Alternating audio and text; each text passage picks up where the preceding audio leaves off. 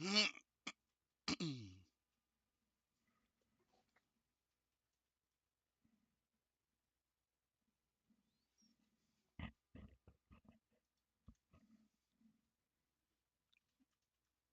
1 second. 1 second. Okay, are we good? We here? Are we good? Good evening. Good evening. What's up, everybody? Welcome back to another live Carolina Panthers Talk stream here on the YouTube, the Tube, and Facebook. I'm Blitzball champ Jason Ingram. So, originally was going to do a recap of the Panthers Tennessee Titans game, but turns out that that is no longer the big headliner because we got breaking news, ladies and gentlemen. Head coach Frank Reich, after a 1-10 start, has been fired. Yep. After a 1-10 start in his first year as head coach of the Carolina Panthers, coaching the Carolina Panthers, he has been fired. And out of all people, I would have thought that they would have elevated to interim head coach. They bumped Chris Tabor, the special teams coordinator, to interim head coach. That one, to be honest, doesn't really make much sense to me. And not only that, they have also fired assistant head coach and running backs coach Deuce Staley and quarterbacks coach Josh McCown. Dang.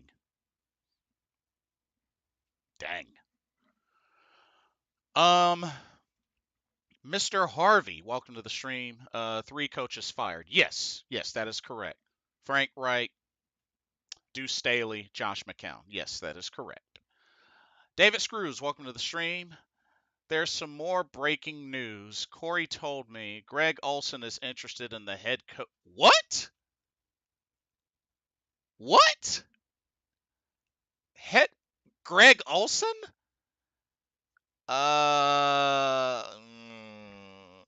No, no, no, no, no, no, no. Please, no. Please, What is no. going on, Blitz? Hey, Corey, welcome to the stream. How you feeling? Pretty good. I got my stream running as well. Let me see if I can get you on there as well. And then we'll get started. Yeah, starting off A lot to talk about today. Yeah, this originally the plan was just going to be a recap of yesterday's game, but oh, that's minor compared to the breaking news. Oh, yes, it is. This is going to be exciting. Can't wait. Already got folks in the chat. David says keep pounding. Damian Hernandez, welcome to the stream. Says, glad y'all fired Frank. It was a smart move. Wish y'all would have waited till the end of the season to help us out, but it is what it is. Now they can see and hear you. Let's get this thing rolling. Cool deal. We're dual streaming on both channels. So, I guess in the comment section, I'm already getting word, and I just saw your message. Greg Olson is interested in the head coaching position? I mean, that's been confirmed on Bleacher Report and on the CBS News. Why?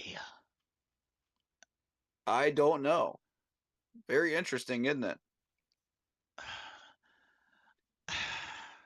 I'm gonna make sure your stream is pulled up so I can check out your chat as well. There we go.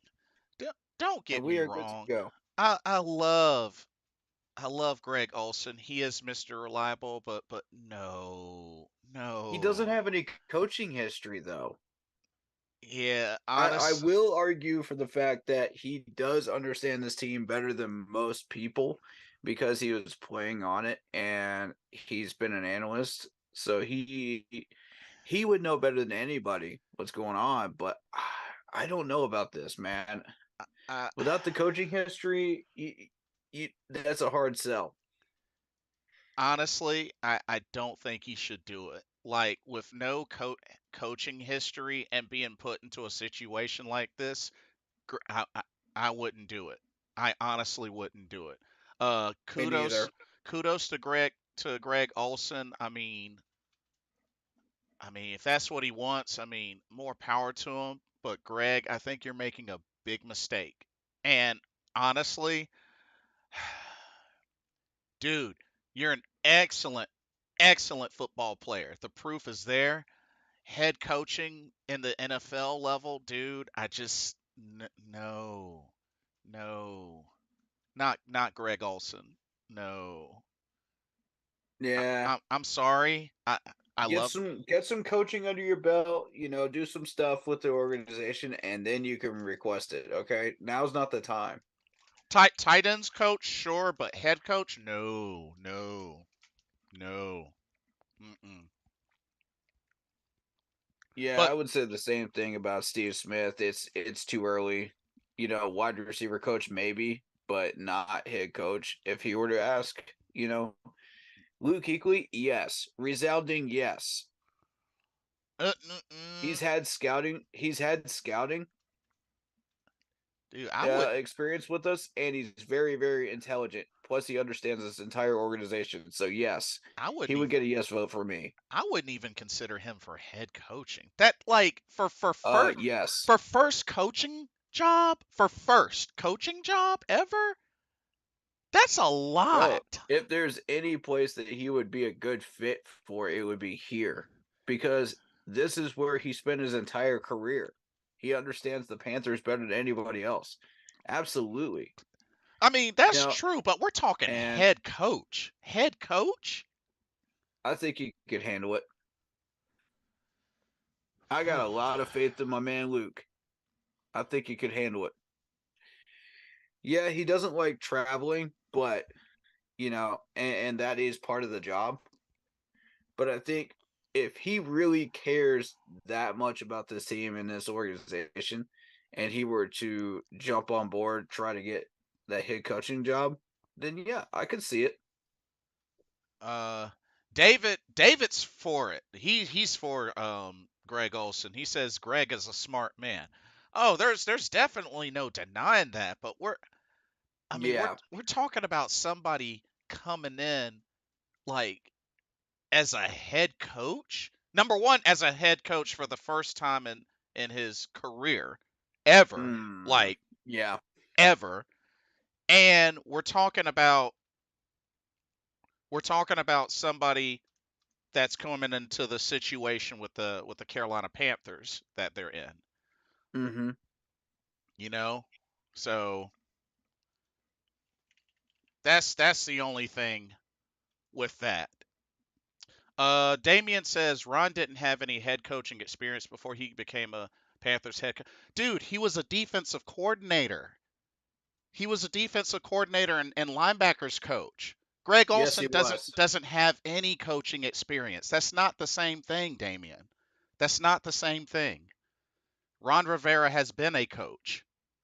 He hasn't been a head coach until he came to the Panthers, but he was a D coordinator and a linebackers coach. That's not the same thing. That's I not a feel fair like people comparison. are making too much out of this, and we should just move on and get to the main things here. Uh, With all all due love and respect, I think it's a great topic to discuss, but right now we got much bigger things on our plate to deal with. I mean, All right, so I'm cool with it. My whole thing. David says, "What if he breaks history books as a coach like he did on the field?" I understand he hasn't been a coach, but I believe in it. But here's the thing, David. What are you basing it off of? Like, more power to you, and Yeah, more power to Greg Olson for wanting to try. But like, what yeah. are you basing that off of? You know what I mean? Like, I mean, we're talking head coach, the head honcho of the coaching staff. That's a lot. That's a big responsibility. Which Like, has been really, really red hot lately because we ran through about 6 coaches if you count the interims. yeah, that's You're like not going to have that job long because Tepper doesn't has kept these head coaches on a short leash. that's kind of like you coming out of college and your first He's job is impatient. and you're it's like you're coming out of college and the first job you apply for is the CEO position. That's not Right, really. I don't think. right. I just I have a hard time trusting in that. Like, that's way too much. That's way I too agree. much. I agree.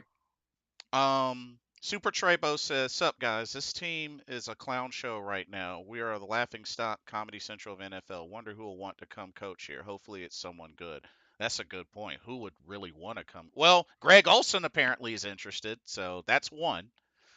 Um, That Miss is one, ladies and gents. Mr. Harvey says, "Were the other coaches brought on by the head coach? Why fire so many? Will there be more firings?" Uh, will As there far be? as we know, no.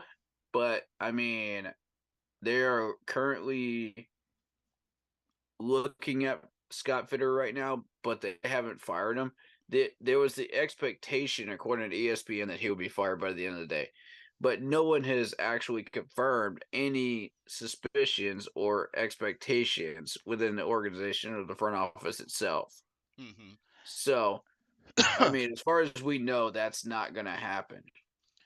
and as If it was going to happen, it would have already. and as far as I know, I believe that was Frank Reich's coaching staff that he brought on, as far as I know. Mm-hmm. So yeah, so there's that. Um, let's see. Damien says, "Okay, maybe Ron wasn't a good example, but look at Deion Sanders had zero coaching experience." Yes, dude, he was a head coach before at previous schools before he came into college. Do the research, man. He has been a head coach before he came to before he started coaching at college. He coached at 3 different schools, was an offensive coordinator before he came to Jackson State and Colorado. Yes, he has coaching experience, Damien. That's once again, that's not a valid comparison. That's not a valid comparison. All right, so moving on to the next topic that I want to kind of cover here. I've sent this to you, Bliss, and I want you to show that on stream because this is important. Okay, This is this is very important, what is this? Okay, I'm gonna have to. and I'm going to put this on screen myself because I want people to see this. Okay, I showed I'm gonna this have to in switch my to. previous stream. Okay, let me switch to Let's do my screen capture. other profile. Yeah, I gotta switch it to my other profile since I'm signed into the. Okay, okay, I'm gonna put it on. Let me make sure it reads it. Got it. Cool, cool, cool. All right, so Okay, can y'all see that on my screen? But yeah, says highest win percentage since 2019, all 4 professional leagues. Look at where the Carolina Panthers is at. 0.303. Now this is including NFL, NBA, MLB, and NHL. And are the y'all seeing this right now? y'all This is embarrassing. We can't even beat out the Detroit Pistons. We can't even beat out the Detroit Pistons, y'all. Let's take a look at some of the other ones that are down here with us. We got the Jets. We got the Jaguars, who are currently working on their win percentage right now. They won't stay down there long. The Giants. How about the Texans, who just drafted CJ Stroud? How about the Bears, who just took our number 1 pick? Oh, and not to mention, let's talk about the Falcons. We can't even beat out the Falcons. The Falcons.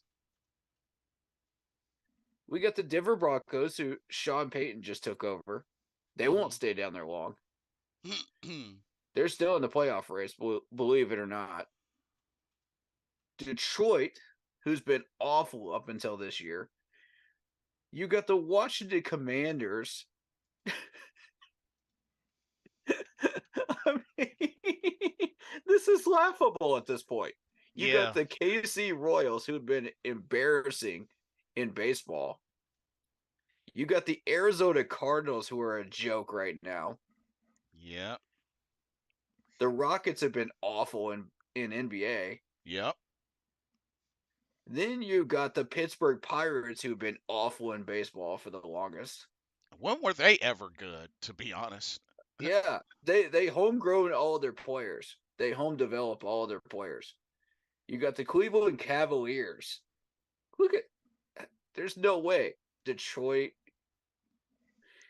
Tigers surprisingly are down there. Chicago Bulls are surprisingly down there. Then you got the Rockies, who've been awful in baseball.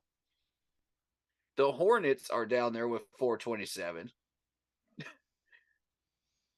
I mean, we can't beat out any of these teams? Any of them? I mean, this is embarrassing at this point. Yeah. This is embarrassing. So and by the way, folks, I want to put this into perspective. Did you see the Giants score over the New England Patriots this weekend? Blitz? no. Guess what the score was? I don't know. They won by 10-7. That's it? Well, 10-7. Well, then again, they're both struggling teams, so Ladies and gentlemen, 10-7. And the Giants won with a rookie quarterback. Well, I mean, and we get 10 points and we can't win over a struggling Titans team? Are you kidding me with this? This is laughable. No wonder Tepper was pissed off in the locker room. But my thing is, Tepper, you had like how long to fix this and you didn't? And this is your grave. You're lying in it now. Okay, sir? You really are. And miss me with this, oh, I'm going to evaluate the coach at the end of the year. Miss me with that. Also miss me with the fact that you were pissed off in the locker room. You, sir, do not have a right to be pissed off. You only own this team, and you screwed up by hiring this clown that has done nothing.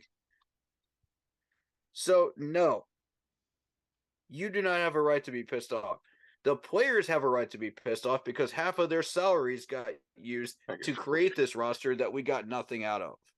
The Charlotte taxpayers have a right to be pissed off because they are required by law to pay for this stadium and these players' salaries.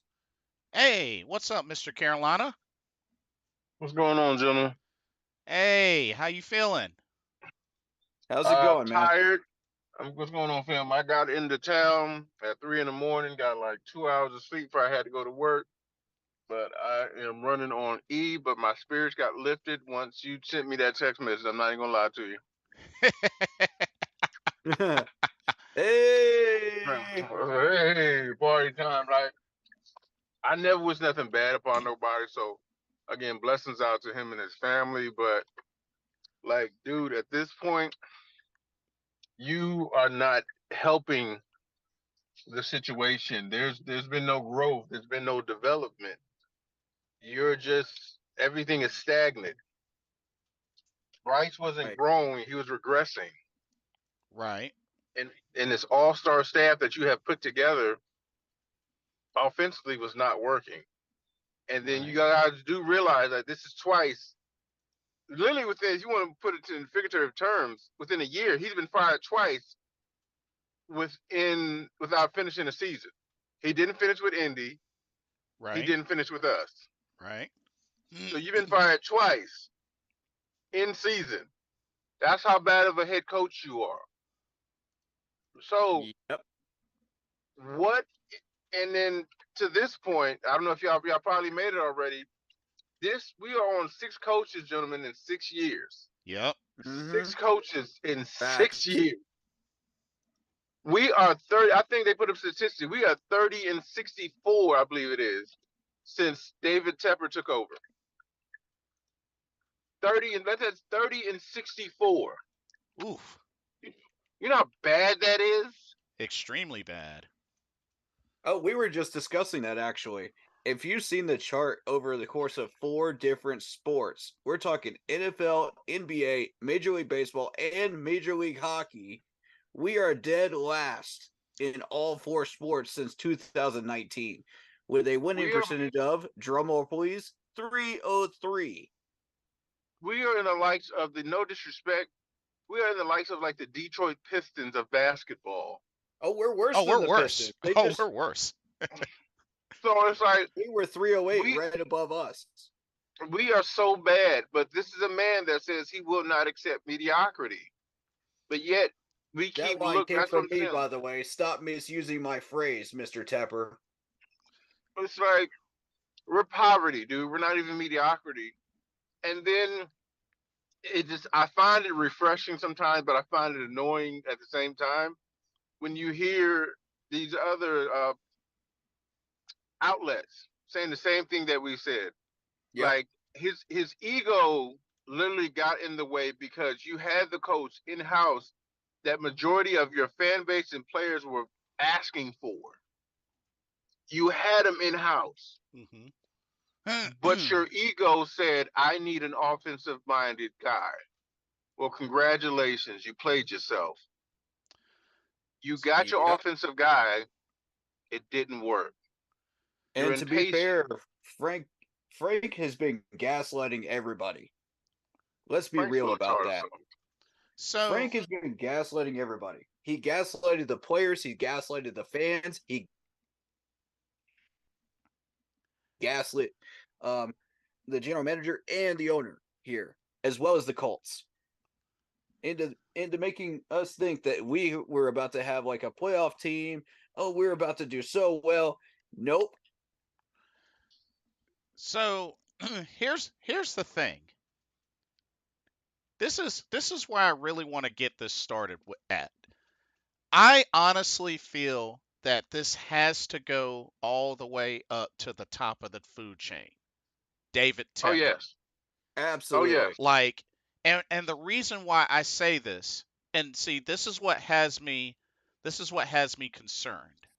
Now, we got to remember, David Tepper, with his coaching picks, along the years have gotten worse. Because let's keep in mind, Yep. he fired Ron Rivera. Ron Rivera was, the last best coach that we had. Mm-hmm. Hired Matt Rule. Got worse. Yep. Third year. Fired before he could finish. Steve Wilkes came in, did a better job, decided not to keep him or, to make him permanent head coach. And then went from that to Frank Reich. And once again, got even worse than Matt Rule.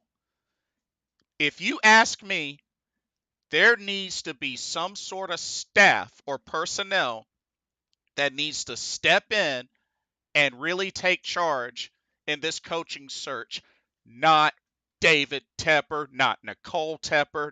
Their hands, all they need to do is just hit the green light. Okay, sign them. I trust your Just like judgment. signing Sign checks. them. That's it. That's all they need to do. Like, I don't want no more of this. Oh, he reminds me of me. Oh, he looks like me. Oh, no, I don't want No any of more of that. that. With this, whoever Facts. this next head coach will be for, the immediate future, long term, I don't want David Tepper's hands anywhere except signing the paycheck to approve. That's all I That's want it. him to do. Right. You need to get somebody to delegate these decisions for you, Mr. Tepper, because you have no clue what you're doing. You're treating this like a kid's toy. And it's Yeah. a billion-dollar franchise. It's like he's a spoiled kid with a lot of money and happens to have his hands on an NFL team. Because keep in mind, I want y'all to keep in mind, because so many folks will, well, he came from the Pittsburgh Steelers, but y'all have to remember he was a minority owner. He was not the main owner. He was minority owner. Exactly. This is the So same moron that wanted to fire Mike Tomlin. that's Oh, yeah, that's wow. right. No, Mr. Carolina's right. It's the Oof. same moron that wanted to fire Mike Tomlin, one of the most stable coaches in the NFL. The guy that hasn't had a losing season in his whole. He wanted to fire Mike Tomlin. This is how much of an idiot David Tepper is. Oh Exactly. my goodness. Exactly. Could you imagine Pittsburgh without Mike Tomlin? Like, just really think about that one. Oh, They're the epitome of stability at the head coaching position.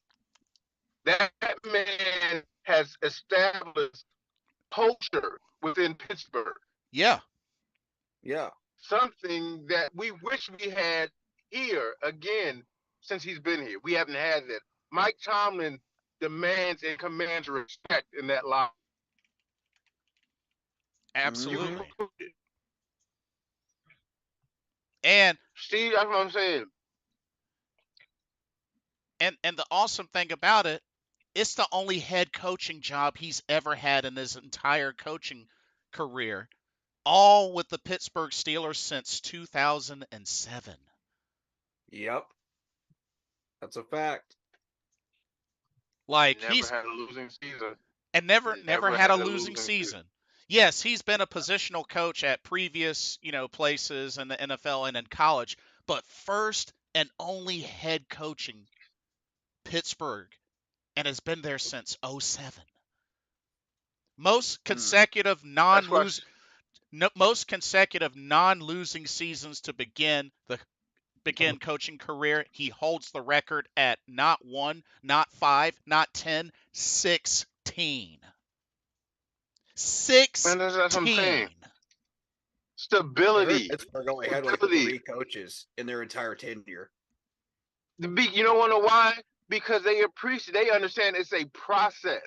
It is a Yep. process. Yeah, preach. Mike, that's what I'm saying with Tepper, and that's what I kept thinking about it, and I was looking at it as well. Mike Tomlin struggled a little bit, and thank God David Tepper didn't have any pull. Thank God he didn't have any pull. Mm-hmm. They were going through a little rough patch with the Big Ben. I think it was a little bit after Big Ben. We got to fire him. No, you idiot.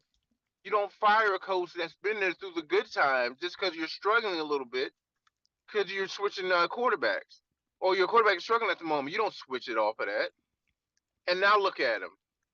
That's why A Ron guy- Rivera got fired. Because Yep.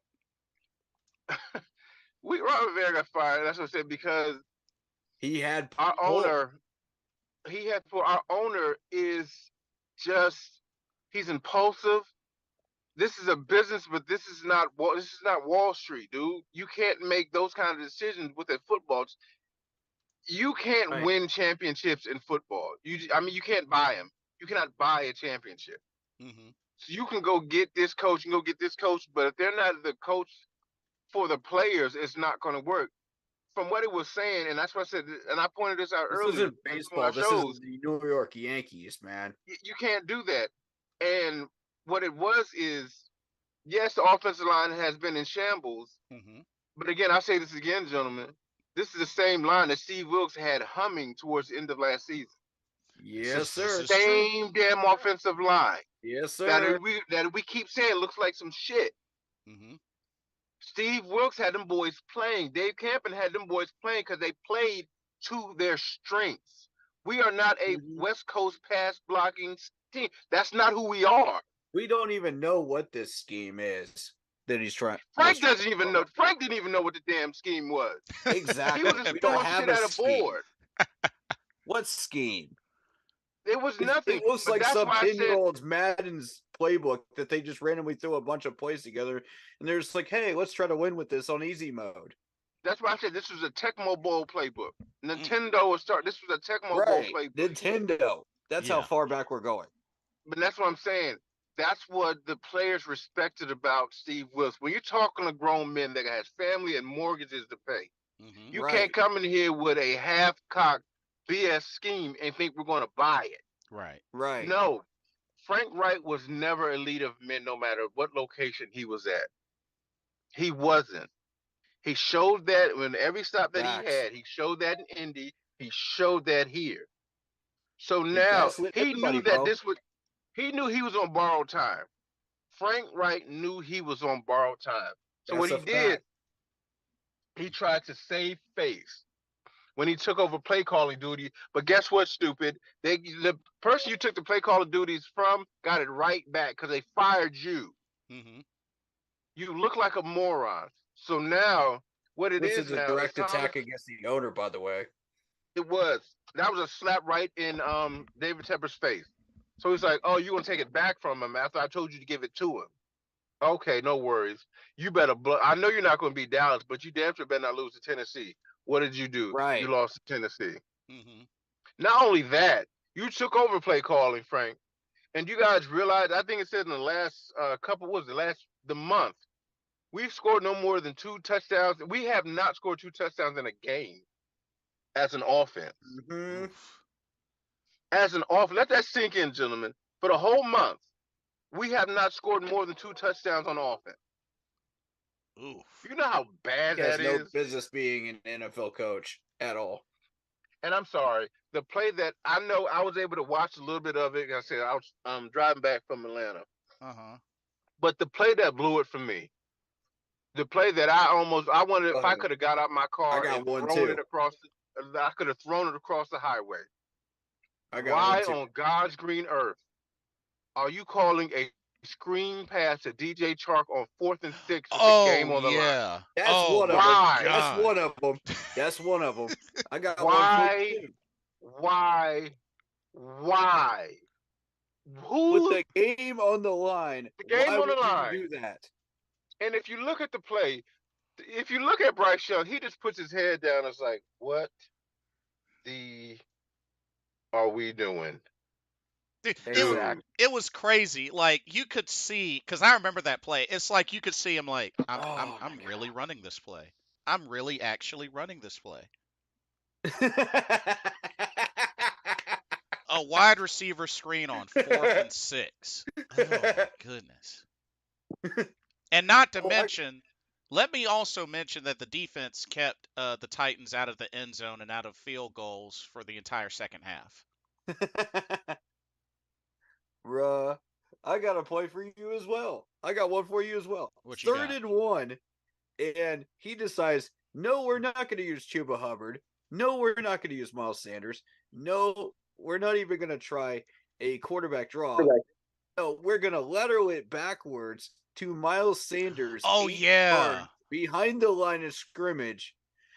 You're to talking the man about that has the the option worst pitch, right? average yards per carry of the team, and expect him to do anything with 2 Titans guys right in his face. It takes a 9-yard loss. You're talking about the option pitch, right?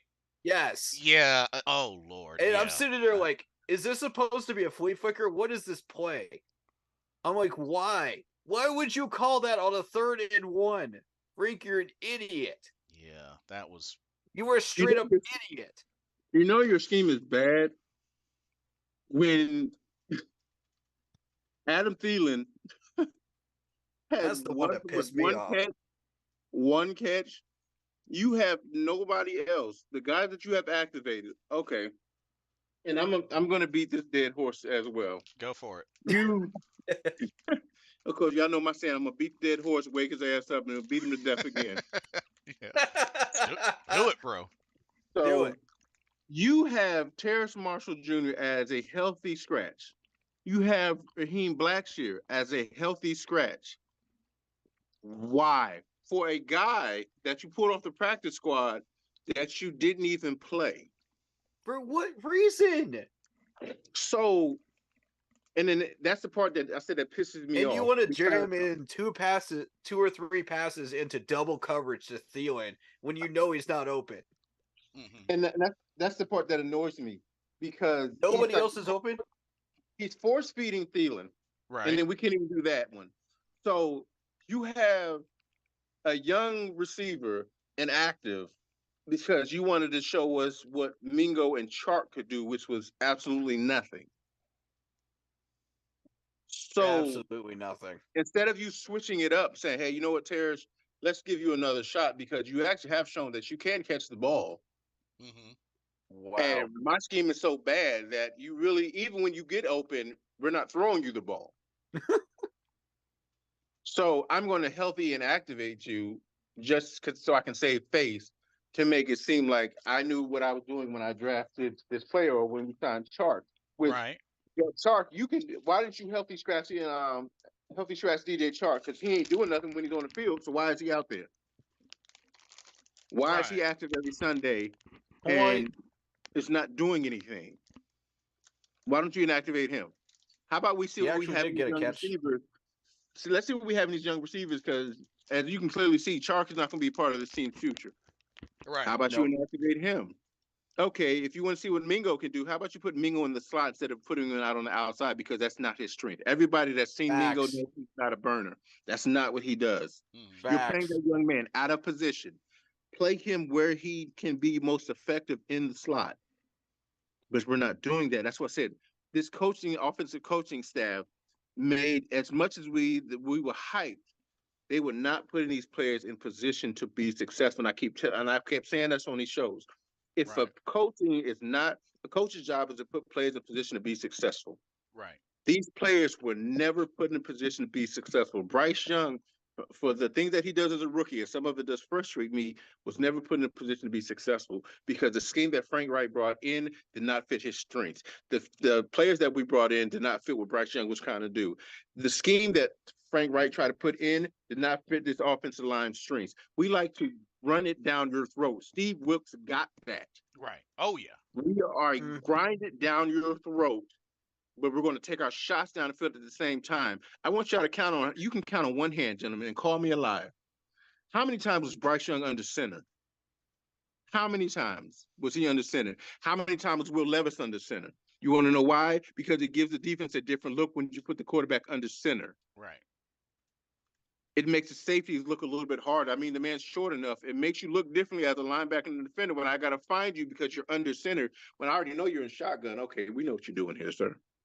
Yeah. We got Pretty you. much. Okay, you're in shotgun. I got a super chat. Thank you, David Screws, for that super chat. He says 1-10 with the 7th best defense in the NFL is crazy. Yeah. Yeah, let that sink in. Facts. Let that sink in. Our defense has had Facts. us in every single game to win. Our defense, even with all the injuries that our Honestly, one defense of the has had, best defensive we have years we've been ever had. Yeah. every game to win. We've been in every game, but our offense can't score more than 15 points if we're lucky. Yeah. That's a We big can't get if. more than 15 points if we're lucky. Yeah. So, but we brought in all these offensive minded. That's what they said when there's too many chiefs and not enough Indians, there's too many chefs and not enough apprentices in the kitchen because we had too many chefs that had too That's many what I was egos that concerned might needed to be happen, stroked. man. Yeah. I started watching this staff come in. That's what I was concerned about. There's too many chefs in the kitchen, Mhm. and the head chef is cooking a sour ass meal Mm-hmm. Ugh. because there's no seasoning on his food. Mm-hmm. No And seasoning. then you can see it. You can call Yep. out Frank Wright's plays. That's what I'm saying. And then his Yep. decision making on plays that don't make sense. Again, I'm gonna keep going. Facts. You forgetting players are not on the field, and you're calling the play for him, and he's standing next to you, looking at me like stupid. You realize I'm next to you, right? How you Facts. call a play for me, and I'm looking at you? Yeah, Oh, exactly. damn! I forgot you caught all those passes the other week. Damn, you're still. Damn, I didn't even play you. That's the coach that the game has been passed Frank right by. It been passed him by. We all know it passed. It was clear Yeah, from of preseason. course. Hell, it was clear when he got fired in any of the game that passed him by. So how the hell did he get another head coaching job within a year, 2 months? You Yeah. got another job within 2 months, and then you got fired. Scotty Fitt, you're next. I hope to God you're next because you screwed us for the next year or two because we don't Here's have a the first round draft pick. We are here's the a thing when joke. it comes to Scott Fitterer. Okay, imagine what could come after Scott Fitterer if we fire him. And remember who is going to hire the new GM if you fire him. It's still going to be Tepper, the man who is 0 for 2 on hiring head coaches. Do you really want him hiring a GM Here, on top and a head coach here's the right now? here's the thing though, bro. Like what? Like Um, do you have like do you honestly have confidence that Scott Fitterer can turn this ship around? Because here's the thing. So remember there are four specific points that I made about Scott Fitterer. Four things to keep in mind because while this was somebody that I tried to vouch for a while, now all right, seeing how things have I'll developed, rebuttal. seeing how things develop, there's four things that stand out to me when it comes to Scott Fitterer. Number one, like he's finishing up his third year now, third year as general manager, and like I said, we've only had what 1 7-win season in this, with the other two, with the other being five, and this one is still going, but right now 1-10. That's one thing that stands out to me. Number two, out of 22 players that we've drafted since Scott Fitterer has come here, 9 of them are no longer with this team, and there's still some that are very questionable talent that are still here, where we don't even know if these guys will even like blow up eventually or just stay the same and maybe go elsewhere. But 9 just not even making it, with a good number of those folks being from that first year, which you got to remember, that first year we had 11 picks. 11. We went from 11 picks to 6 picks the next year to 5 picks recently, potentially the same number or less for the next offseason. That's not good. That is not good. And then you have to also factor in one of the things is it's going to be a risk regardless of whether we keep them or get rid of them. But at some point, we're going to have to make a decision on certain players that we have, and we already don't have a great track record of keeping the necessary players that we need to. Why is the whole Brian Burns contract situation even still a thing right now when he is literally one, or arguably one, of the best players that we have on the team? We paid DJ Moore a ginormous contract, and just like that, sacrificed him to go up to get Bryce Young, which, like I said, bold move. Like, I get it, but the way it looks is very questionable. Like, I understand that Scott came from a spot in Seattle, which, like I said, I understand that he was never a GM until he came here. But at the same time, looking at how the talent has panned out up to now, not to mention the trades that have happened, put us into this bad situation where we don't have a first round, not even sure if we'll even get a first round. And right now we have what, 5 picks for 2024? And we have to concentrate on building around Bryce. I mean, that should be one of the main objectives then. And just, some of the picks in general have been kind of questionable. I mean, one of the picks was a dang on long snapper.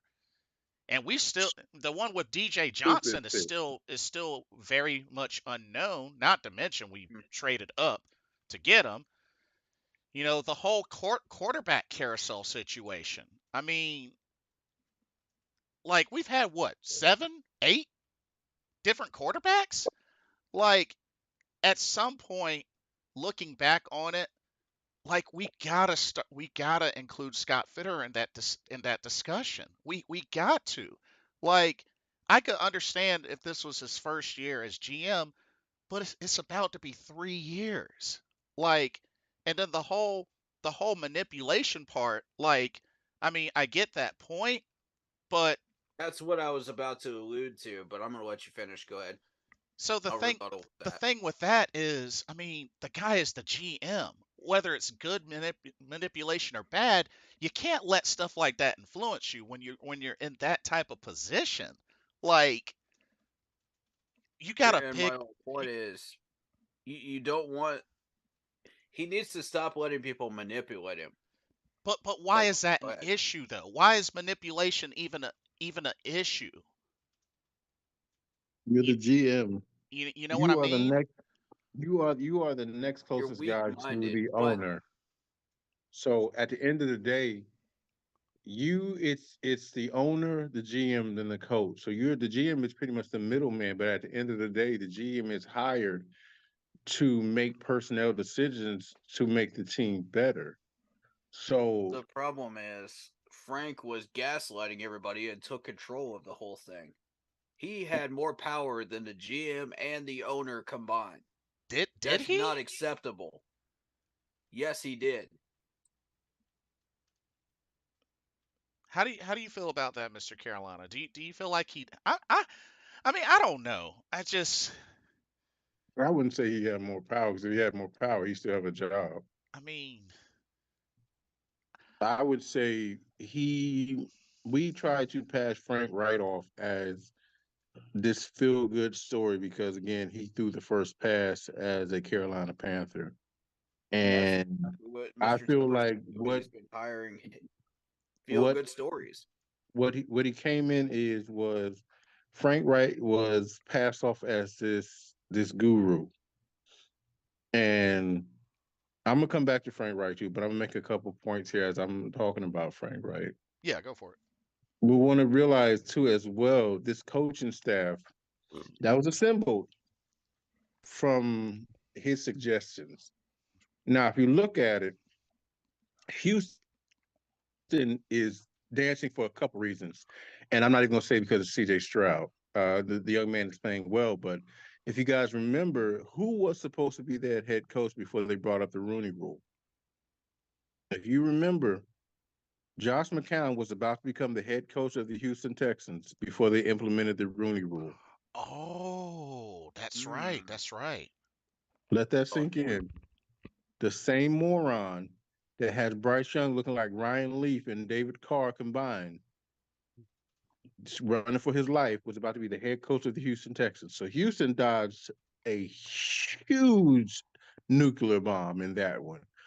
they really Josh did. McCown Hmm. has no coaching experience whatsoever, Facts. zero. But he was about to become a head coach of the Houston Texans. Why? You can't even get to an offensive coordinator role. You just skip the coordinator role to go straight to head coach. No, That man has never coached middle school football, high no. school football, Uh-uh. college football, but he's about to become an NFL head coach. Why? He That isn't man even was a coordinator yet. he Why? was a journeyman quarterback that had a bad NFL career, but he was about to become a head coach. Yeah. Okay. We have him trying to train up and pick one round one quarterback. I don't He think was so. and that's comes to the ineptitude of Frank Wright and Scott Fitterer. Hmm. Mainly Frank Wright because you brought him in. Yeah. So Okay. then you brought in again, I had no problem with How Deuce. did you think that was going to go? It terribly wrong because Josh McCown, no Frank, and I want everybody to look at this as well. Hmm. Frank Wright nor Josh McCown had any real success in NFL as quarterbacks. Zero success. Zero. None. So, but then you want them to lead a franchise, a $1 billion franchise. You want them to coach up your #1 overall draft pick, and they couldn't even coach themselves so to be successful quarterbacks in the NFL. Emmett Literally, how did you hashtag think that was going to go? and that's my point. At least Deuce had a successful football career, Yeah. Right. Oh yeah. but with that one, and I think, and I'm with you when Jason when you texted me this as well earlier. I don't think Deuce should have been let go Yeah, I kind of because hoped he would stay too. you can teach up the running backs all you want to, but if there's no line to run through, if the offensive line doesn't have overall scheme of what we're doing, what did you expect the running backs to really do? Right. Yeah. Chuba did his thing when he could, but I get I get why he was. I get it, but I don't get it because I'm pretty sure Deuce was beating the horn to get Miles Sanders in here. Now Miles Sanders has looked decent, but for all that money, we could have just saved Yeah. that money and gave it to C-Mac. Yeah. When you really think about But it. how much of that was him just being misused, though? Because they kept trying to run him into 6 to 8 man boxes straight up the middle, and that's just not going to work. You can't run any running back except for a power back up the middle in a 8 man box and expect him to See, get that's more than 3 yards. I don't care who again, it and that's is. where we have this. We've had this discussion before, but these are the same. Remember, you got to remember, Corey. These are the same boxes that Chuba was running into and having better success. Yeah. The Because this was same an front. offensive It's mind this. It's the same front. It's the same and the run. offensive line. You know, Well, they're here's not going to block for Miles Sanders when the box is filled up 6 to 8 men. the thing though. We have to also, and this Where's he is supposed to go? going back to hearing some Philadelphia Eagles fans were kind of half and half on Miles Sanders, like thinking that a lot of it was the system that he was in, which I mean garnered his best season last year with the Philadelphia Eagles. So Yeah. I mean it just really makes me wonder like how much of it was on Miles and how much of it was on him not being utilized properly here. Mm-hmm. We're gonna find out. It's gonna. He and Chuba, and again, it's hard because, but I'm anxious to see because we're really going to see for these last was it 6 7 games, we're, 7. No, 7 games, no, I think it's 6. Games. Yeah, 6. 6 Yeah. games. We're really going to get the chance to see a little bit of what Thomas Brown could actually be as a coordinator. Now they're saying he most likely will not be back next year. Mhm. Don't know. Heard a few names pass out there. And I saw, Corey, what you sent to me earlier, and I was reading something on it. As much as I love Greg Olson, no, that's another Jeff Yeah. Saturday. Agreed. Yeah.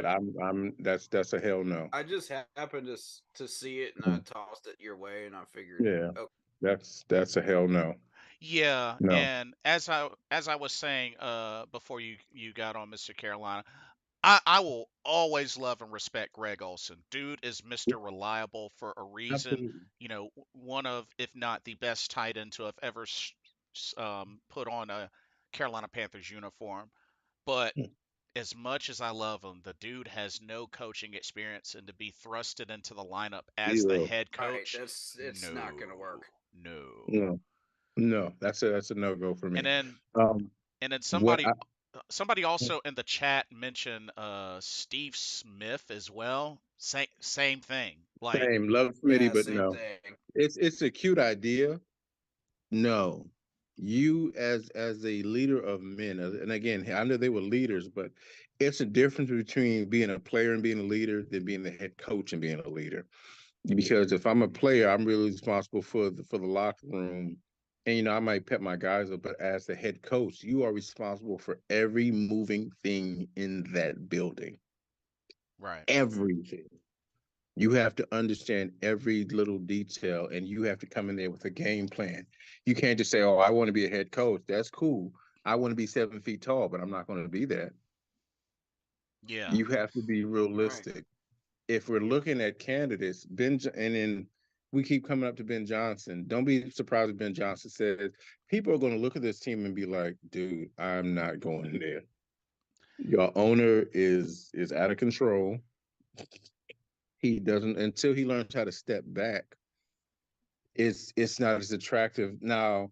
I put it this way: if I'm looking at this team and if they're going to interview me for a head coach, the one thing that I am demanding off break is that the defensive coordinators be retained Mm-hmm. Yeah. because that defense again is playing lights out with everything Burrow that's going. was on.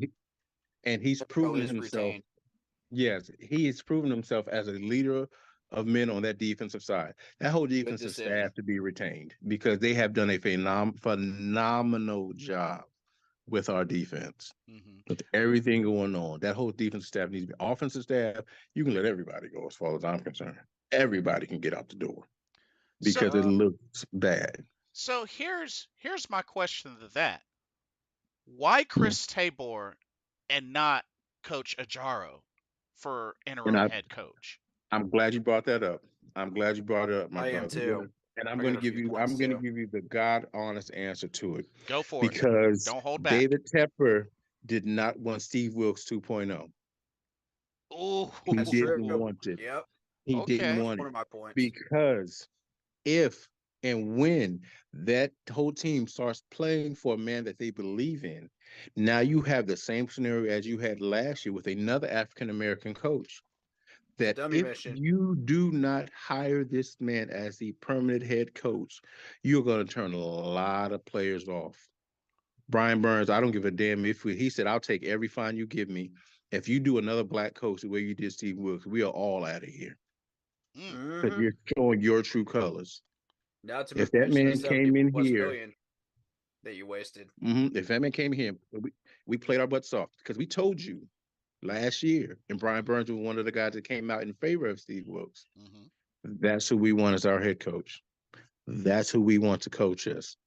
And so now, if they come out and say, Ezra is who we want as our head coach, and you don't hire him as the head coach, you're not only going to turn this fan base off, you're not only going to turn the minority fan base off, you're going to turn off your players. Mm-hmm. Just says, Right. okay, so it's kind of like a FU. I do what I want to do. You play for me, shut up and go play football. Right. So he played it safe and said, you know what? Let me just let me just give it to him because he's done this before. So if they play well, he already knows, Tabor already knows he's not becoming a head coach. He already knows that. Oh Right. That's a yeah. given. So Go right what back it to special is, teams coach. Most yes, likely. they're trying to make this team look more attractive to the next guy. And I keep hearing Right. whispers, and I may be crazy. I'm already crazy, but I may be a little bit more crazy.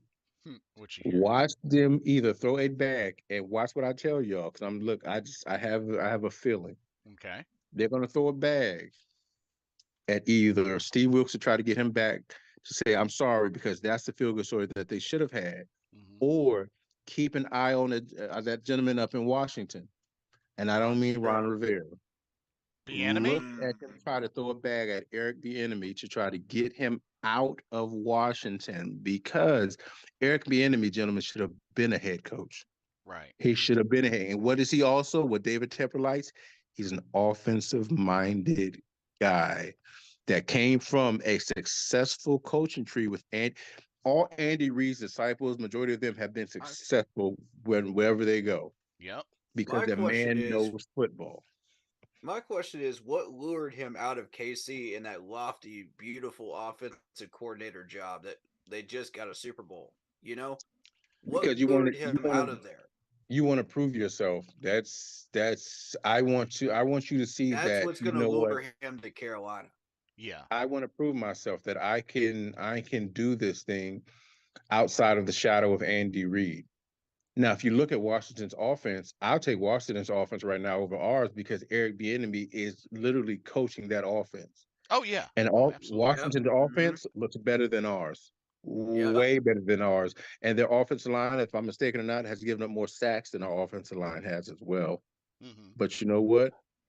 Their offense actually looks exciting to watch because I actually watch them sometimes when I split screen my TV. Mhm. I'd actually watch Washington's offense because it functions. It knows how to sustain drives. Their offensive line, gentlemen, is not better than ours. But Eric Bieniemy knows how to hide their deficiencies on that offensive line to make them look better than what they are, because that's what a coach does. He understands the weaknesses of his offense, his offensive line, his quarterback, his receivers, and his running backs, and he plays to their strengths and tries to hide their weaknesses as much as they can. That is what our coaching staff was not unable to do. And Eric Bieniemy had a point that he switched up. He made adjustments, which we have failed to do year after year with these coaching staffs, besides with Wilkes. He made adjustments to Sam Howell's strengths. He made adjustments to his offensive line strengths. If you watch the last game, not Demir Bird, I don't know why he's on my brain, but Curtis Samuel was going off like he was back in Carolina again. Sure was. Like Curtis Samuel, like Yep. the Curtis Samuel of old. I'm like, oh Yep. Jesus. Oh wait, we had him in the building too, but we let him go. Mm, We misused him. interesting. We have a habit of misusing players. That's why I said Yep. DJ Moore, CMC, Steve Wilkes are sitting there looking at us laughing like, thank God I got Yep. the hell out of there. Yep. Y'all look terrible. But watch what I say. Ben Johnson, I wouldn't mind if he comes here, but why would the hell would I leave a cushy, comfortable position in Detroit to come to Yes. this cluster show in Carolina? Why would Right. I go there? Yes. For If I'm what? Eric Bellamy, same question. And Yeah, like why would I go there? You guys have no first round pick. not Your to owner is always meddling. Yep. Why am I Yep. leaving Detroit? Well, I have a top 10 quarterback. I have a hell of an offense that I can coordinate. Our defense is vicious. Why am I leaving to go to something that's unstable in Charlotte? No, I'm good. Not I'm to gonna. not to mention, let's keep in mind Detroit has become a threat for a while now, not just this Mhm. season, but Yeah. even in the True. previous season or two. Detroit's a threat. True.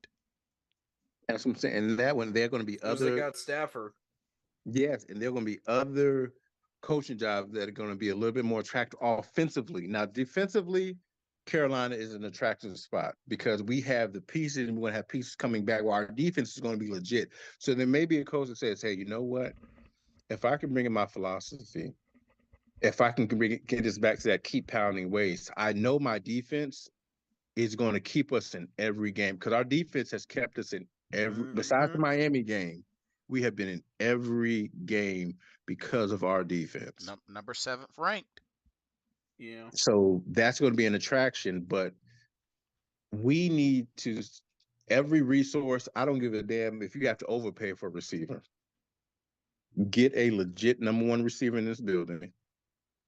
But the one thing that I find interesting as well, and I want y'all opinion on this at the same time, we have as much as we hate this offensive line, Mm-hmm. Brady Christensen is coming back. Right. Corbett, God bless him, I bless him, a speedy recovery, is coming back. True.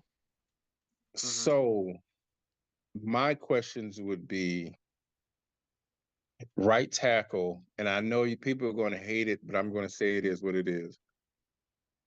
If you get, and I'm not willing to give up on Icky because we're only in year 2. The kid is still, he's not even 23 yet, I don't think. Same. Right. He's still a He kid. just showed you a good rookie year. Yeah, good rookie year. Good I rookie. just think he's had a sophomore slump. Right. He had a sophomore slump, but then he was struggling a little bit under rule. But again, once you get a head coach, and I'm gonna keep saying this, Steve Wilkes understood who Icky was. Mm-hmm.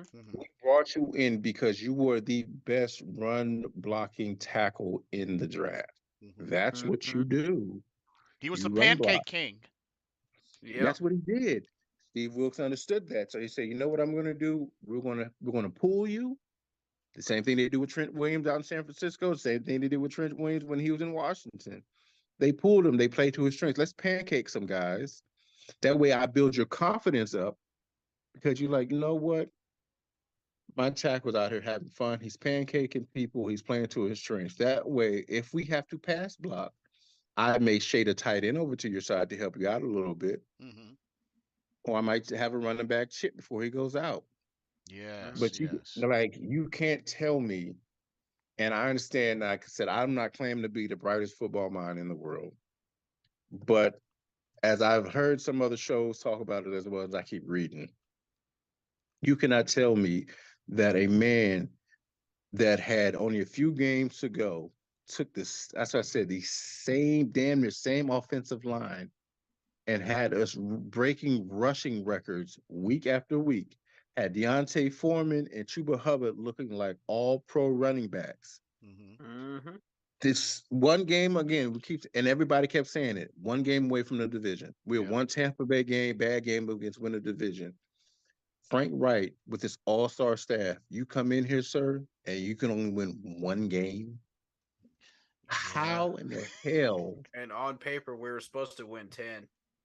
That's what I'm saying, though, because that's what I'm saying. We went from one, and if you look at it, gentlemen, and this is the part that's frustrating to me.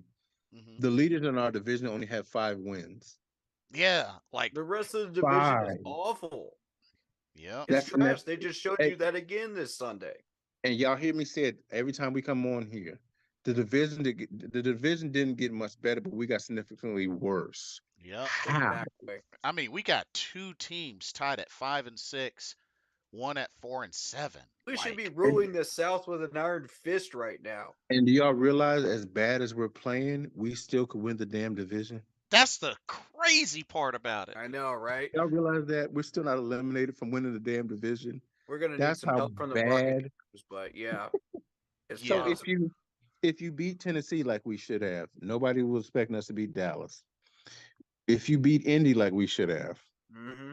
if we beat Tampa Bay, I think we already played. We played Tampa Bay. No, Did we we play Tampa haven't. Bay? We We haven't. played No, Atlanta. We still got to play them twice. Did we play Atlanta? I think we did play Yeah, Atlanta. we played we've lost Atlanta. to We played the the Saints and the Saints. Falcons, so we got to play Yeah. both of them one more You time. win 2 of those games, gentlemen. We were sitting at first place in the NFC South. Facts. Yeah, that is You true. want to know why? Because our defense played well enough for us to win those games. We should have like 2 Yep. or 3 game lead over the South right now. But that goes back to the ineptitude of this head coach. That goes back to whatever Josh McCown was doing with Bryce Young was not working. That goes back to a head coach. Whether you wanted him or not, doesn't matter. You got him. You should have done and I want y'all to follow me with this one. Mm-hmm. As a head coach, whether you wanted this player or not, you did an evaluation process. So you should have had enough film on Bryce Young to understand what his strengths and weaknesses were. Mm-hmm. You should have had enough. So you know what? That's how I respected the coaching staff when Cam got here. They said, all right, Cam, this is what you do well. So we're going to fit our offense around what you do best. This Mm-hmm. coaching staff did not fit this system around what Bryce Young does best. Now, I'm not excluding the young man from the stupid pick sixes that he's thrown. Right. I'm not excluding him from the fumbles. I'm not excluding him from holding on for the ball too long. Facts. But what I am also saying is they did not put him in a position to be successful, especially not year one, because you went and spent money that you shouldn't have. And then you had this man playing out of shotgun damn near 95% of the time. Why? Why, Frank? Oof. How about switch it up? How about you run a little motion? How about you run a He damn doesn't reverse every understand how now to and do all then? that. Yeah. You're asking too much of a man. How about you run The some football crossing knowledge. routes? You know what? You know what helps? You know what confuses the defense? You run a little motion. Oh shit, let's run to the left and then run a reverse back to the right. Oh wow, other teams do that and it actually works. Damn, because they do it against us. He doesn't know how to do all that. And You know, see, it's Even just coaching another team, he still doesn't know how to do it. now, Mr. Carolina, I gotta ask you this because I yes, know sir. Corey was here last time.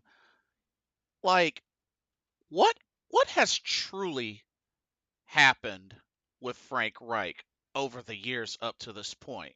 And I ask this because you would think, being that one of the Super Bowls he was the offensive coordinator for the Philadelphia Eagles for one of those.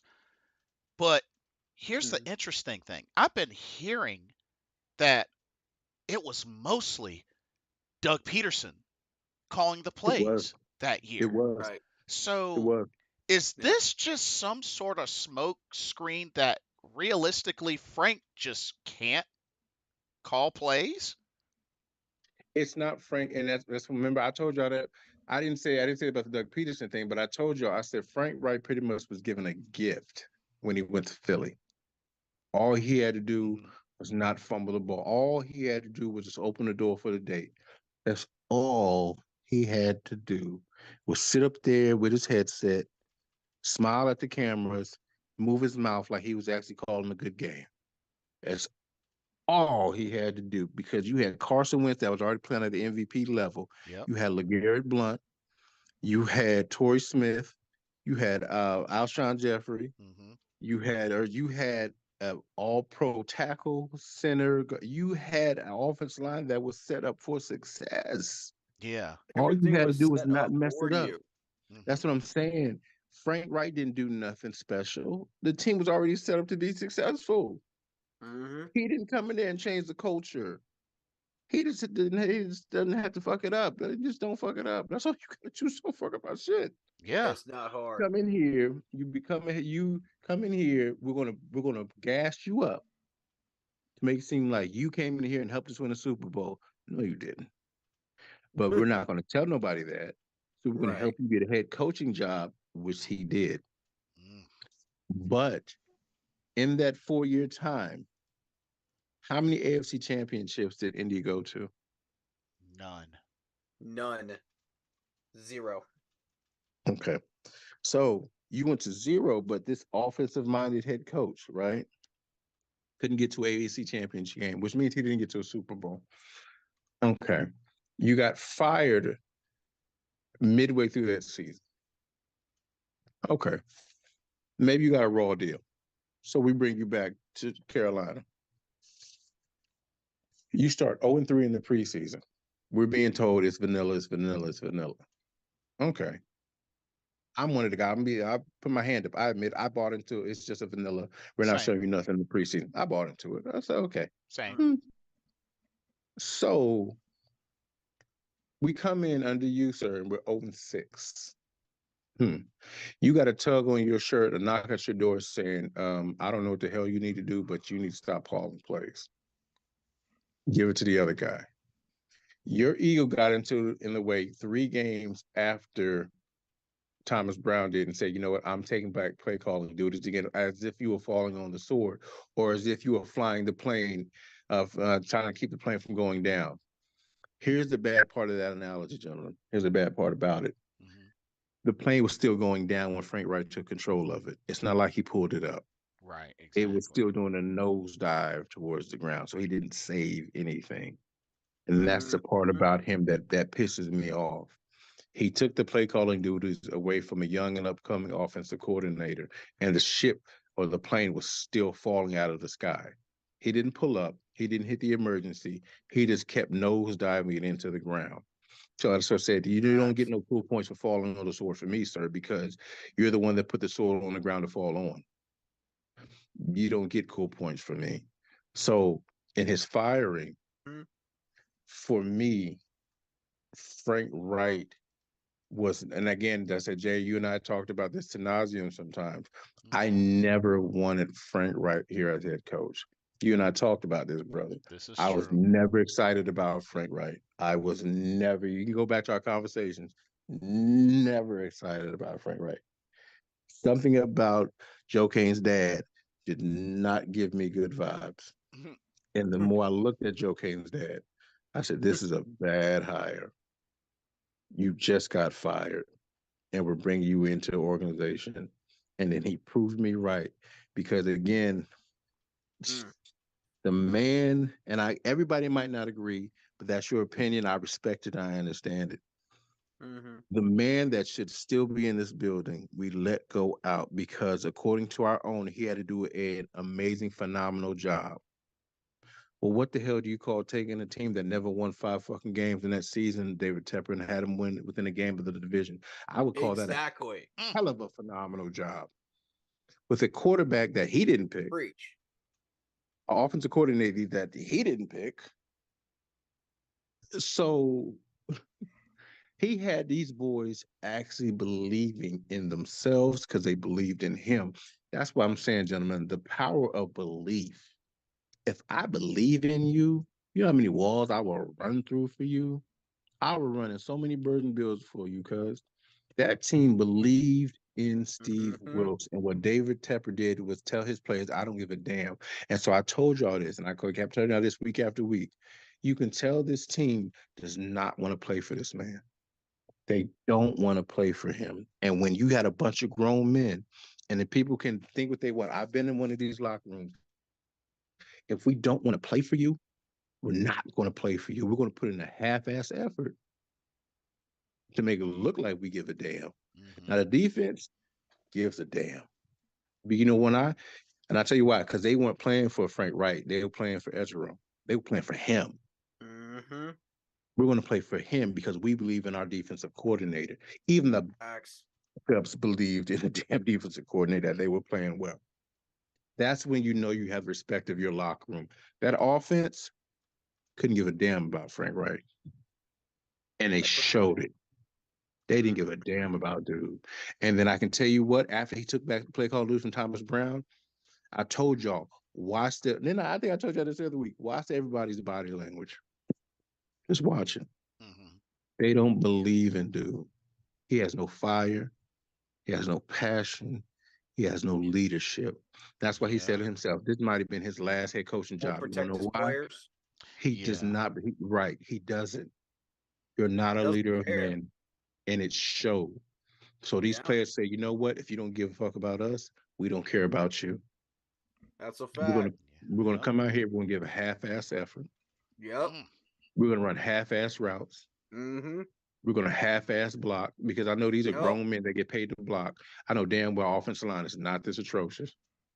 We're gonna half-ass do our job. Mark my words. Them Marks offensive them. linemen, watch, will block a hell of a lot better coming up this next week. Watch what I tell y'all. You want to know why? Because Thomas Brown is going to be able to implement and watch what he's going to put back in some of that keep pounding mentality. No, we do not have a power back. Watch how much harder these boys play on Sunday for not Chris Tabor, but watch how much they play harder for Thomas Brown. I'm telling y'all, as rain is wet. Watch how much harder Deuce Staley, Chuba Hubbard run under Thomas Brown. Watch how much harder these offensive linemen block for Thomas Brown. And I pray to God, I hope they listen to this show. I really, really hope they do. For God's sake, if you don't put Terrace Marshall back into the damn game, why Facts. is he healthy and active 2 weeks in a row and you have no other receiver doing shit? Please. You Get him just back you in. the goddamn Tennessee Titans, and I want everybody to understand this as well. It's not like the Titans are world beaters. They're not. Right. They're not world beaters. You let the Tennessee Titans shut down Adam Thielen and nobody else did shit. Let that sink in. They shut down your only weapon and nobody else did shit. They Because just the only Julio Jones them, man. the only other What I tell you receiver, was gonna happen?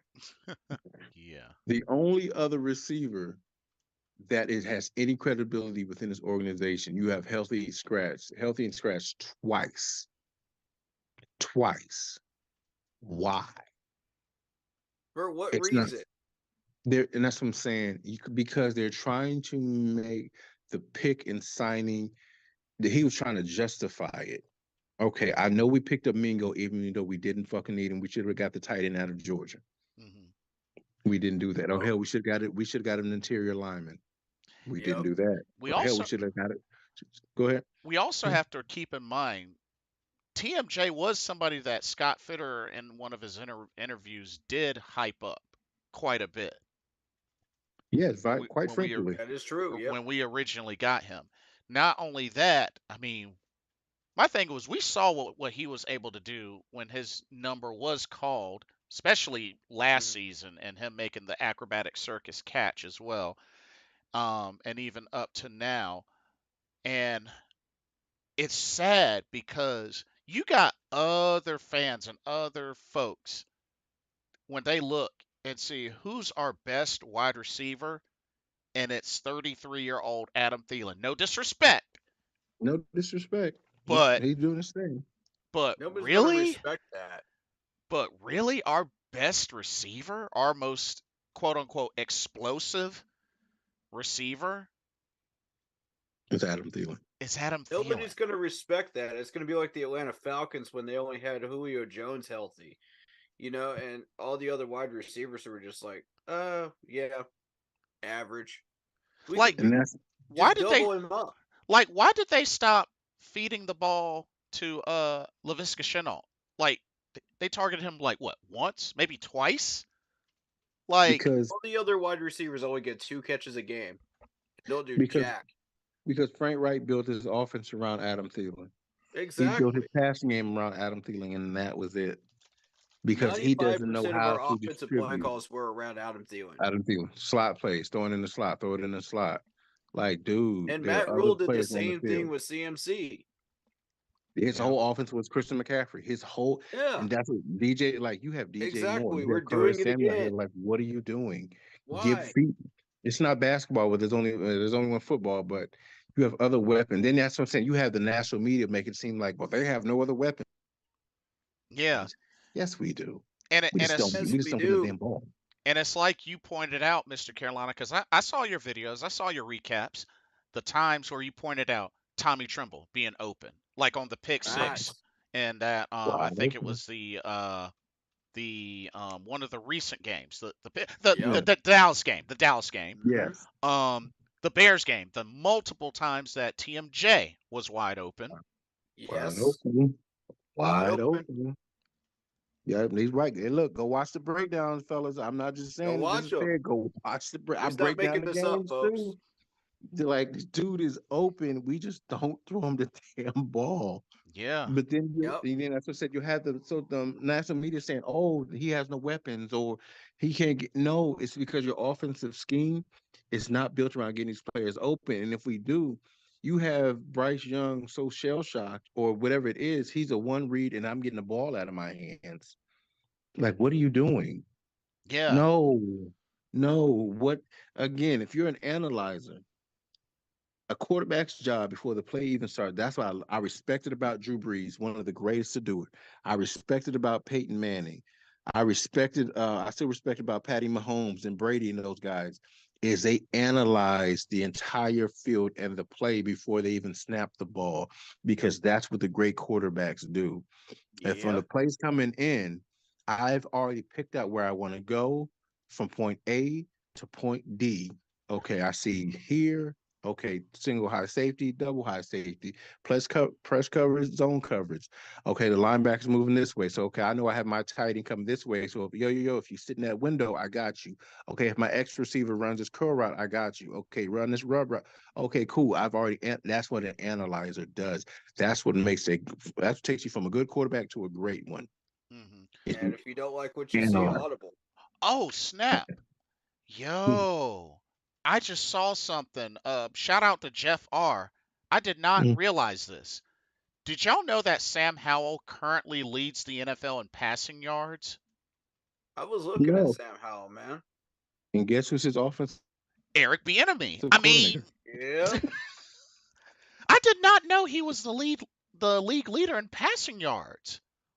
So, Corey, Wow. there goes your question: why he wanted to leave Kansas City and go to Washington, so he can prove that he can take a third, fourth round quarterback and make him the league leader in passing.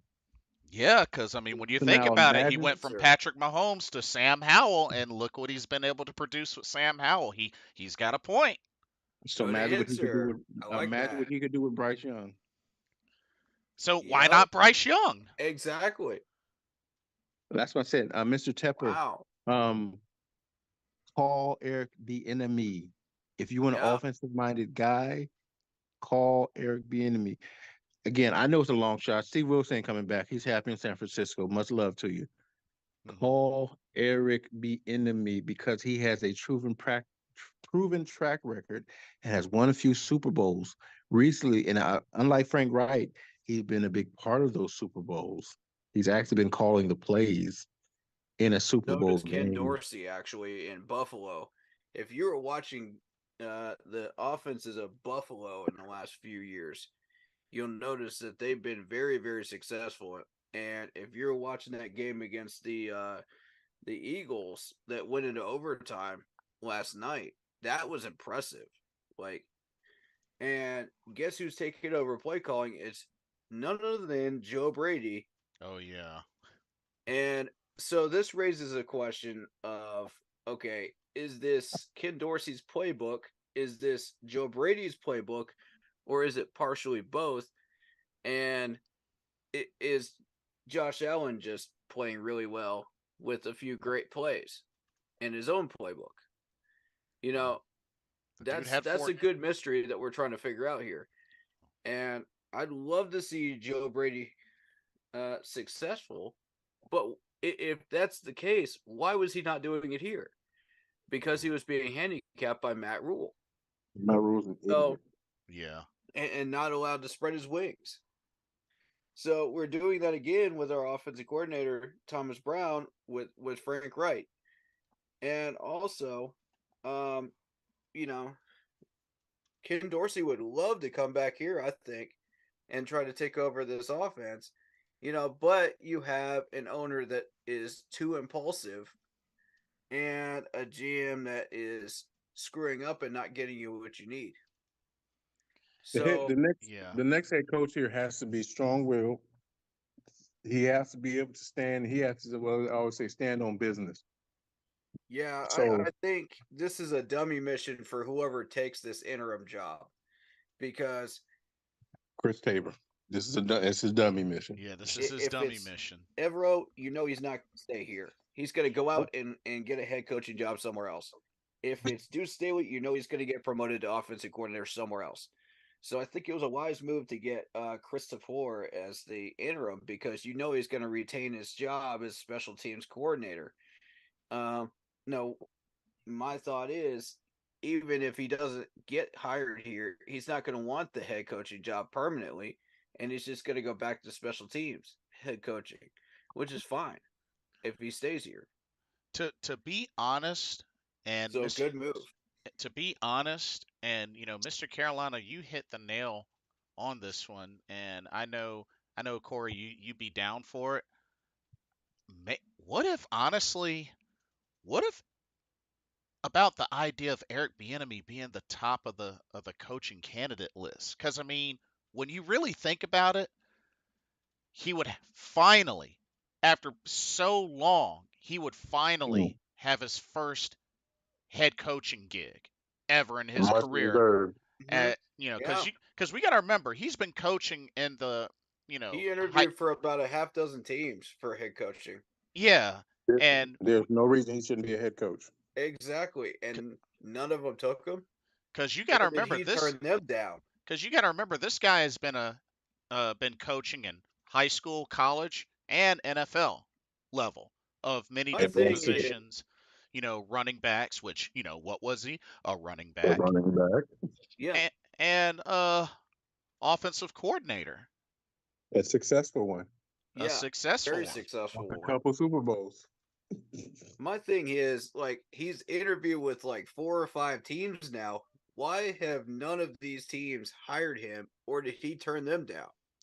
So, There's something fishy going on here. so Either he didn't want to leave his cushy job in KC, or there's something real fishy going on here.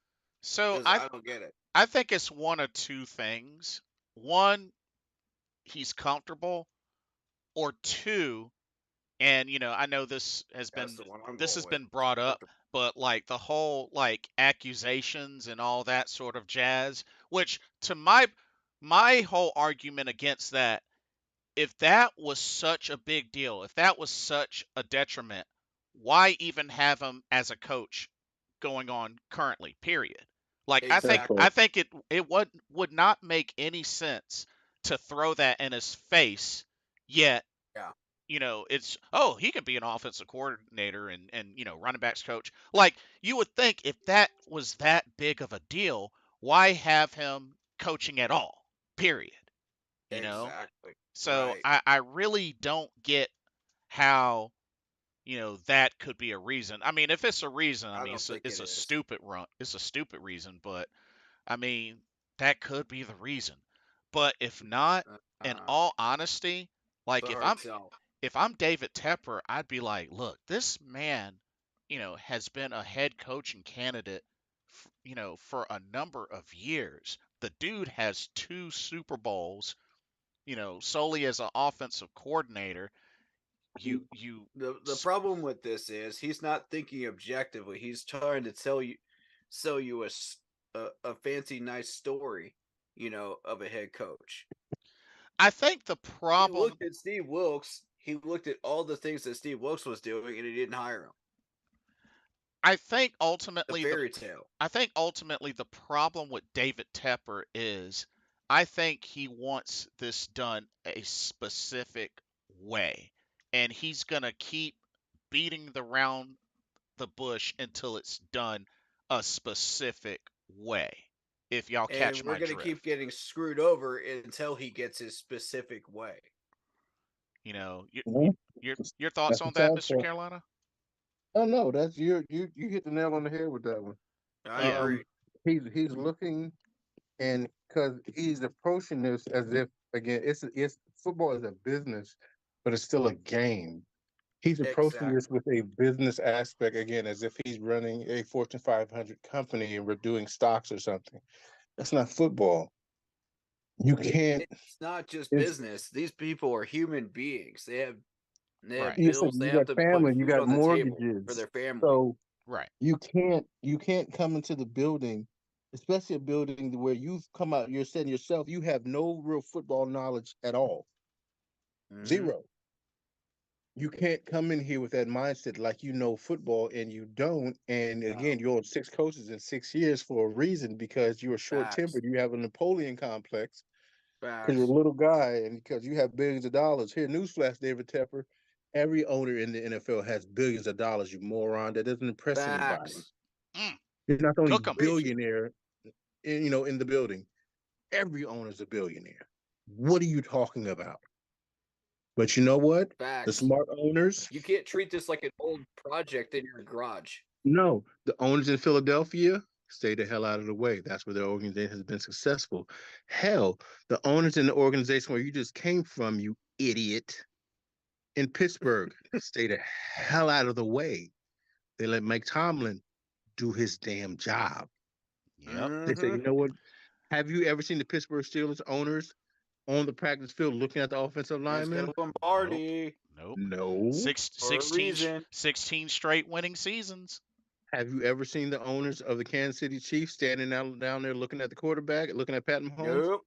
Nope. No, because their Nope. quarterback they let the coach. Hell, have you ever seen besides Mr. I don't even say I think seen Mr. Kraft stand and look at the wide receivers or the offensive linemen in New England? Why? Because you know what? Let me let my coach do his job because I don't know what the hell I'm doing. Mm-hmm. So that's why I And pay guess what? you. That coach got you Lombardis. He got you 7 of them. So I stayed out of his way. Successful organizations, successful owners know how to stay out of the way.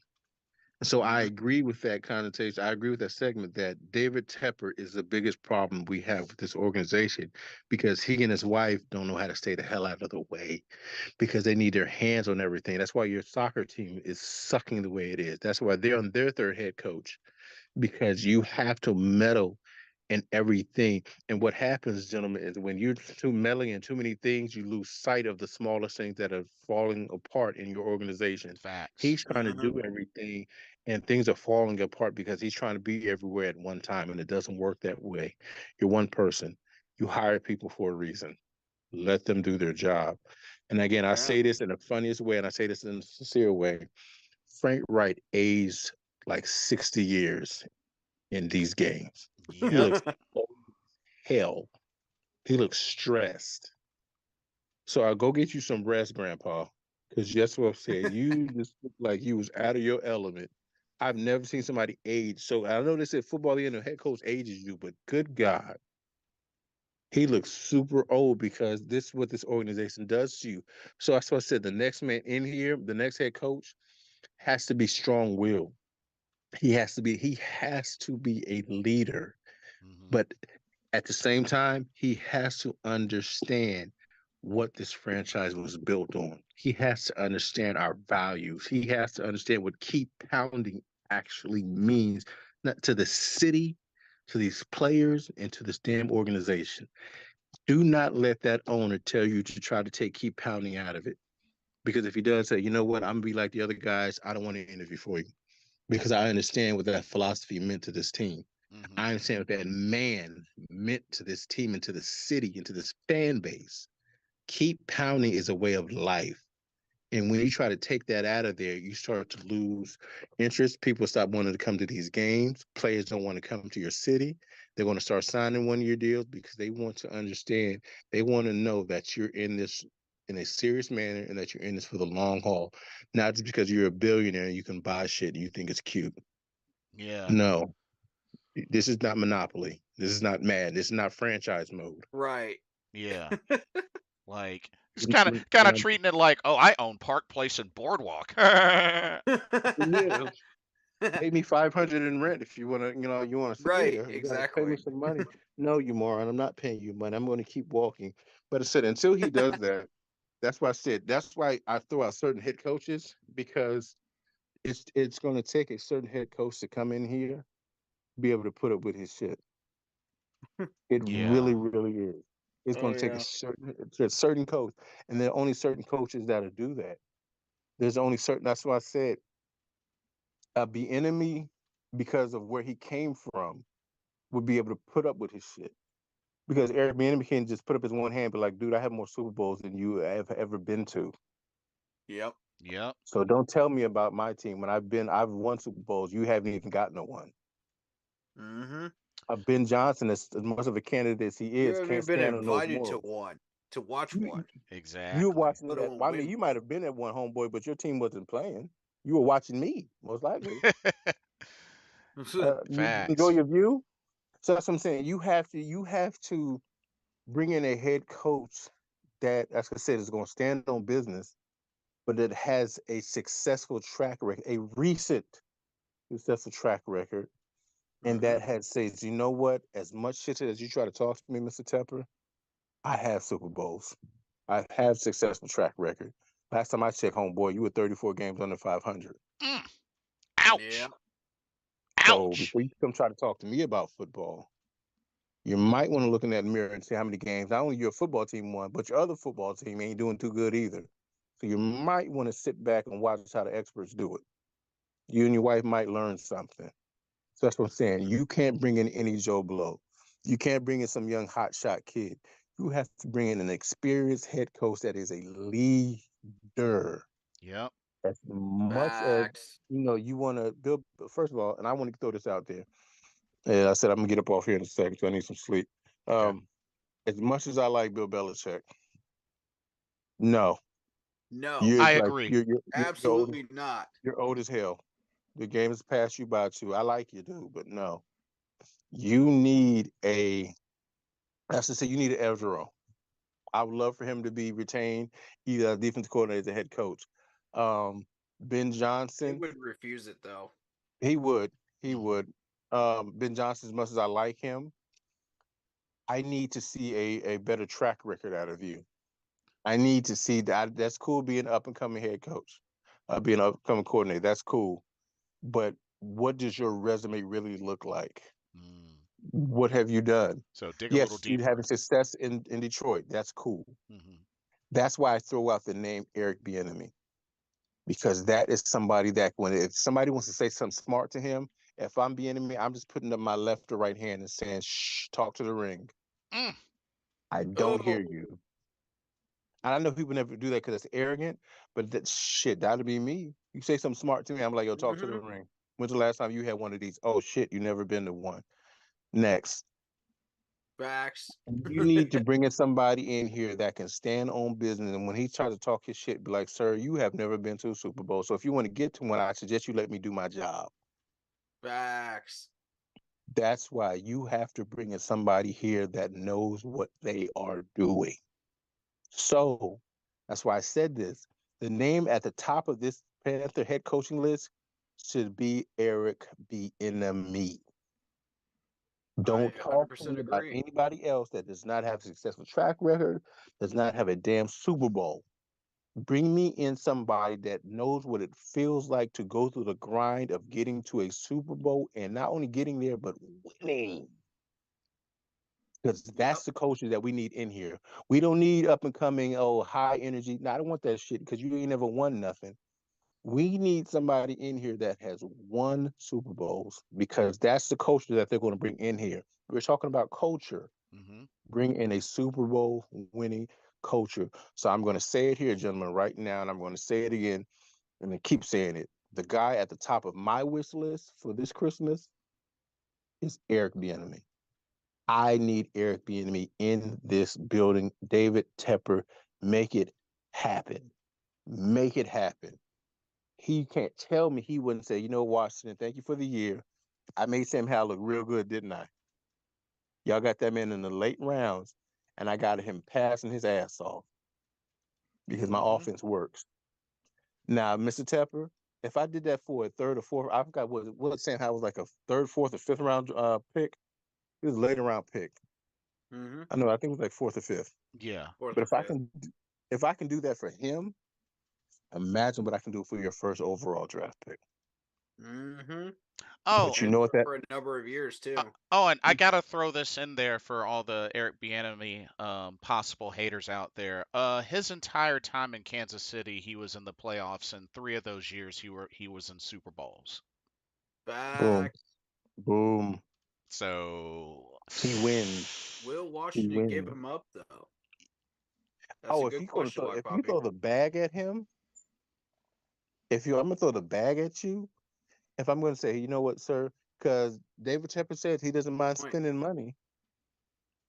Hell, he's still paying Matt Rule. You obviously don't mind spending money. You do whatever it takes to get that man in this building and make sure he does not leave. I You make sure he. go ahead, I go ahead. could see the chances of him leaving increased after Ron Rivera gets fired, but Mhm. not by much. But if you offer me an opportunity that I've been seeking for years, True. years, and then imagine this. I want y'all to understand something, and our defense is way better than Washington's.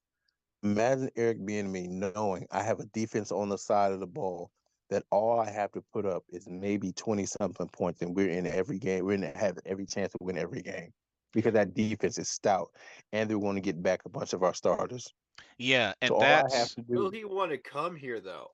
well, With I think Tepper being as temperamental as he is. well the thing is, I think that's as Mr. Carolina was saying, I think that's a great selling point when you really think Mm-hmm. about it. I mean, you have to remember we've maintained a top 10 defense even with all the injuries that we've had this season. And to Mm-hmm. be honest, like it really wasn't that different last year when we had Steve Wilkes because defense, was also, helping keep things in the game, even when, Yeah. the offense was off and on, but most of the time it was on because we were definitely able to put points up more last season than this season. But yep, when you have, Coach Ajaro, I mean, like I said, number 7th ranked defense so far, and then all Eric Bieniemy has to do is take control of the offense, run it his way, then that's huge. Not to mention you do that, you give him that authority, plus he finally becomes a head coach. that he's been looking for years. And the thing exactly. And the thing is, you give him the option of, okay, we're going to let you decide, do you want your offensive coordinator to, I'll try to pass a lot. shoulder that burden, and you just micromanage or whatever you got to do, or do you want to bring in somebody but you still be the main play caller? It's up to you. And actually have a collaborative effort between you and your offensive coordinator and not do a Frank Reich. Him, oh, we talking. He's a big part of the game plan. No, he's not, dude. We can all see that's the same offense you ran in Indy that didn't work. Mm-hmm. We all see that, bro. You tried to fool us, and you did for a little bit. It's the same offense. But I said to Jay's point, if I say I'm going to give you the power, you decide, hey, you can bring this coordinator, you guys can collaborate, come up with your game plan, and like I said, you call the plays, or you just be the head coach and you Mhm. make sure that coordinator knows that this is the game plan, this is the scheme that you want to implement with this coaching staff with Bryce Young, because ladies and gentlemen, Bryce Young ain't going nowhere. Right. No, Agreed. he's He's not. Agreed. not going anywhere. Y'all need to stop that. Anybody that thinks So he's going somewhere, nope. he's not. So, and then that's another appeal that would be for Eric Bieniemy. I have a young, smart rookie coach. Well, he's gonna be second year quarterback that I Right. can mold. I can mold him, and I can Back. show you that the guy you had before here had no idea what he was doing with this young man. But watch what I do with him.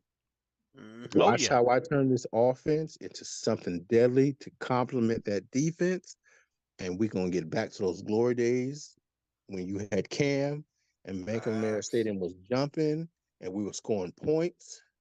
Yes, ma'am. Exactly. Mm-hmm. And like I said, I want to emphasize David Tepper, you don't do anything but just sign the check. Just sign the contract, do your part, sign the contract. Don't have your hands all in the decision making, like in the Keep your scouting and hands all out of the that. cookie jar. Just let, please let a committee just do the work. Just you be the owner. Look, Facts. like, the head coaches you've signed off on, they haven't worked out. Frank Reich didn't work out. Matt Rule didn't work out. Mm-hmm. Like, just take a step back away from this one. Like, you don't need to be doing anything with the head coach other than signing the At contract. all. Facts. If you're doing anything more than signing the contract, like, You're doing too you're much. doing too much. Like, if you want to sign the contract and then have like an introductory dinner or whatnot, go for it. Sure, whatever. But until he signs on the dotted line, until they've done their evaluation and all that, I don't want David Tepper anywhere near that. Period. Agreed. Facts. So that's my whole thing with that, because he's already messed up quite a bit. Now, I know the big question, that comes up. Who's going to want to come to Carolina? Who's going to want to come to Carolina? There'll be somebody will bite. Somebody will bite, One will. because there's always going to be somebody that is going to have that drive that I can fix it. I can fix this. Mm-hmm. There's going to be somebody out there that's willing to take Yep. that challenge, especially those that have never been a head coach and that have always wanted to be a head coach. Eric Bieniemy. Yep. Mm-hmm. um, they're going to jump on that. They're going to jump on that. So, you know, I'm pretty sure somebody. I mean, heck, Greg Olson. Not saying that he's qualified, but he wants to do it. I Mm-hmm. mean, that's something. Yeah. That's the start. Now, will it be the most will it be the biggest challenge? Sure. I'll say that. Will definitely be the biggest Yeah. challenge. But I mean, if the right person is given the opportunity, they're going to make the best of it. But that's the Mm-hmm. key. You got to give the right person the opportunity.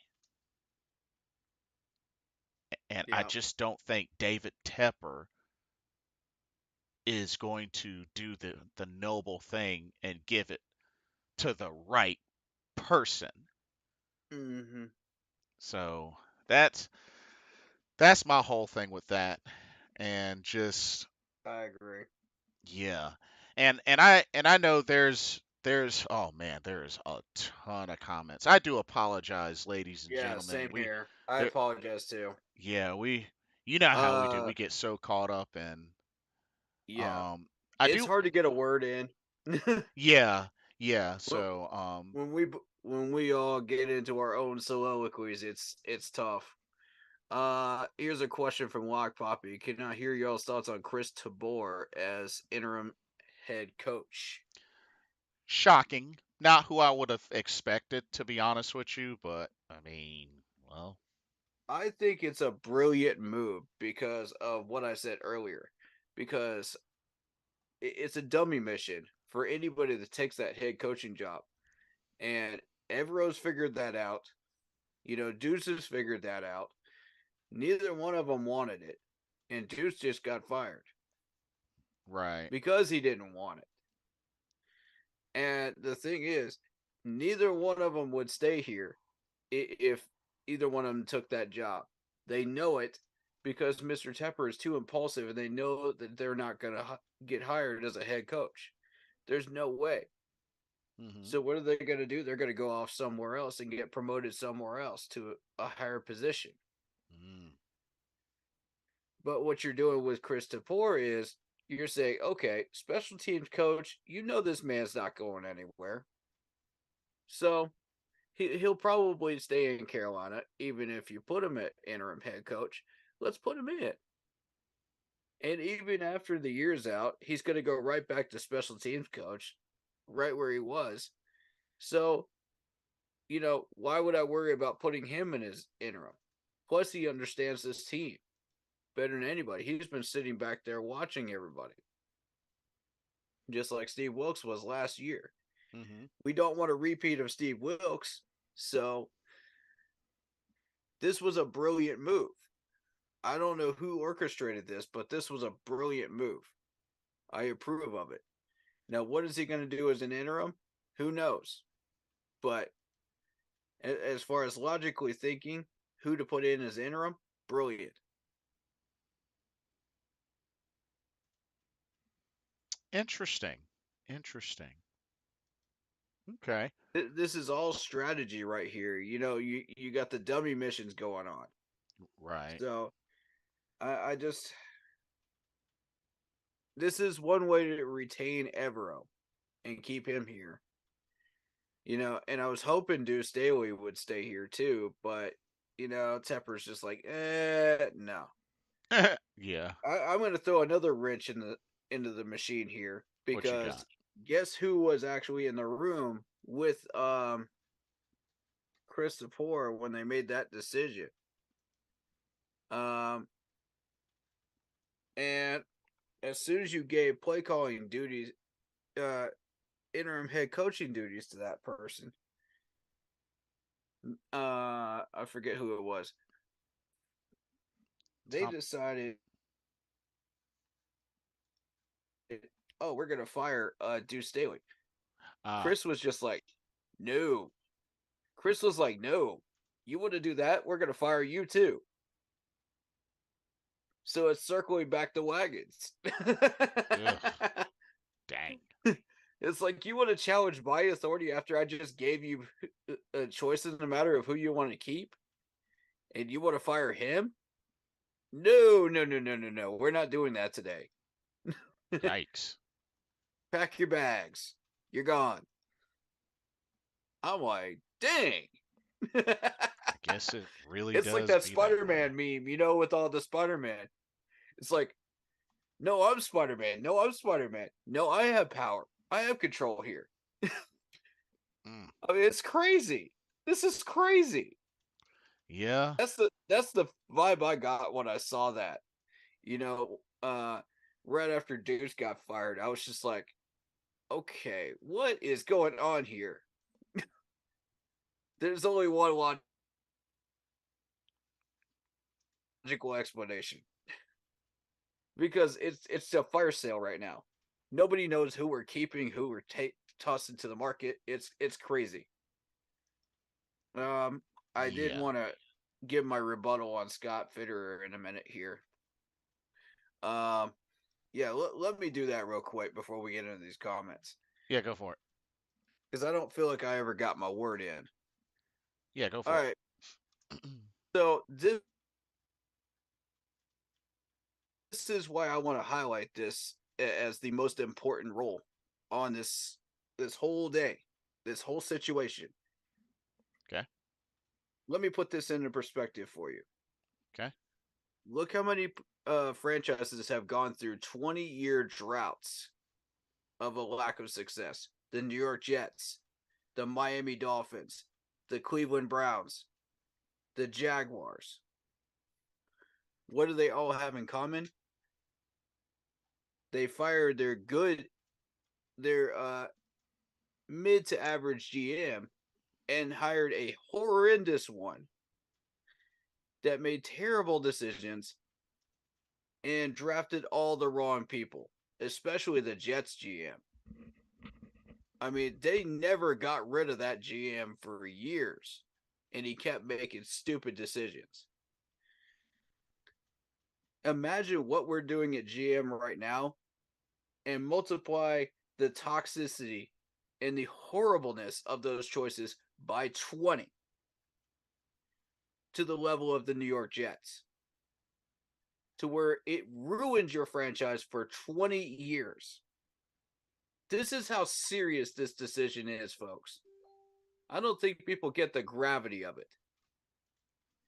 If you toss Scott Fitter to the wind right now, you are gambling that an owner who has failed to get us a head coach is going to take over the hiring duties of a GM and try to get a GM that will actually be successful here, or you're going to have another Matt Rule or a Frank Reich type at GM. You think it's bad now? It can get infinitely worse with a horrible GM that you can't get rid of, that is under contract. And with the owner being as dumb as he is and a lack of knowledge on football as he is, this contract could go on forever with a terrible GM. You're talking 20 plus years.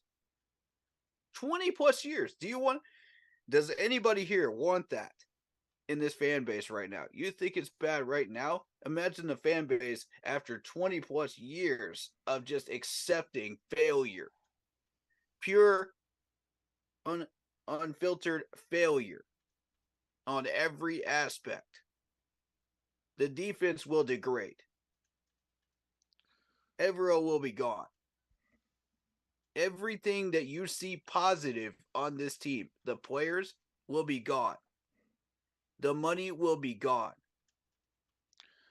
People will be boycotting and not coming to the stadium. Look at the Detroit Lions for years. Nobody came to their games. And they ended up almost talking about selling the team to another city. That's the path we're heading down if we fire Scott Fitterer right now, and we are a hair's width away from that. Do people fully understand this now? Because this is the gravity we're talking about. Now, with Scott Fitterer and his soft brain of being manipulated, and I don't know a better way to say it, he is being manipulated.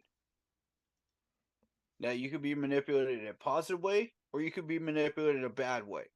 The bad way is what you just saw this year. And under Matt Rule, and him being handicapped, by a horrendous head coach and an owner that doesn't know what he's doing. If he is allowed to have full control of this roster, full control of the depth chart, understands what he is doing, and making these decisions 100% on his own without being manipulated, what will happen? That's a question I've got. Secondly, if you manipulate him the right way. Okay, and the way I put this is, think about the Wild West when you had to get from town to town with a horse, right? And this horse literally would keep you alive to get you from town to town. And they're several miles away. If you treat your horse correctly and you treat him right, You lead him to water, you give him food, he will get you to your destination. Now, if you don't treat him right and that horse dies, you're absolutely screwed. You have to walk miles to the next town. This is what I'm talking about when it comes to manipulation. If you manipulate Scott the correct way, we can get playoffs. We can get playoffs. We can get playoffs year after year after year. If you show him the right way to do things and lead him to water. But if you do not lead him to water and you lead him to a mirage, look what happens. Exactly what you saw last year. We get desperate. We start making stupid moves. And it takes a leader like Steve Wilkes to get us in the right direction. That actually understands how to lead that horse to water. So, And that's better than what we could have, which is a horrendous GM like the Jets had for 20 plus years that kept making horrendous decisions. They would always choose the wrong player at the wrong position. You would always have a lack of depth, lack of starters, lack of anything for 20 plus years. It was just an absolute dehydrated desert situation. so let me ask you these two things. So, You don't want that, folks. so You don't want that. This is how serious this is. so let me ask you this. So, number one, are you saying that you're 100% not confident that the correct type of GM would be replaced if Scott Fitterer was being let go? Is that what you're saying? We're talking about the owner that just went over 2 on hiring head coaches that have no business being in the NFL. So, yes, I am. Okay. You are taking a massive Vegas style gamble that that's not going to happen again at GM. We're already taking that risk at head coach again. You really want that at GM too? I don't. Okay. So, second question is like who are you expecting to kind of step in and I guess sort of help Scott Fitterer or as you would say manipulate him in a good way? Like who exactly like is Eric going to Bieniemy. Eric Bieniemy. He just got you to the Super Bowl if you're the Kansas City Chiefs. He's got rings. He knows what he's doing. He knows exactly what and who he wants to get. He knows what he wants to do. So he'll have a system in place that he specifically designed himself with the right players, with the right system in place that fits these players, and they will succeed off of that. So you have to tell your GM what you want, right? You got to lead the horse to water. Okay? Get Eric Bieniemy. I can never say that name right. Yeah, it's a Forgive me. tough one. Bieniemy. I'll just call him Eric. Eric would put in his own scouts and fire the ones that we have right now, because the ones we have right now are not getting it done, clearly. So you put in your own scouts if you're Eric, and those scouts would report back to Eric, not to Scott, to Eric, so that he would know exactly what he wants, how he wants it done, and that system would be in place, plus the defense you have already got, and you could start filling in those holes that you've got. Here's Then depth, and then boom. Here's the Playoff thing. run. Here's the thing though. Doesn't that kind of defeat the purpose of the general manager position though? Not exactly. Because at some point, once he sees a successful coaching staff, then he'll see, okay, this is what I could do with a successful head coaching staff. I could set that up. So, And okay. he's only seen negativity so far. He's only seen being handicapped so far. He's Okay. never seen the good. Okay. He's never seen the water. So let me just make sure I understand this. So you're saying that he has to be shown the way.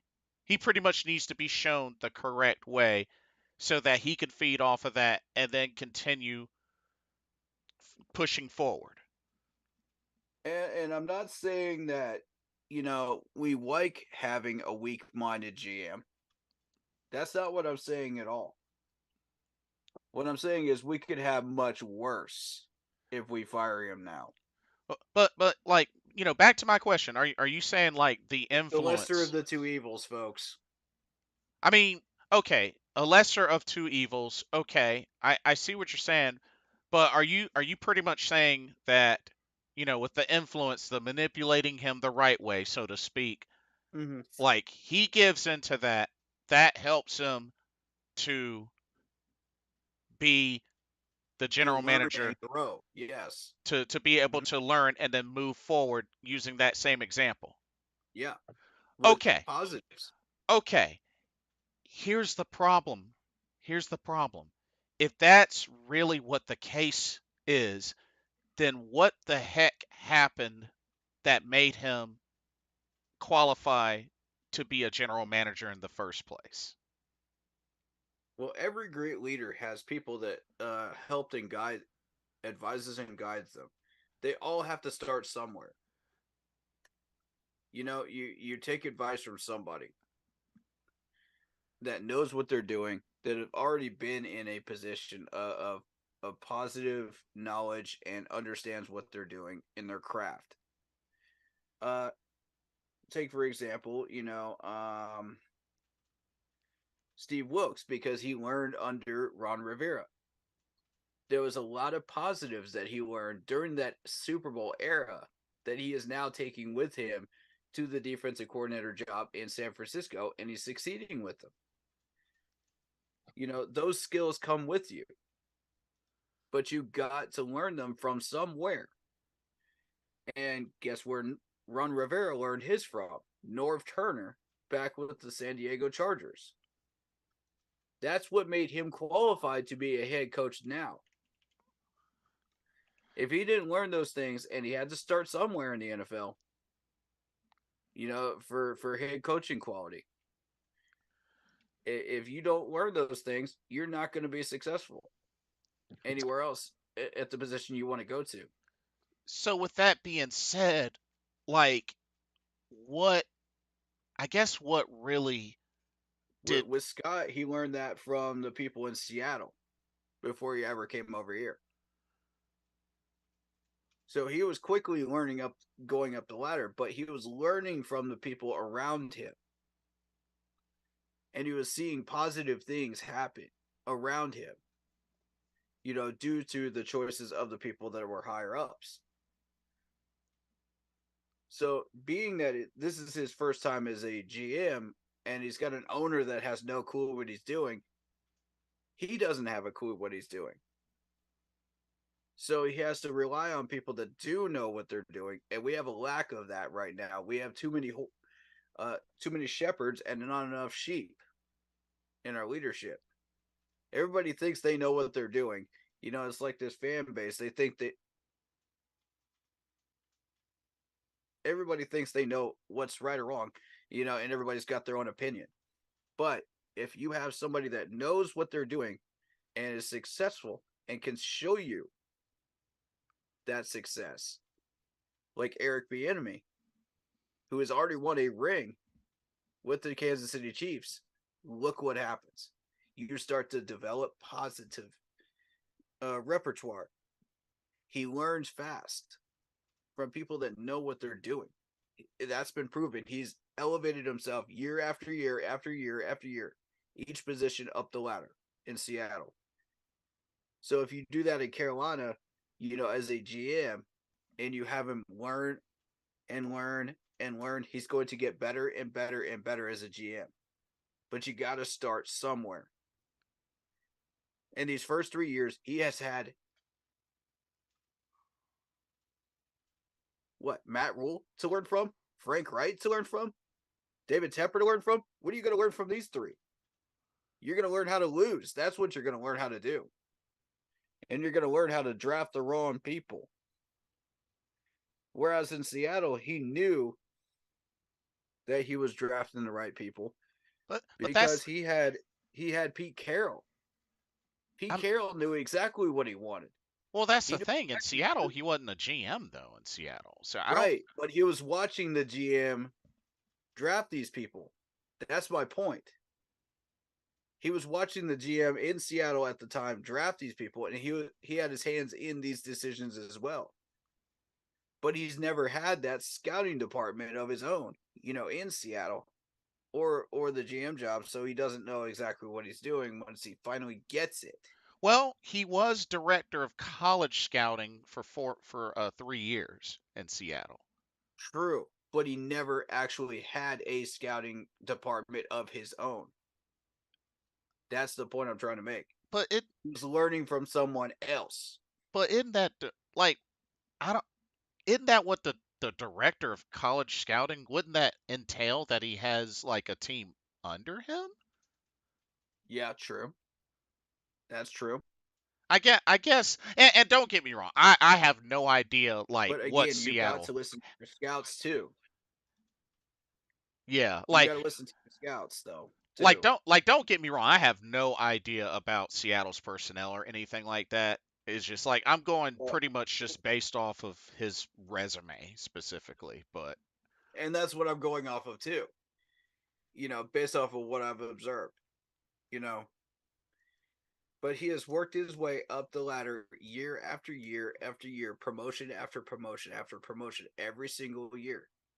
Why is that? Because he's learning from people above him that know what they're doing.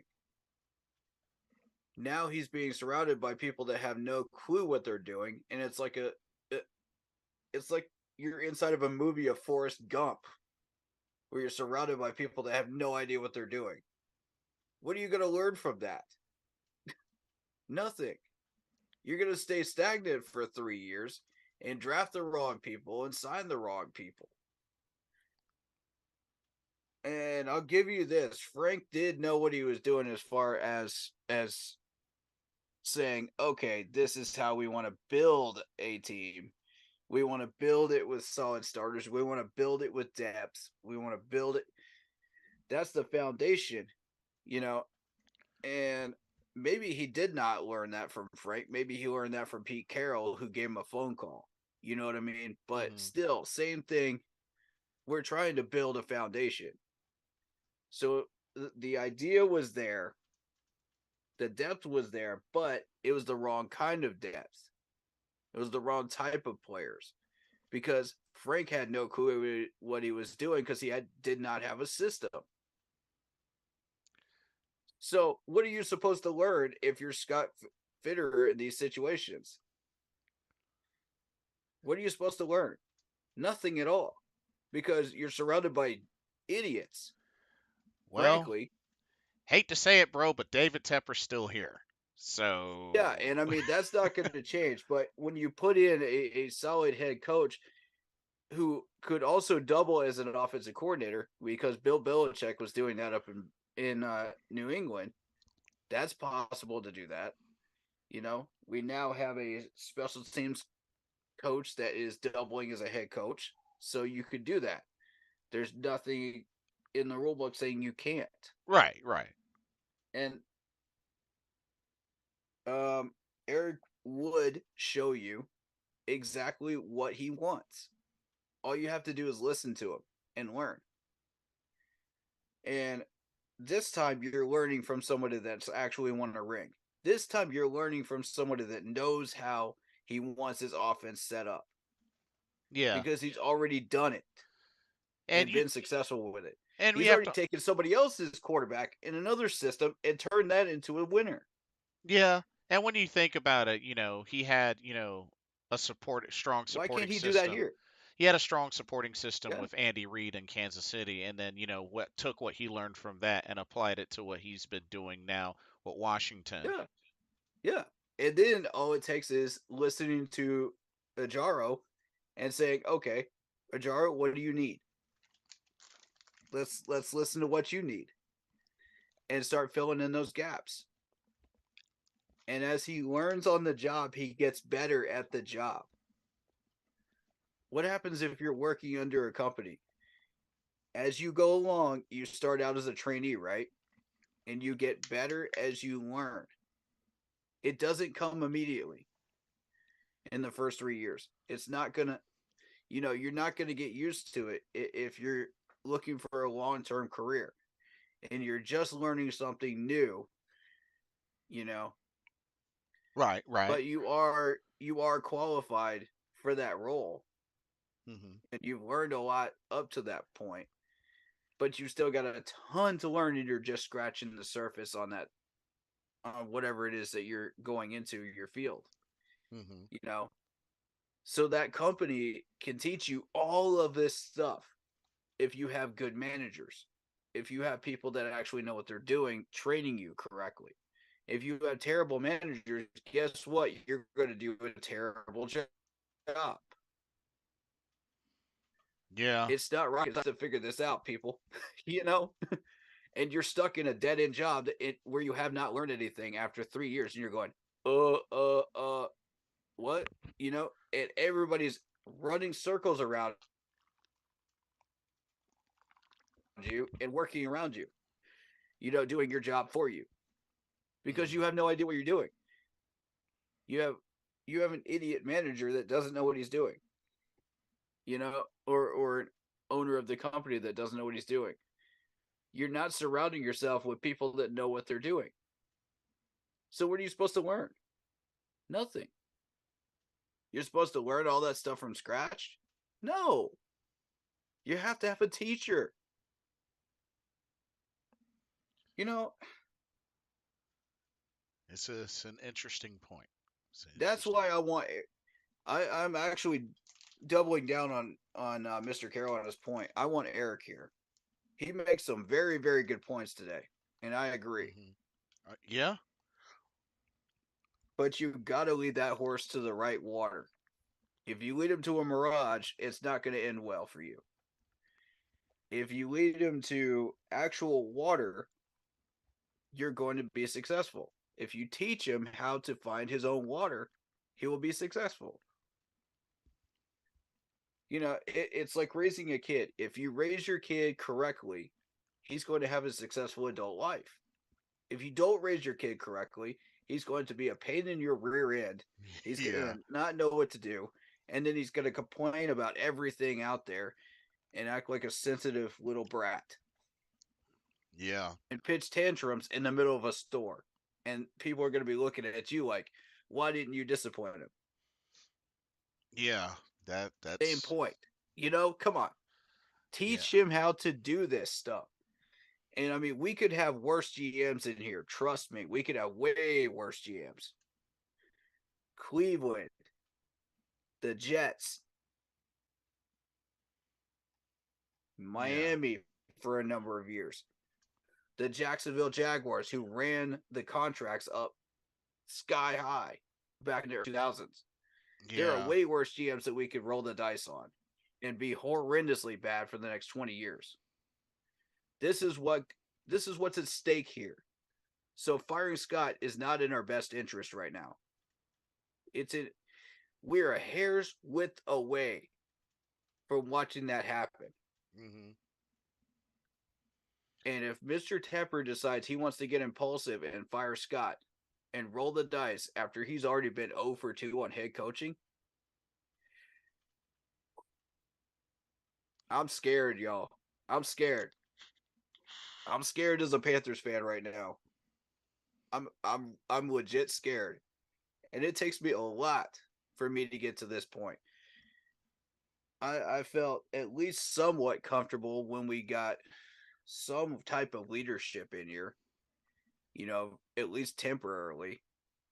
It might be average level, it might be below average level, but at least it was something. But when you take away even that,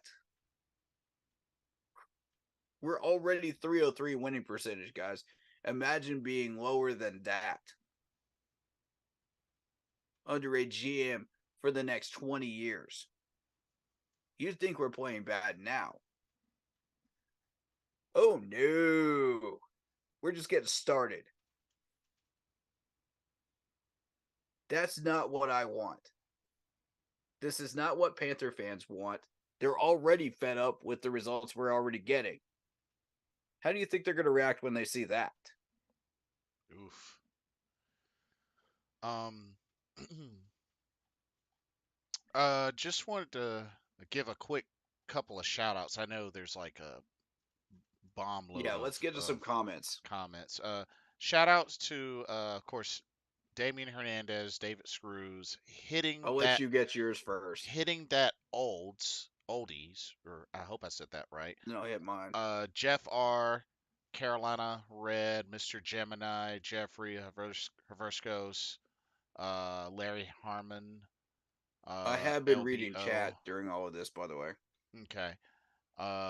Kevin McFarland, because I know there's like so much. Yeah, let's just start at the top and go to the bottom. But I wanted to make sure I shout out everybody. You've got a ton here, and the primary one here is you. So go for it.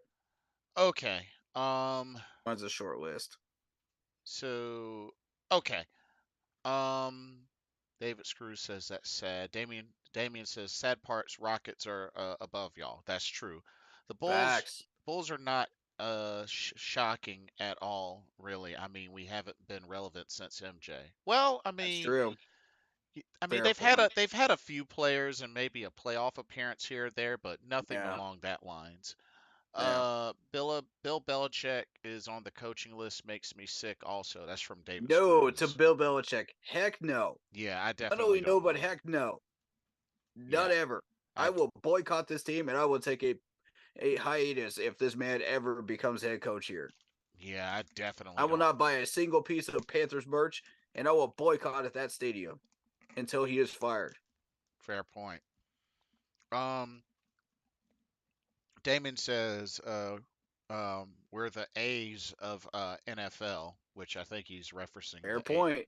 The A's and from speaking MLB. of which, the A's just sold their team to Las Vegas. Oh, wow.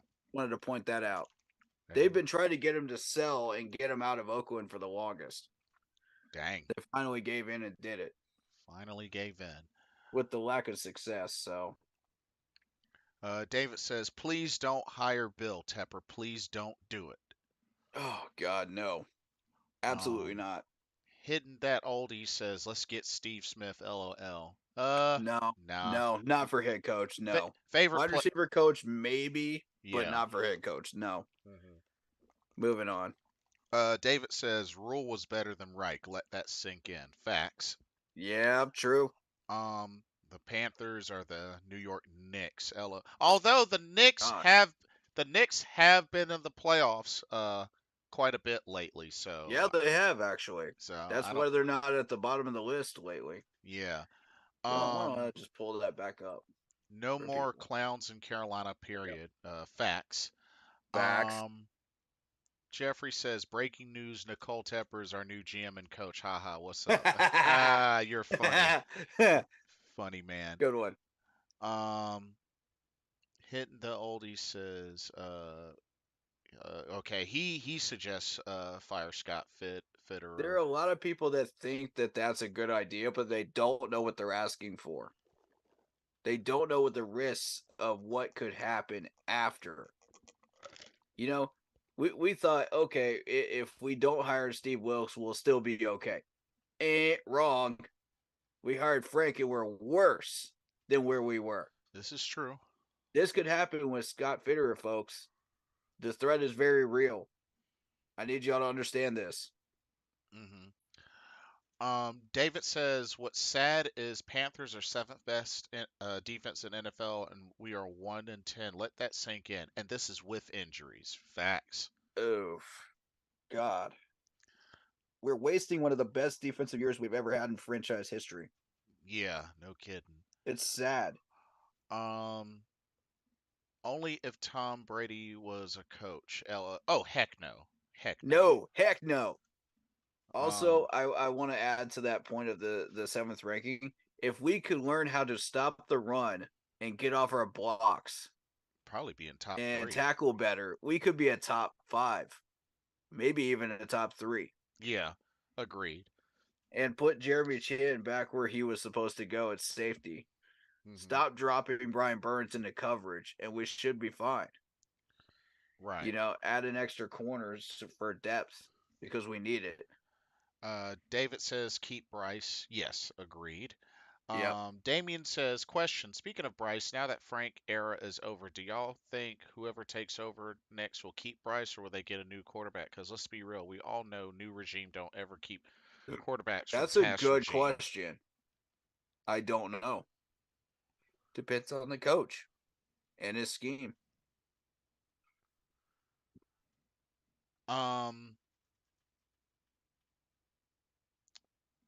Yeah, fair point. Fair point. David Tepper made them take Bryce Young. The coaches wanted CJ. Yeah, Yeah. yeah, Well, we that's don't. It, were any of those opinions confirmed though from any of those people in the top brass in Charlotte? Because we don't know who actually advocated for who unless they said it publicly.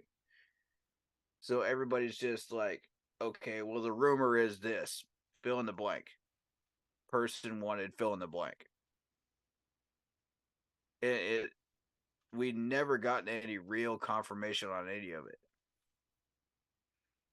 in my opinion. But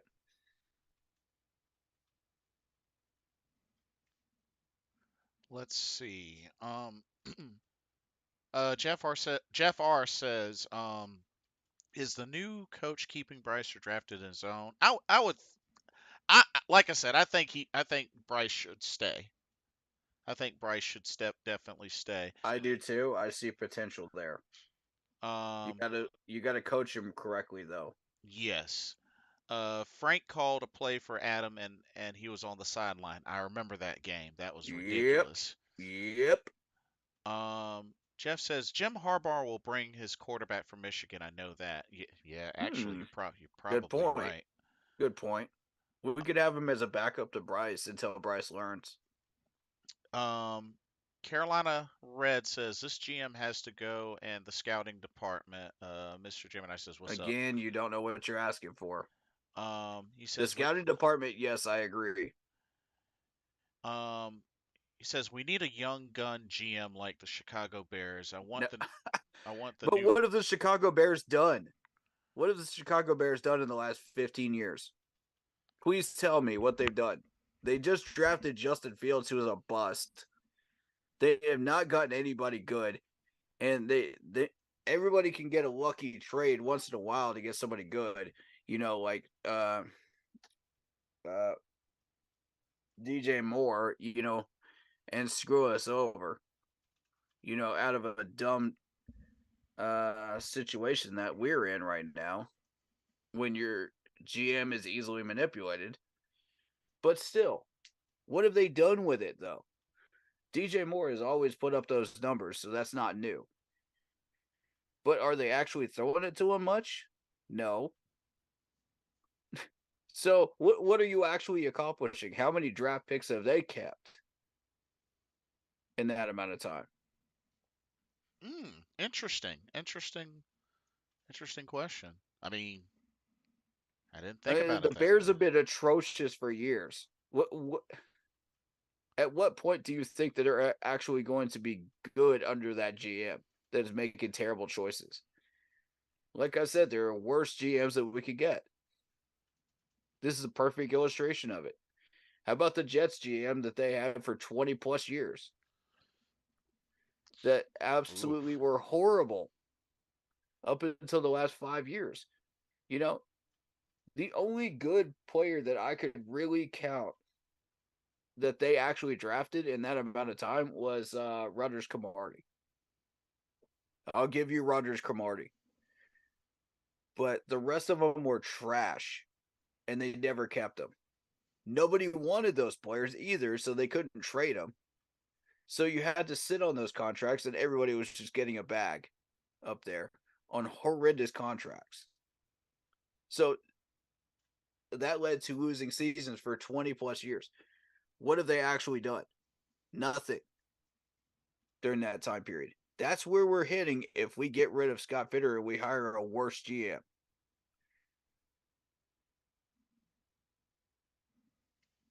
Oof. This is the risk that we're taking, guys, by firing Scott Fitter. You guys don't know what you're asking for.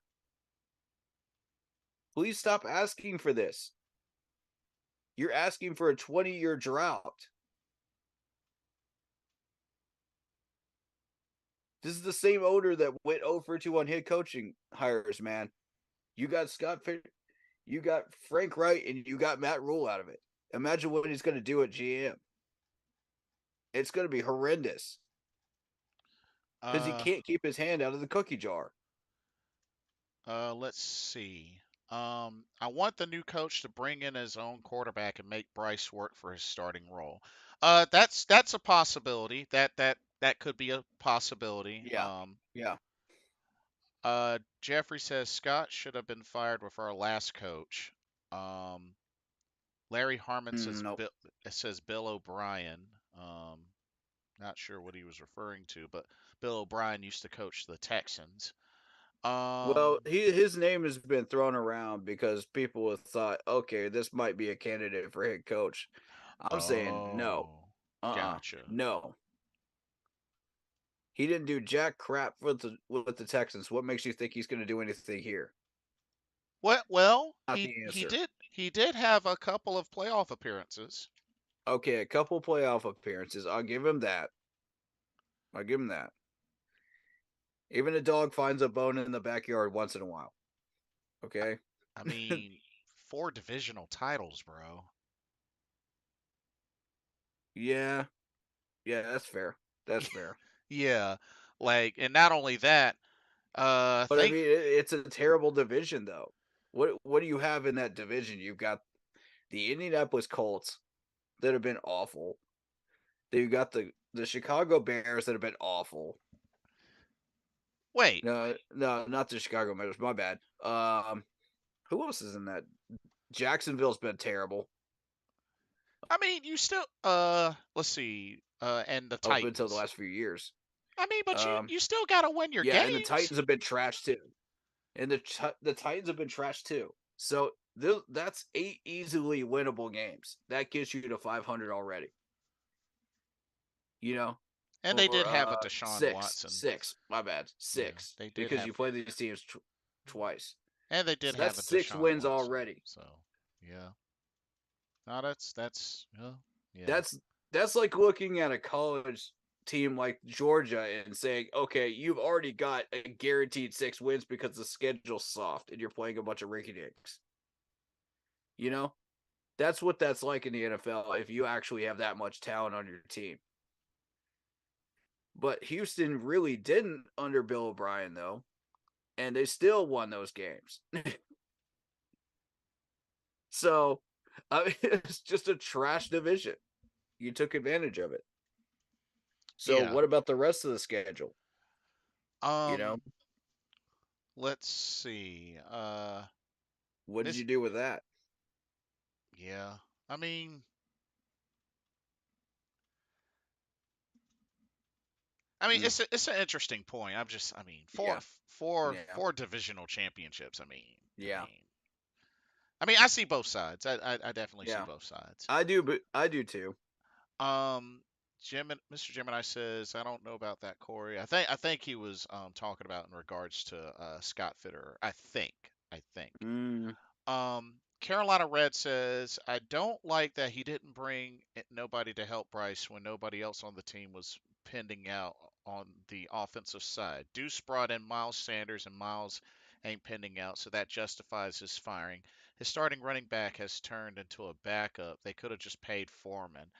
I think they were going to pay Foreman chump change. I think that's probably why. Yeah, that's on Scott. When it comes to contracts, that's on Scott and whoever else deals with the contracts, which would be the assistant GM.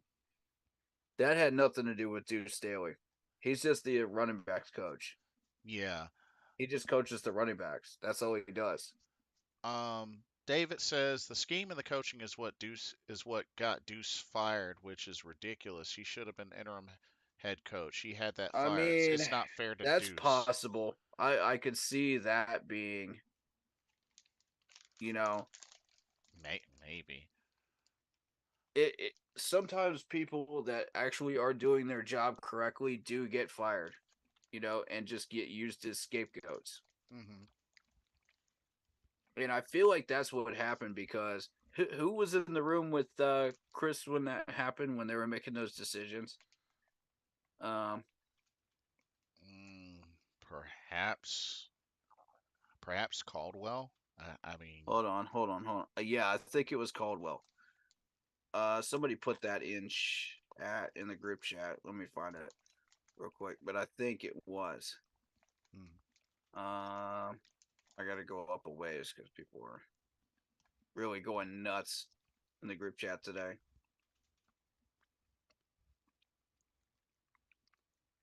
I'll be able to tell you in a second. But I believe it was him.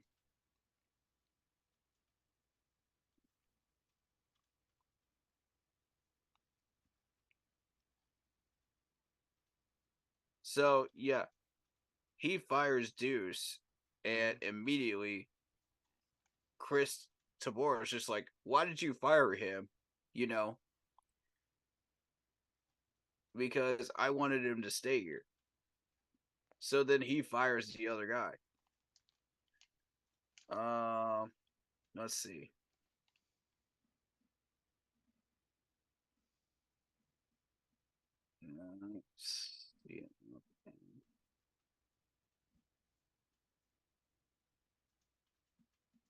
It's gonna drive me nuts. I know it's in here. Nah, take your time. Take your time.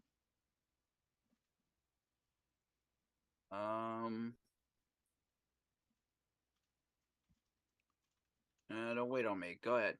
Oh, okay. Oh, here it is. Oh, you did find it? Jim Go for it. Caldwell. Jim Caldwell was the man in the room with him. Ah, so it was Jim Caldwell. Okay. Yeah.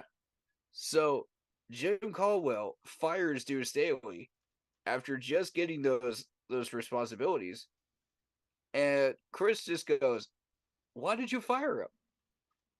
For what reason? He was doing fine." Well, since you're going to do that, I'm going to fire you.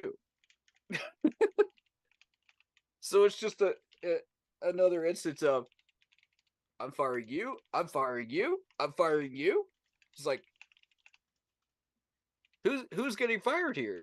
It's the old Spider-Man meme. Oh, jeez. It's ridiculous. That's the only way I could freaking justify that one. Because that was just so wacky that would happen right after. You know what I mean? I mean, it was just immediately after. Within like a span of like 15 minutes, I got that news. And I'm like, what the heck? God, jeez. Well, So, yeah. I don't know. I mean, it's weird. It's really weird. It really is, though. It's been a bizarre day. And an interesting one, too. Okay, so let's continue. So, yeah, David said Deuce has that fire. It's not fair to Deuce, but whatever. I don't run this team. They tried to pay Foreman, but he didn't want to be here. Facts, man. Carolina Red says 25 million and he a backup. God. Mr. Gemini says, who do y'all think would want to come here, especially without a first round pick? Whoever it is, the GM and the coach both need to be on the same page and believe in Bryce. Eric would. Greg Olson has already showed his interest, so somebody will. But like you said, it's got to be somebody that's fresh out of the gate, that has never been a head coach before. In the NFL, not in college, but in the NFL. No more college coaches. I will not accept any more college coaches unless it's Dabo Swinney or Nick Saban from Alabama or Venables from Oklahoma. I will not take any more. Harbaugh would be the exception because he's already been in the NFL. He's the exception to the rule. But why is he back in college? Because he failed in the NFL. Right.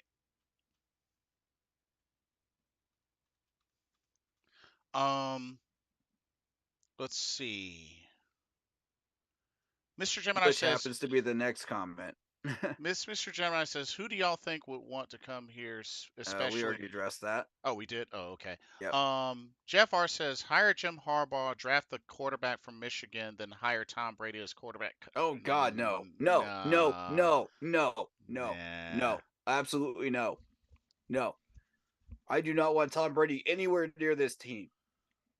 Nowhere near it. Unless we are laying him flat on that grass through pass rushing. I don't even want to play against him anymore.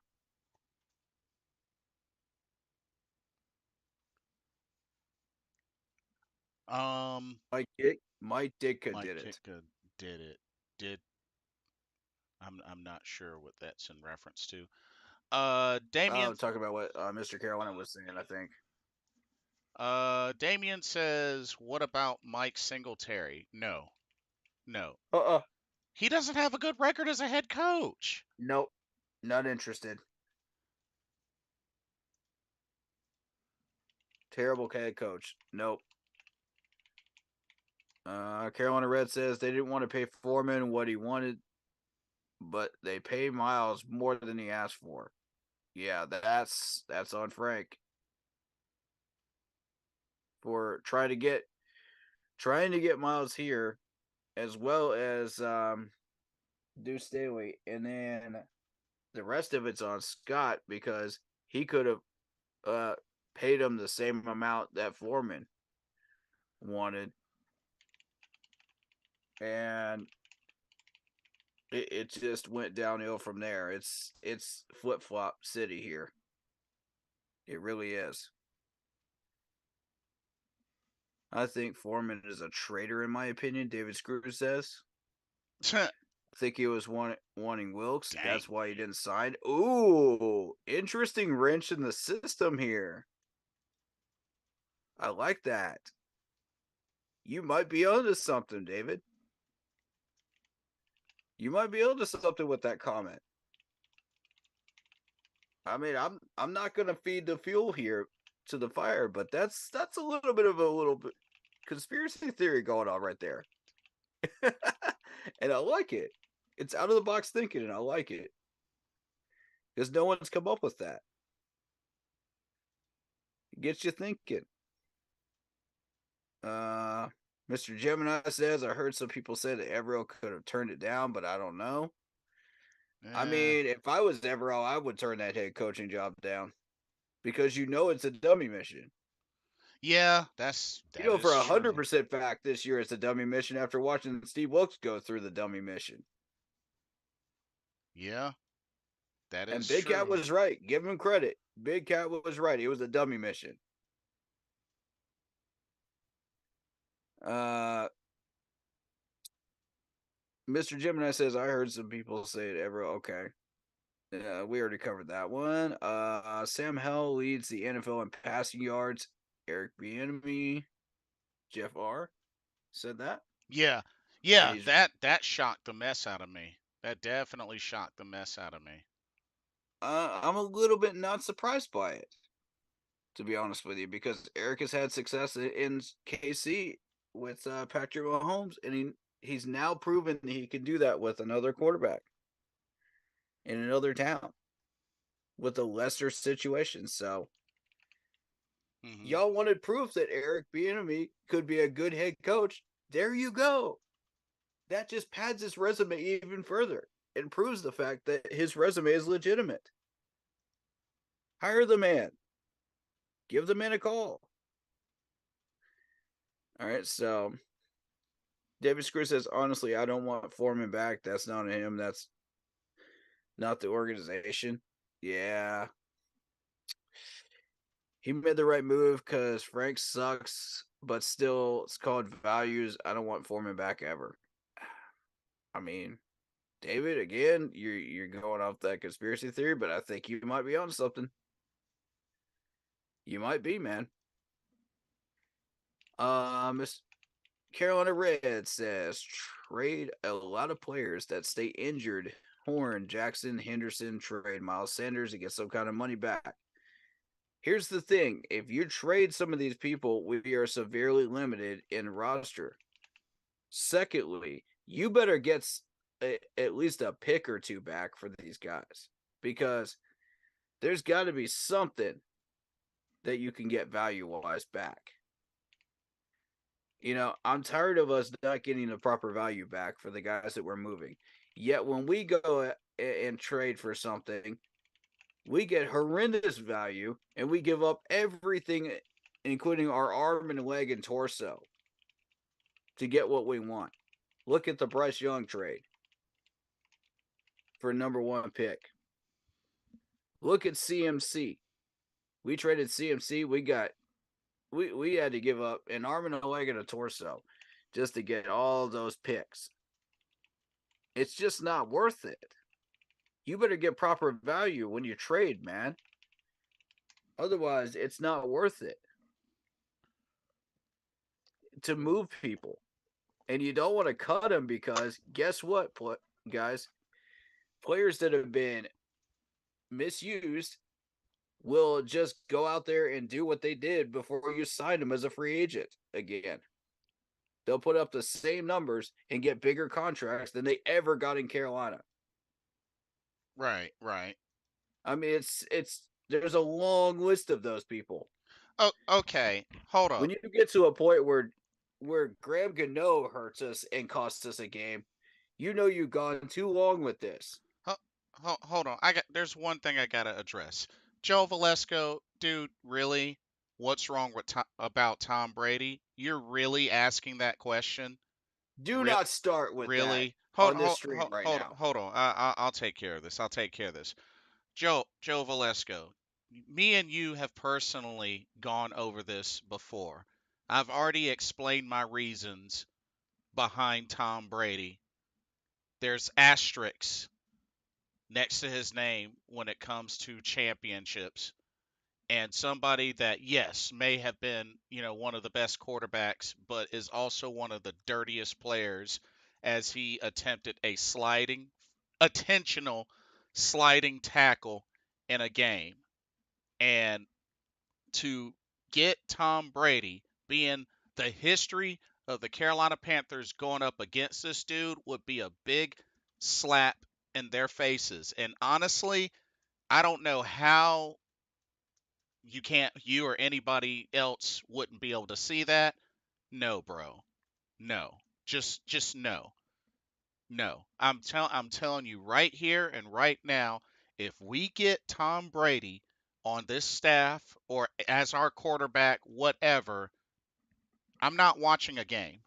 I'm not watching a Facts. single game while he is Facts. on this team. It will be Facts. a big Preach. slap into Preach. the face of this franchise, bringing on somebody like Tom Brady, given his history, and he can have 20 plus championship rings. That doesn't change the fact that is a dirty player that attempted Oh, those an wins would be dirty. intentional sliding tackle on a player. No. All of those Screw wins he Tom gets Brady. for Carolina would be dirty, in my opinion. Nah, screw Tom Brady. They don't count in my book. Like, you gotta, like, it's not all about accolades. It's not always gonna be about accolades. In certain situations, this is one of them. Screw Tom Brady. Anyway, Screw Tom Brady, man. I'm telling you, sometimes I think they just put this stuff in chat just to trigger us. no, like I don't know. I mean, I love you, bro, but I really don't. They know we don't like Tom Brady at all. Like I love you, bro, but I really don't know why you brought that up when we've had that discussion. Come on, bro. You know my stance on that. You know this. Everybody You knows know my this. stance on it. They never bring that up in mine. Come on now. Because they know. They understand this. That's exactly why they don't. Okay. Let's see. Where are we? Honestly, I don't want Foreman back. That's on him, not the organization. Yeah, we got that, both of those. Okay. Trade a lot of players. I just addressed that. Okay, Jeffrey's where we're at. Okay. This guy knows football. Okay. I think Sanders should stay. Frank makes everyone look bad. Interesting. Interesting take. That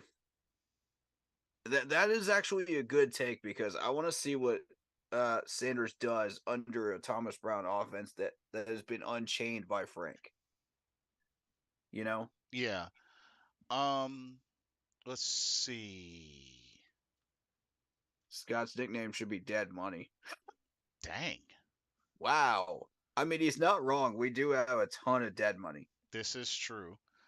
Carolina Red said he lied his way into a head coaching job and brought all these coaches with him that was football minded that he wouldn't let nobody else have a voice with him. They still need to trade him 4 years or not. He ain't working. We got two of the same size back. So talking about Miles Sanders. He was gaslighting everybody, dude. He gaslit the Celts. He gaslit our owner. He gaslit our team. All the way down the ladder. And he got away with it. He got away with highway murder by gaslighting us. No, Damien. I would not make a deal with the devil to get a Super Bowl. Dude. Like, see, Damien, this is the problem, dude. This is the problem. So many folks out there are so desperate to finally win one championship. I don't just want one championship. I want a dynasty. Because at the end of the day, the only thing you'll be able to say is you win one championship. Oh, well, we won one championship. Like, how long are you going to be able to throw that in folks' faces? Oh, well, we won one championship. No, I want a dynasty. Facts. Like, I'm a Dallas Mavericks fan. Right now, that's all I can say about Dallas. Well, we won one championship. That stuff gets old, bro. It gets old after a while. I'd settle for just one Lombardi. If you're not a franchise like the Kansas City Chiefs or the or at one point the Denver Broncos, the Dallas Cowboys, the Pittsburgh Steelers, you stop getting talked about. The Pittsburgh Steelers. I want this team to be a franchise like that. Like when you have a franchise like that that has like 6+ championships, then you can talk smack. And even then, once you stop winning championships and you start sucking like the Dallas Cowboys to the playoffs every year, then you stop becoming relevant. People start treating you with disrespect. Not to mention, Tom Brady and your fan base is all, ooh, well, we won this many chips. It doesn't matter. That was how many years ago? You become the Dallas Cowboys at that point. Nah, Damien, you talking about you can build a dynasty with Brady as a quarterback mentor? No, you cannot. No, I don't you cannot. I don't want to deal with somebody that has more asterisks. It's not worth compromising our integrity to do that. Not only that, I don't want somebody a part of this organization that, number one, can't keep promises. This dude sacrificed and ended a marriage for the sake of playing one more season. No, not to mention, did that. He's a piece of garbage. The point? The guy has 7 championships. What was the point of doing that? I don't want him anywhere near this team. Like, what was honestly the point of doing that? Not to mention, that dude has so many scandals and gates tied to his name. Like, that's all a good number of folks are going to remember alongside his 7 championship rings. Okay, so be it. Yep. But I tell you what, I still wouldn't pick him over Joe Montana. Yep. And you can stamp that right here. I could care less what people say. Screw Tom Brady. He is the opposite of what we stand for as a franchise. Complete polar opposite. I said it. Yes, I did. Come at me, haters. You know what? I'll say this one last thing. 2 things. For Carolina Panther fans that would want Tom Brady. Y'all are just trying to trigger us at this point. Carolina Panther fans that would legit. hold on, that would legit want Tom Brady on their team, whether as a quarterback or as a staff, you're either two things. One, you're extremely desperate, or two, you're a traitor.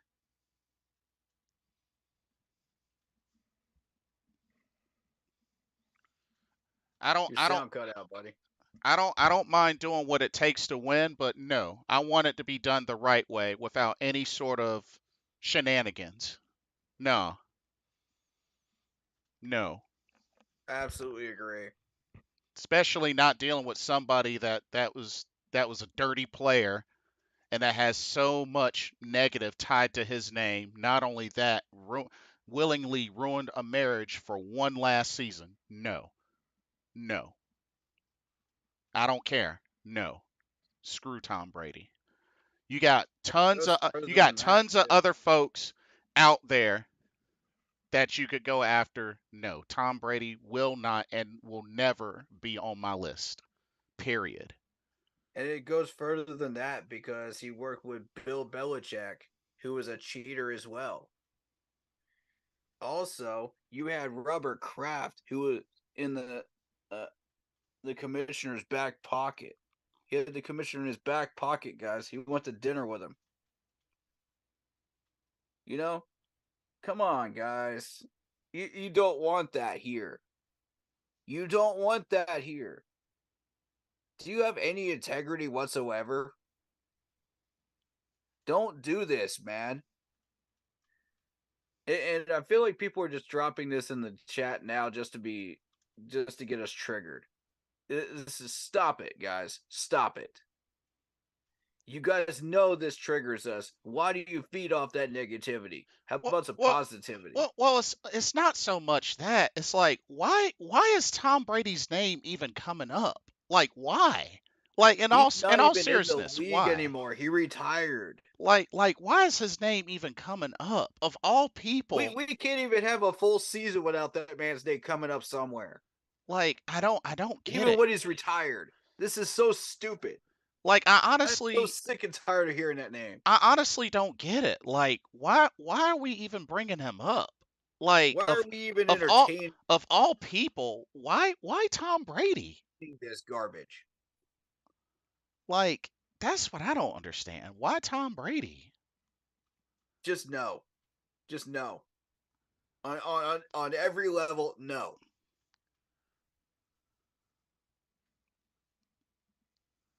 I My mean, lord, man. It's like not worth it I mean, for I want a those are dynasty. tainted wins. I want a dynasty and I want to experience championships, but dang, I don't want to I'm not going to be desperate. Those are tainted wins. I'm not going to I'm be sorry. desperate. And by the way, Seattle handed you one of those trophies. Seattle handed one of those trophies to you on a silver platter by not running Marshawn Lynch up the middle. They should have won back-to-back Super Bowls.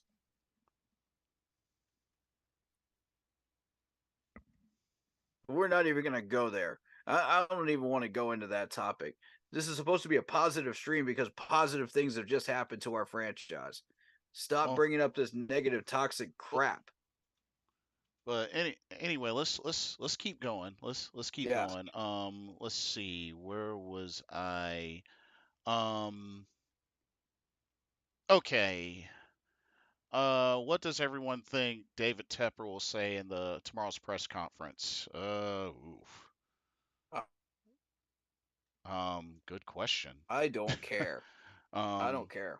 I'm not interested. I'm not even going to watch it.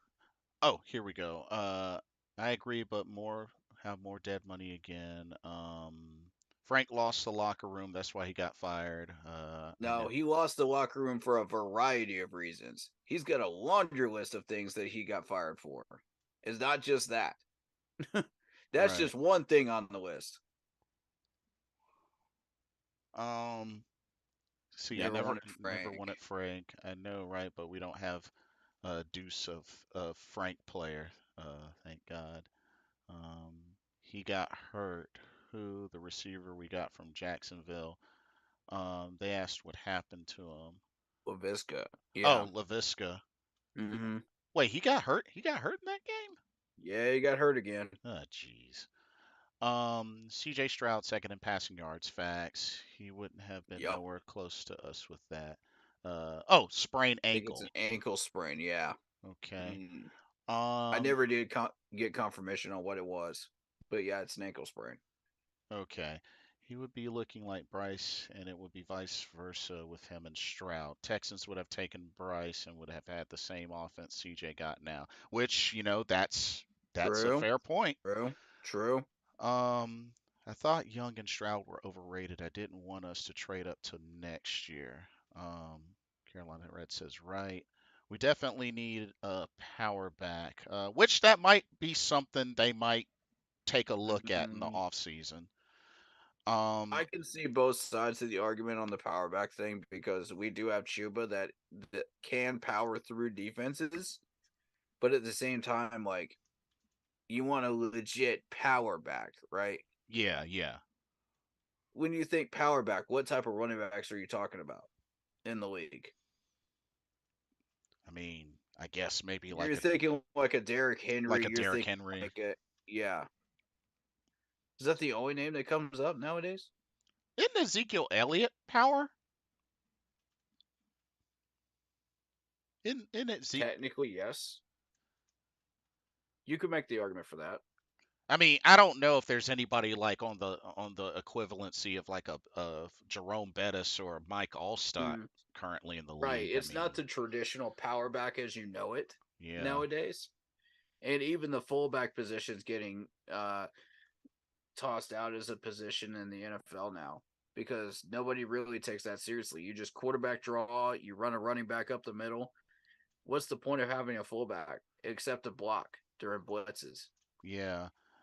Um, let's see. They don't do anything else. Kevin says, "Hello. I heard that Frank got fired, definitely. So you can't look at this problem without pointing the finger at David Tepper. Ever since he came here for the last 6 years, we have not had a winning season. Now that's a problem. It starts at the top. The owner needs to put the coaching staff together, getting players. Yeah, agreed, agreed. Yeah. Um, Carolina Red says he knows that he don't have a good product. Fans ain't gonna want to come to the game to see this. Yeah, you got that right." True. True. Jeffrey says a normal NFL team, the owner hires a GM, the GM picks his own coaches, and the owner stays out of the way, not the Yeah, Teppers. this is Facts. not a normal NFL team though. We've always done things backwards. And I mean, there's been a few other streamers that have mentioned that, Yeah. Uh, pointed that out. says the new coach must sign an agreement that Tepper stays out of the way. Hey, I like that idea. Yeah, yeah, I totally like that idea. that's a good one. Work that into the contracts. Yeah. Um, Jeff R says Eric Bieniemy isn't going anywhere. He'll be the head coach of Washington next year. Ron Rivera is going to get fired. Possibly. I mean, that Possibly. that could happen. That could Yeah, definitely happen. yeah. Jeffrey says, "Who in the world would want to come here? Somebody Relevant somebody will bite. question. Somebody will Relevant bite, question. but it is an understandable question. Yeah. Um, the enemy deserves to be a head coach. I just don't see it ever happening because NFL is blackballing him like Harbaugh is in the Big Ten. It's really Yeah. And the unfortunate. question is why? And you can't use the race factor because that's not a factor here. He's white. So, okay, where do you go from there? Um, You know? Tepper go have to sign a no tampering agreement. Him and his wife just sit back and let coaches do his thing. Yeah.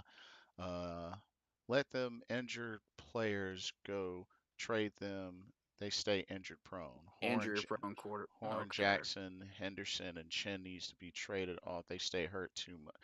I Chen. already addressed that earlier. Oh, you did? Oh, Yep. okay. I already addressed that earlier. Um, Got to get proper value for these guys if you're going to move them. At this point, with the value that we keep getting for some of these picks, it's just not worth it. um, Not worth moving them. see. I know, right? What's his name? You just described our GM. He suck. Our roster sucks. Scott was not a GM before. Who taught him how to be a GM, Mister? Oh yeah, addressed that already. Um, What if y'all get the Chicago Cubs former GM Epstein? That's two different sports, bro. It's Yeah, two different sports. I know nothing about baseball, so I defer to That's you. two different sports. You can't get a baseball GM to be a GM in the NFL. Yeah, well, God. there you go. People pay attention, please. Jeffrey says I think Forrest Gump would be a better GM. Oh, dude, dang, dang, Dang. ouch. Damien says the Three Stooges Oh. can GM better. Ooh. Oof. Jeffrey says, I'm a diehard Panther fan. Every week I watch all our good players ball on other teams. When I watch my Panthers play, I want to Uh-huh. cry. Don't cry. Mm-hmm. I mean, I get it, but don't cry. Um, Get pissed off like the rest of us, man, because we're out here. yeah. It's understandable if you're pissed off. Joel says, I have two head coaches in my top, my wish list: Eric Bieniemy and Jim Harbaugh. Okay, that's not a bad Good list. luck getting Jim Harbaugh out of Michigan, though. Yeah, good luck with that. And didn't he just get suspended for like 3 games or something like that in Michigan? I think so. Yeah. What did he do down there? I don't remember Nobody's been able to exactly tell me what it what he did. was, Yeah. but I think was it some sort of tampering? Maybe. I don't know why I I don't feel know. like it was some sort of tampering. Bears made the NFC Championship in 2010. Okay, that's 2010, Damien. What year is Wait, it now? what? That was 13 years ago. What year is it now, Damien? Yeah, that was 13 years ago. What the heck? That still illustrates my point. Um, You're making my point for me, buddy. Fields is not a bust. The coaching making him look like one. Are you serious right now? Well, they need to get on the ball quick and fast because So Fields using is that logic, you're saying that what's happening here in Carolina is the same thing happening in Chicago? and Fields has been here longer. Are we using that logic right now? Or the Bears just suck and they got another bust of a quarterback? It's a fair question. How many head coaches have they been through in the last 4 or 5 years? They haven't really been through any coaches, so Oof. I mean, I'm not gonna say you can't use that logic. My whole thing, I don't know Same time, I don't know how analysts were in early discussions of him as potential MVP candidate so early. They were that baffles crazy. me. That There's no way. like it's just like, okay, I understand he had a little bit of a Hey, better season his sophomore year, but it's like that's not saying much. But okay, with the offenses that Chicago has run in the last 5 years, can you honestly say that he would be able to do anything in those schemes? No. yeah. Those offensive schemes were not fit for his system and how he runs things.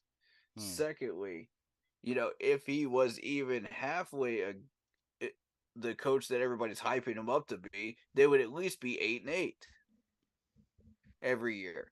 At least 8-8. And they're not. When's the last time the Bears could say they were at least at 500 football? It's been a while. And not during Fields' time.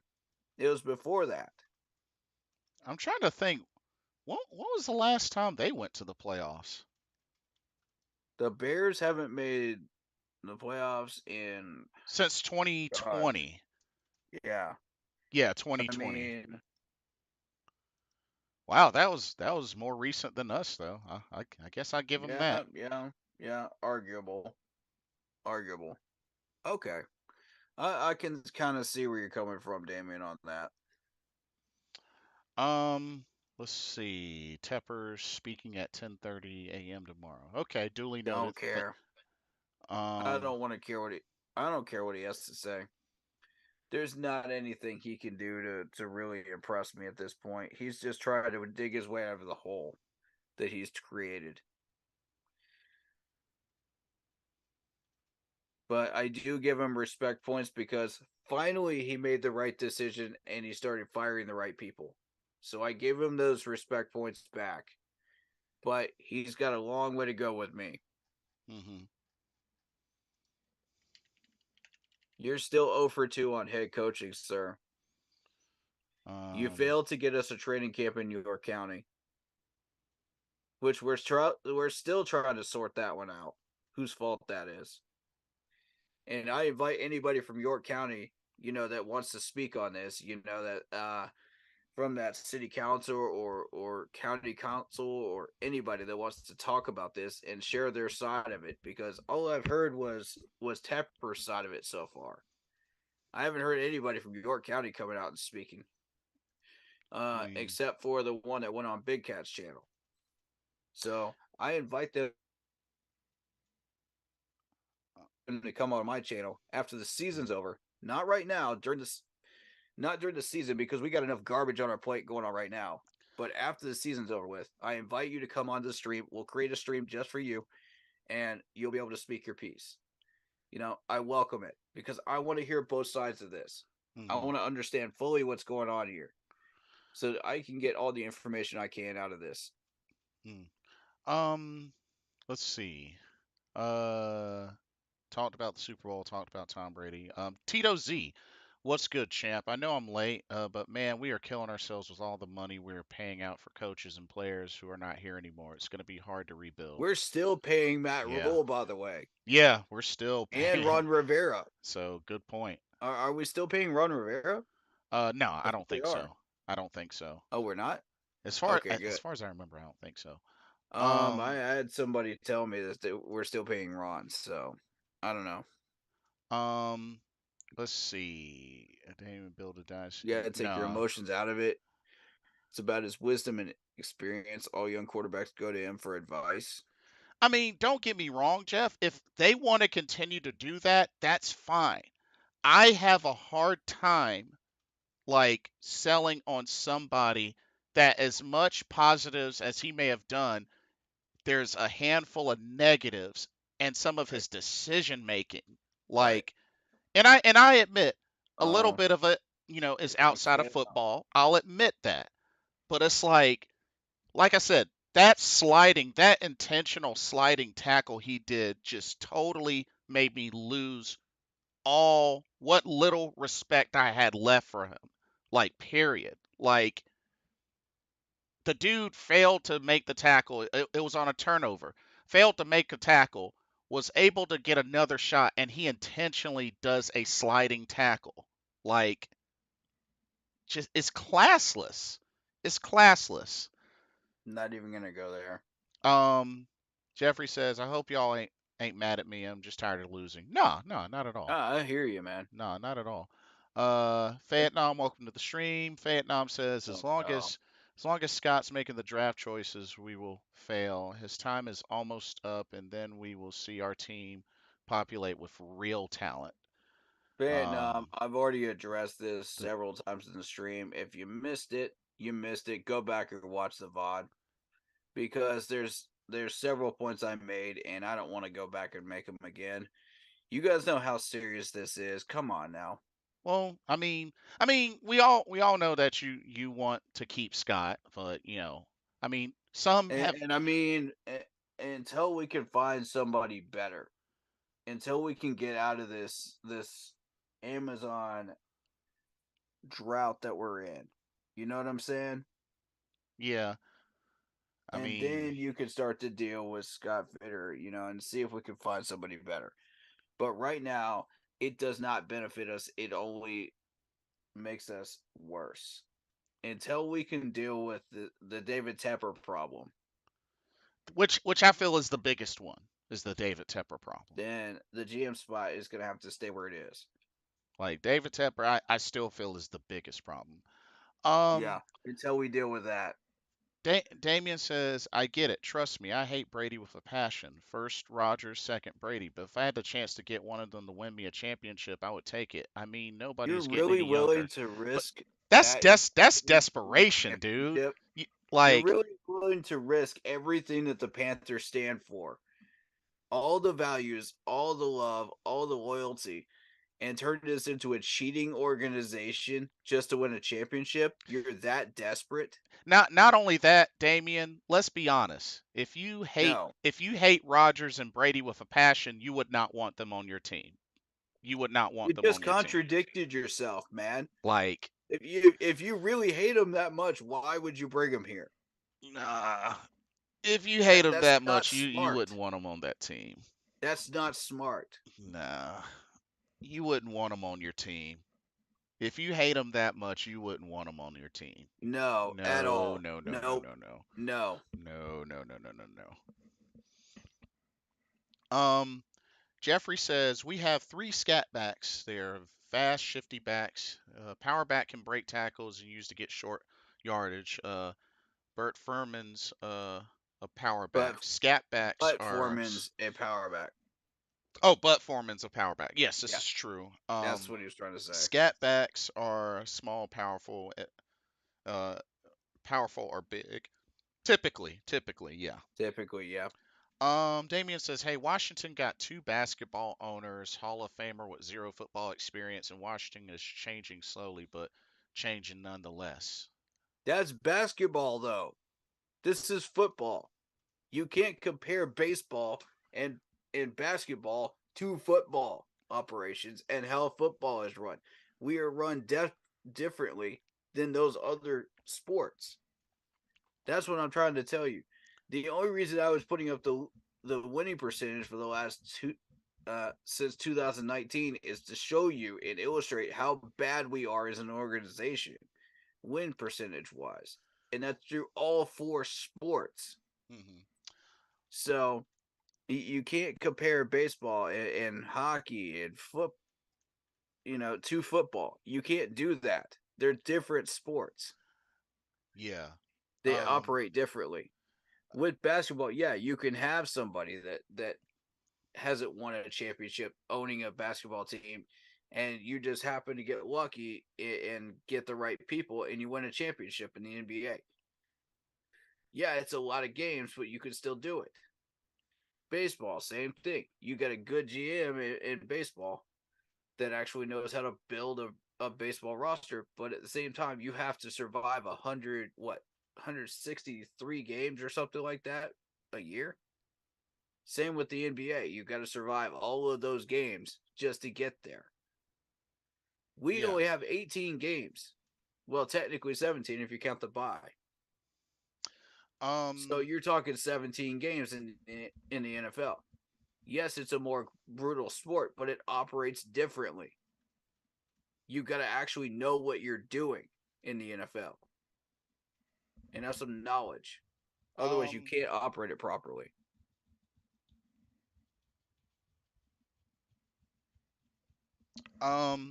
Let's see. Big Cat just went Big live. Cat Us just went. Panther fans never sleep. I mean, Well, Jeff R that's has a Big point. Cat. So I mean, he that's has a point. he always goes live this late. Yeah. Damien says you do realize Fields has had three different coaches and had to sit behind Andy Dalton, aka Carrot Top. Okay, first off, with Andy Dalton, God, you make it sound like Andy Dalton's just always been this trash quarterback. You do also know this was a three-time Pro Bowler, not to mention has had more wins than losses in his career. You do know that, right? The only big not to mention he saved the Cincinnati Bengals franchise. now He the only rescued it from the graveyard, now the only thing that you can dox Andy and he Dalton. put 300 yards up against the Vikings this year too. Now the only thing that you can no, that was Seattle. It was Seattle. Okay, it was Um, Seattle. Still same point. the only thing that you can dox Andy Dalton for is he's 0-4 in the postseason. In the Yep, playoffs he falls apart. yep, That's really the only thing that really stands out the most to him. And don't get me wrong, yep, he's not even one of my first choices. But yep. this is somebody that has, as a longtime veteran that has had some success. I feel like you could probably compare him to like a James Harden, where he can ball, Right. but come playoff time, he pretty much shuts off.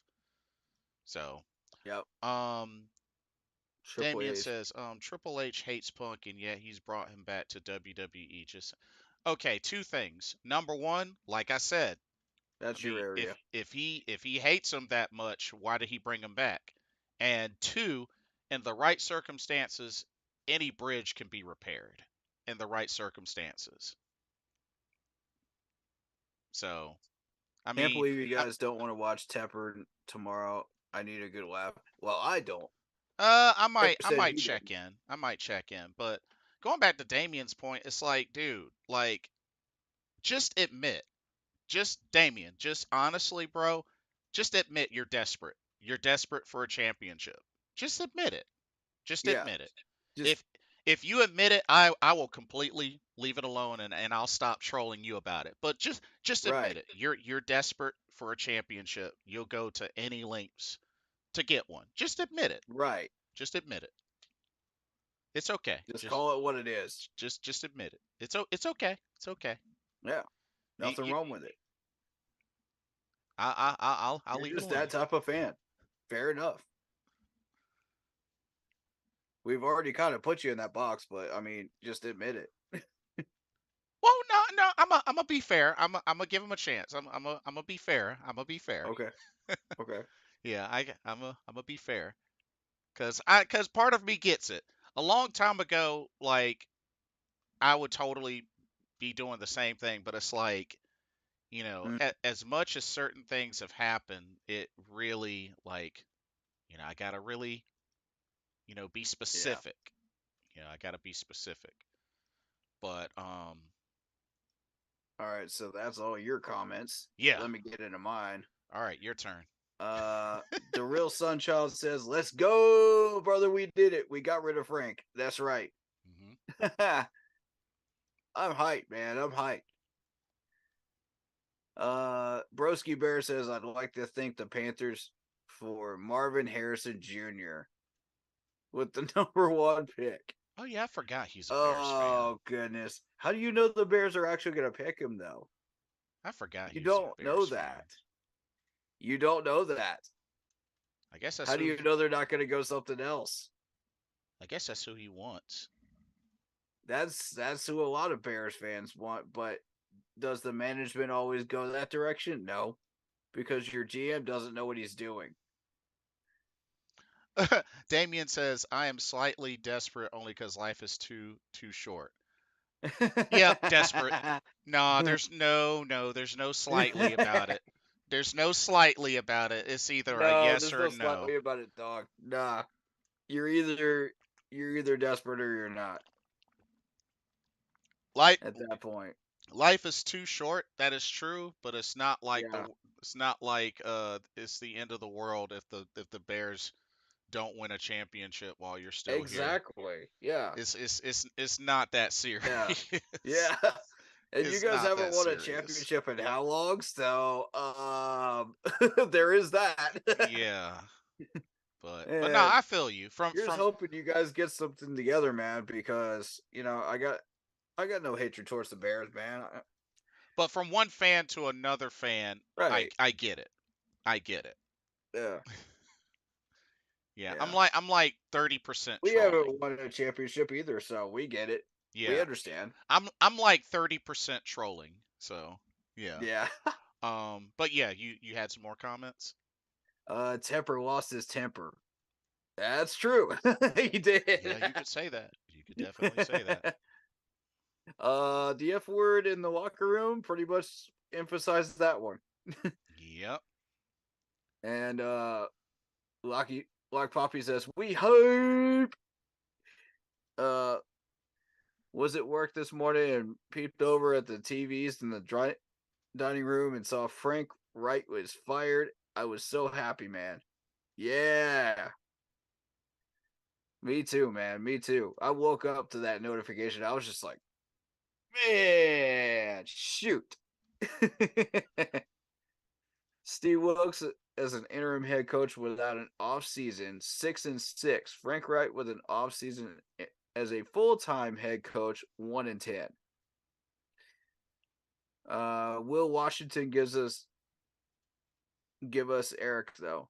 Will Washington Commanders give us Eric? I think is what he's trying to say. Probably not. After he's already tasted success in Washington. That's my thoughts on that.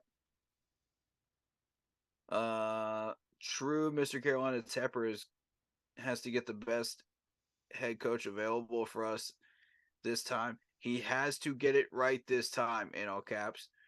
And the best choice definitely is Eric. I agree. I absolutely agree. He has to get it right this time. Yep. You cannot go over 3 because we are really down the hill. If you get worse than this, Better get it right. I don't think Tepper can take enough of the stress anymore with another trash head coach. Yeah, Oof. imagine how we feel. Oof. Welcome to the party, Mr. Tepper. We've been here for 8 years before you were even an owner of the Panthers. We've been here. We've been in this dark hole since before you came here. Yes. Welcome to the party, buddy. Can I hear y'all's thoughts on Chris Tabor as interim head coach? We already addressed that. Mr. Carolina getting me hyped, saying that I'm not gonna lie. You know, all that stuff that he was saying earlier. Oh, gotcha. Yeah, I agree. Mr. Carolina was on an absolute hot streak tonight. He was saying some absolutely hot fire stuff. Bringing that fire. He was spitting some fire today. Of course. Bears haven't seen a Super Bowl in a century. All right. Be nice. Be nice. Oof. Be nice. We haven't seen a Super Bowl either, buddy. So be nice. Yeah, we haven't Plus, seen we did one. lose to the Bears too, and we gave up our first round pick to the Bears. So be nice. We don't have much room to talk trash today. Damien says, "Hey, sorry, I'm bringing this up. Since you brought up the race card thing, how would you like Mike Flores as head coach?" I didn't exactly bring up the race card thing, but what I was doing was illustrating a point. You know, you can't use the race card Mike when Flores. we're talking about Eric Bellamy not getting a head coaching job. Wait. That was my point. I was trying to illustrate that. Mike Flores. So, no, that's not where I was going with that at all. Oh, does he mean Brian Flores? I think so. Oh. Yeah, sure. Sure, why not? I mean, I guess. I mean, maybe. I know he's kind of a middle of the road when it comes as to head Ron coaching Rivera record. was too, so Yeah, but I mean, you'd be getting another he did have that big comeback season. Ron Rivera. He did have that big comeback season with the Dolphins, and then he got fired for Brian it. Flores. Yeah, Brian Flores. Yeah. I had to think about it. I was like, oh, Brian Flores. That is true. He did have that comeback season with the Dolphins. Yep. Yeah, won 7 True. straight. But then got fired. You know, Right. he was done pretty dirty. I will say that he was done pretty dirty. But I mean, would I consider him as a candidate? I mean, not my first choice, but why not? He's not my first choice, but why not? I'll leave it at that. Yeah. You got any more comments on your end? No, I am caught up. Oh wow. So I had tons more. Oh, okay. Fair enough. Yeah, that's why I let you start. There's been a lot of talk today about the situation that we're in. And I mean, it's been interesting. So we know. So with this being said, we know we have our final 6 games. The Bucks twice, which is this next game and then the last game of the season. So the Bucks twice, and this will be an away game. This will be an away game. Actually, we have 3 straight away games because we lost to the Titans, then we got to play the Bucks, and then the Saints. The final time with the Saints is on the road, and then we got the Falcons and the Packers at home, then the Jaguars on the road, and then we finish off at home against the Bucks. So Thomas Brown, play caller, Jim Caldwell has his back. Chris Tabor, interim head coach. These final 6 games. I guess We haven't officially named an offensive coordinator. He's a special play caller assistant, right? That's what they labeled him as? no. Who? Jim Caldwell? Yeah, Yeah. So for the new role. yeah. So he's gonna be assisting to Thomas Brown as far as with the main focus being on offense with the play calling. But that's not. We haven't named an official offensive coordinator. That's the problem. Well, it's still going to be Thomas Brown. It's still wide open. Wait. It's still wide open. They haven't named one yet. Wait, what do you mean? Yeah, he's calling the plays, but they haven't named him officially offensive coordinator. But you see my point here? There's a narrow window. No. Like whoa. There's a narrow window that you could get Ken Dorsey in here as an offensive coordinator. No, Thomas Brown is still offensive coordinator. They haven't officially named him that, though. They called him a special assistant. They used some special term for him, but they haven't named him officially as offensive coordinator. That was Jim Caldwell, bro. He said that he's a special advisor for the offense. Jim Caldwell got fired. No, he didn't. Jim Caldwell's still here. He's the special advisor working with the offense. How is he? That's not what I was hearing through the grapevine. I'm looking at the Ian Rappaport even said it. Chris Tabor, interim head coach and addressing the team. Jim Caldwell moves to special advisor working with the offense. Special advisor. Listen to the context of that. Special advisor working with the offense. That's not an official offensive coordinator role. I understand that. I'm saying Thomas Brown. That's what I'm saying. Thomas Brown is still the offensive here. Thomas Brown, no, bro. Thomas Brown is still the offensive coordinator. He's not been officially named that, though. That's my point. That's his job title, though. That's his job title. No, that's not his official job title. Listen to the context again. I don't think you're seeing it. No, I'm not, because this is listen to the context of how that was put. Special. It was special. What was it named again? Special advisor. Special advisor. That's not an offensive coordinator role. That's an advisor to an offensive coordinator.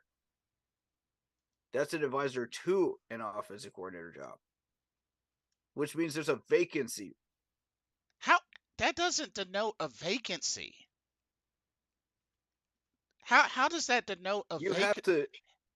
That's how the NFL works. You have to have an official name in the offensive coordinator chair, even if it's interim offensive coordinator.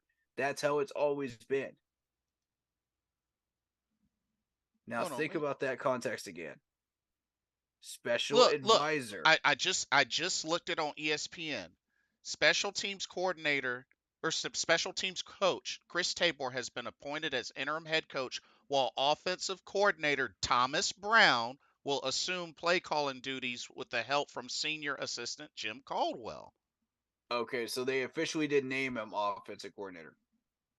They officially named him that, right? Officially named who offensive coordinator? Thomas Brown, right? He's officially been named that, using the specific words offensive coordinator, correct? Yeah, but bro, remember, he was hired. Okay, so that's what I was looking for. That's what I was looking for, was the official wording on that. Wait. Because otherwise there's a technicality. Did you think it was going to change? What I'm saying is, you never know with this organization what might happen. It's been a circus. So there's been a lot of weird technicalities that have been going on in the last 5 years.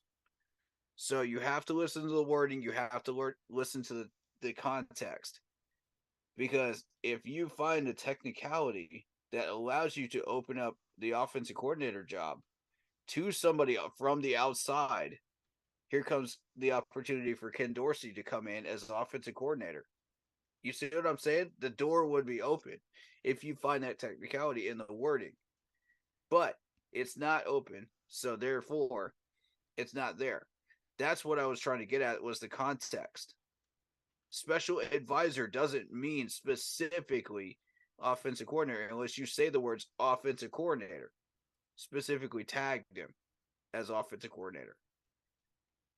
You Well, could advise anybody. You could be an advisor for a head coach. You could be an advisor for the defense. That doesn't make you a coordinator.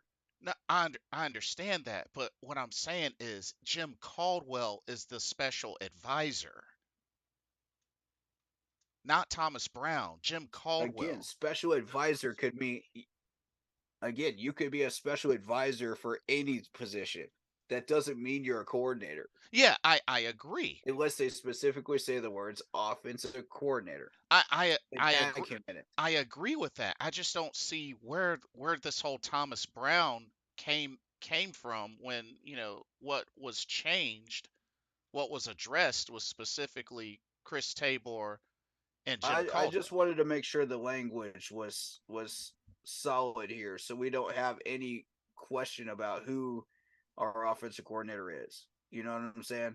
Yeah, like it's like the play calling is definitely back in the hands of Thomas Brown. Like, yeah, that's definitely back in his hands, but he's gonna have. Okay, but we had head coaching that was calling offensive plays too. So that doesn't mean specifically you're an offensive coordinator just because you call plays.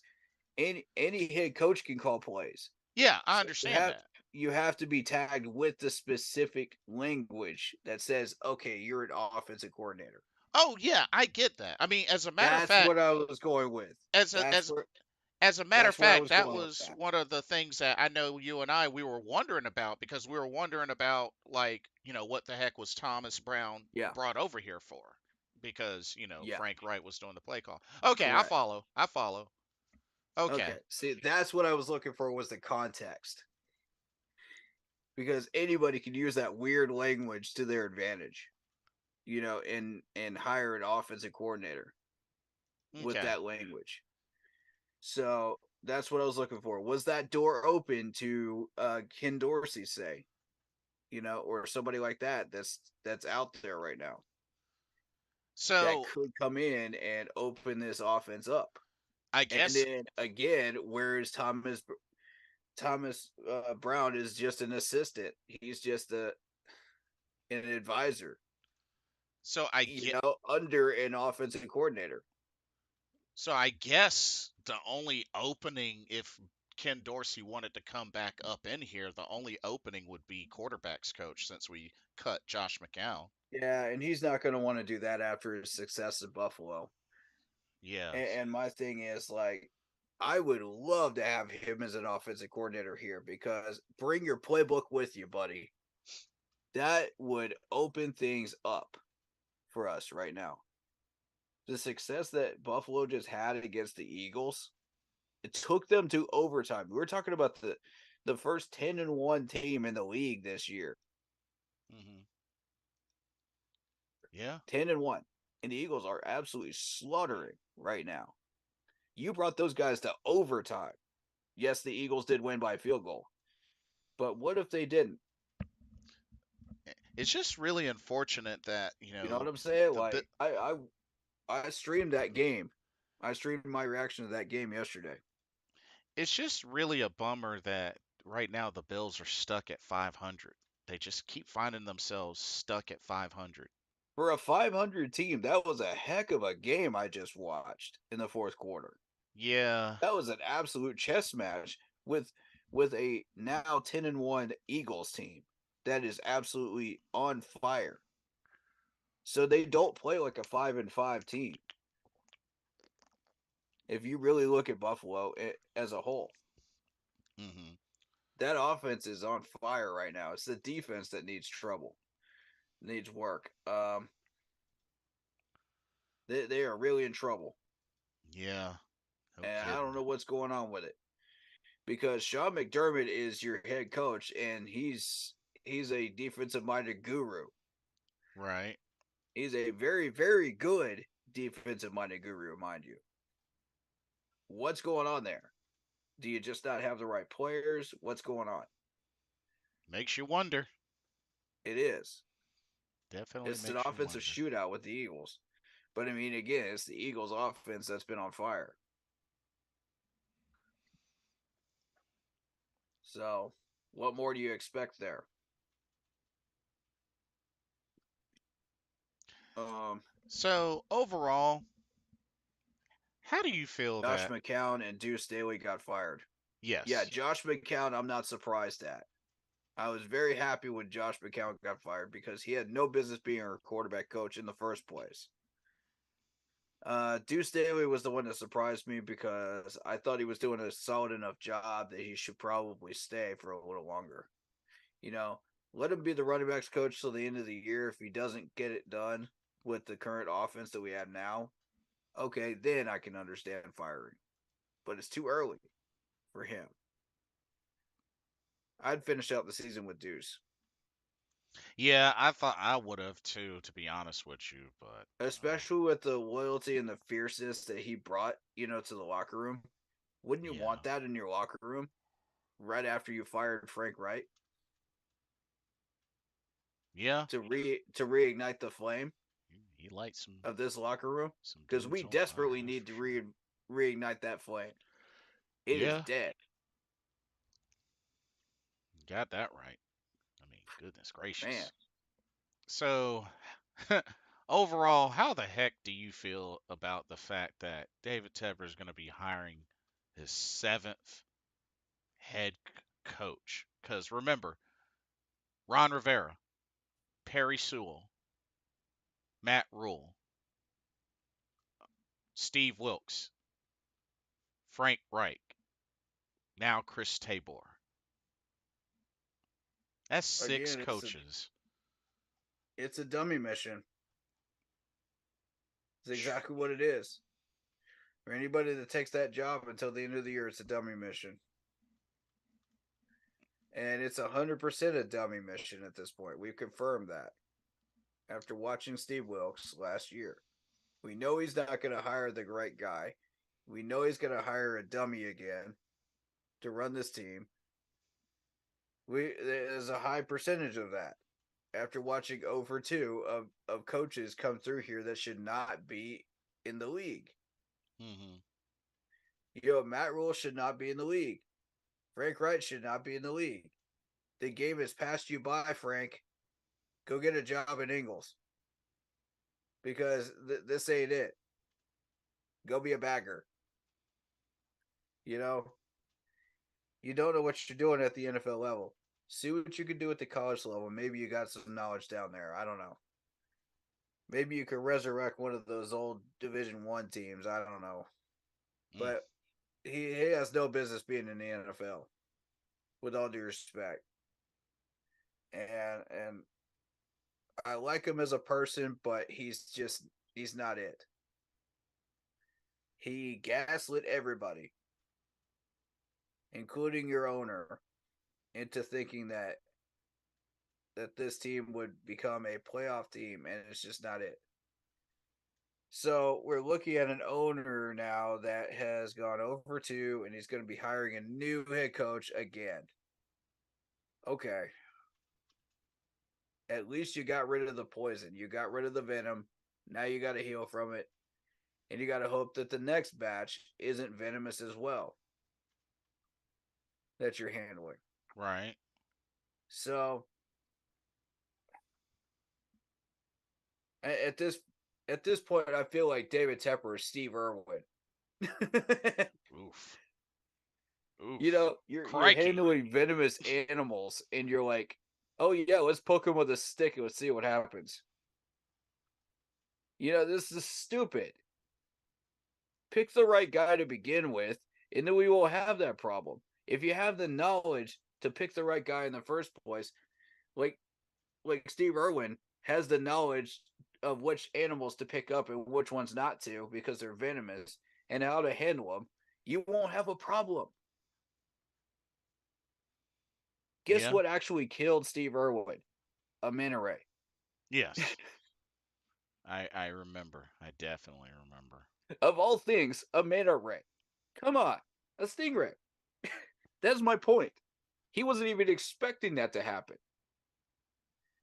But when you're actively handling a venomous animal, you're thinking, okay, I expect this animal to try to bite me. I expect this animal to try to get me poisoned in some way.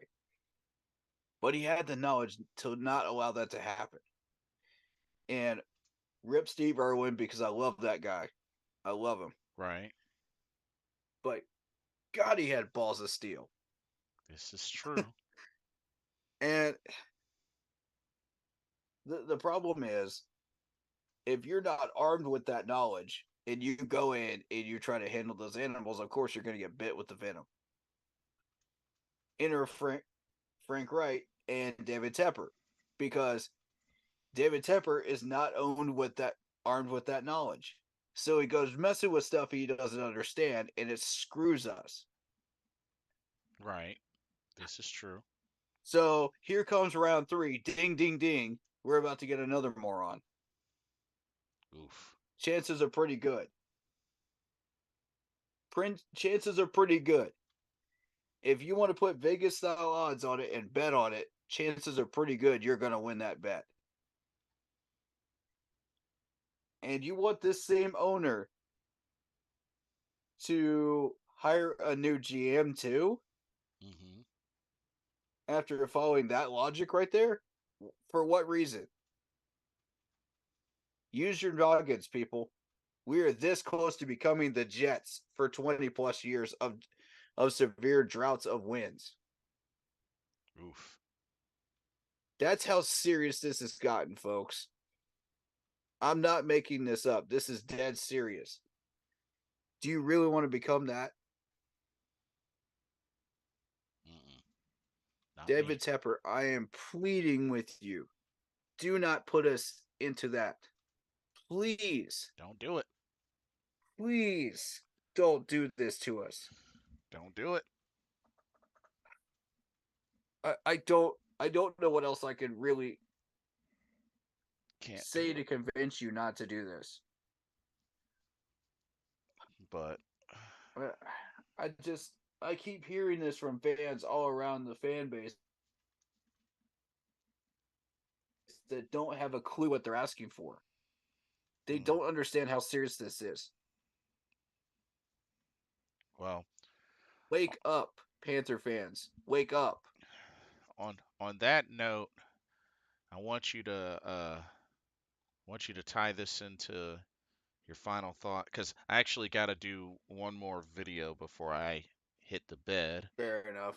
But Fair enough. go ahead and work this into your final thought and take it away. All right. I'm going to start with the fact that I give you points for firing everybody that needed to be fired and keeping the people that needed to be kept. Mm-hmm. Because here's what I would like to see happen from here on. Okay. Okay, so evaluating who we fired. These were the correct people. The 3 I wanted us to keep were Scott Fitter, for the reasons I just listed to you. Okay. Because it's that dangerous of a time that we could fall into that trap of being that next Jets team with a horrendous GM. 2, Evero needs to stay, and he did. 3, we needed to keep the special teams coach, which we did. Now, I would have added Deuce Staley to that list, but he's a questionable number 4. That's okay. I'm not mad at it. Okay. I'm not looking to get horse in the mouth right now. I will take what we can get. You Okay. got to take some bad with, some bad medicine with the good. You know what I'm saying? So I'll take what we got. I'm very, very pleased with it, and we're heading in the right direction. Um, I'm just pissed off that you didn't do it after the Bears game, but hey, again, not looking to give horse in the mouth. So, with that in mind, where do we go from here? Oof. Where do we go from here? That's the magical question. Now, what I would have liked to see happen was, because of the fact that we have spent $70+ million for out of players' money and out of Charlotte taxpayers' money to make this roster happen. Under normal circumstances, I would say tank. But these are not normal circumstances. And this is one of the few exceptions I will ever make to this. This special situation right here. We need to win as many games as we can to justify the spending of $70+ million out of players' money and taxpayer money to satisfy, one, the fan base, who is already looking to protest outside of your gates, and two, the players themselves, so they don't leave Carolina. And I'm imploring any players right now, stay in Carolina, stay the course. All we need is a good head coach and a good offensive coordinator that can take us where we want to go. They will manipulate Scott Fitter in the right direction. They will lead him in the right direction like a horse to water, because Scott will now see success from a coach that actually knows what he's doing, aka Eric Bellamy, whoever you want to put in that actually has success. He needs to see success. All he's seen so far is failure. But if you lead that horse to water, he will bring you to a lot of great things. He will get you to that next town, that you've been wanting to go to. And then from that town to the next, if you keep feeding that horse, you keep leading that horse to water, he will give you what you want until you get where you're going, which is the Super Bowl. It's going to take a while. It's going to take a few years. But we are just starting at bare bones bottom. Right now. And I'm not saying that this roster is bare bones bottom. I'm saying we got a lot of talent on this roster. You really want to toss that to the wind? I wouldn't. If you're a player right now, I implore you, stay the course. Good things will start happening now that you've gotten rid of Reich. But you got to be patient and hope to God Tepper hires the right man for you. That's a big gamble.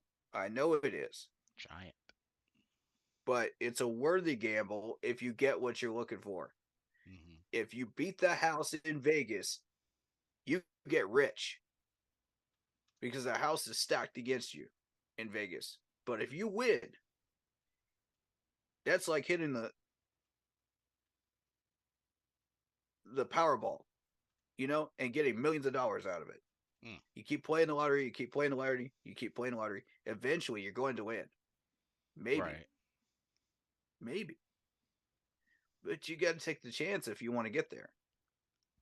Got to take some You got to risks. put your entries in if you want to win it. You can't win if you don't put your entries in. You can't make the money if you don't put it into the pot in poker. So what I'm saying is, be willing to take that risk. I know it's a huge ask. I know it's a humongous ask. Mm-hmm. But right now, we're within a hair's width of either turning into the Jets, with a 20-year drought or being successful. And it's up to Tepper. Watch the news. Let's see what Tepper does. If he fires Scott, then ask for your way out. Because there's no way you're going to succeed here. You're just wasting your career.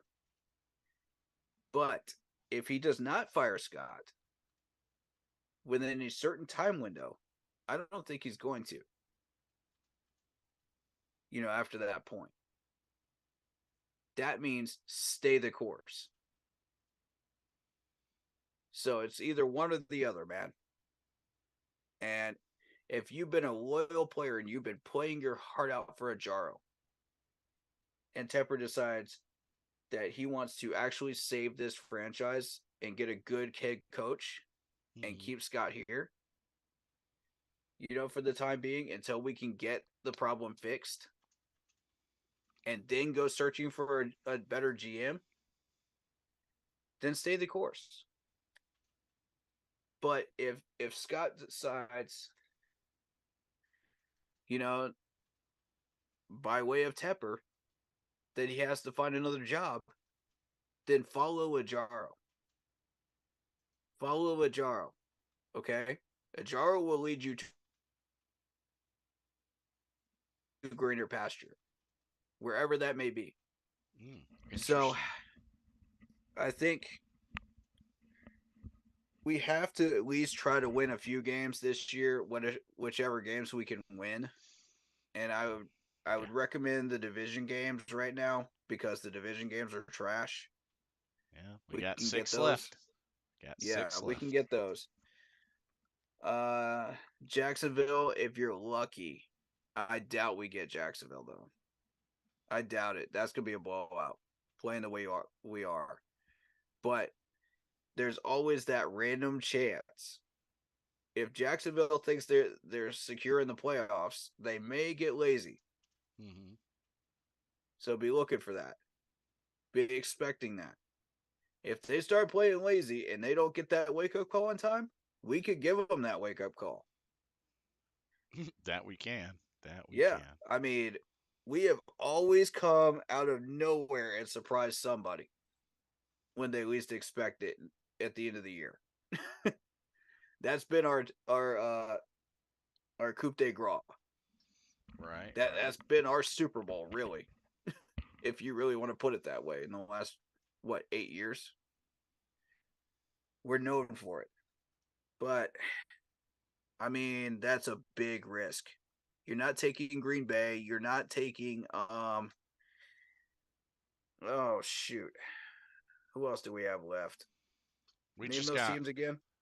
We got the Bucks twice, Falcons, Saints, Jaguars, Packers. Yeah, that's it. Green Bay and Jacksonville. Yeah. Okay, so you're not taking the Green Bay game. I can go ahead and give you that one. You're probably not taking the Jacksonville game. So it's got to be a division game. The Saints will probably beat us too at this point, using the same offense we've been using. So you're thinking under Thomas Brown. So you think we'll probably end 3-3, unless Thomas Brown is finally off the chain and allowed to do what he wants to do with this offense. Then you might see something interesting that might be worth exploring. We'll take a look at it and evaluate it once we get there. But again, like Mr. Carolina said, somehow, by some miracle, we are still in this division race for the crown. I don't know how we are, but we're going to need some help from Tampa Bay. It's got to be Tampa. If they don't help us, we're in trouble. We're out. Because we're not taking the 7th seed. We're not taking the division. We're out. So at that point, I still recommend winning those games just because of the fact that we spent that money. And we got to justify it. Right. But if we didn't spend all that money to build this franchise and we built it for cheap like we did with Gettleman, then I would say tank it. Because we got to get those draft picks. You know what I mean? We already don't have a first rounder. Right. So this is a special circumstance. And like I said, normally I would not suggest this. I know people are going to hate me for saying this, but I'm a huge fan of tanking when you're already screwed for the season, when it's already over, you know, because the higher the picks, the better your chances of getting the players that you need to fix the team. You don't want to sit in the middle of the draft order like Green Bay and Minnesota for years and end up getting the middle of the pack, which is basically not great. So they didn't go anywhere. They stayed stagnant. And that's what I was worried about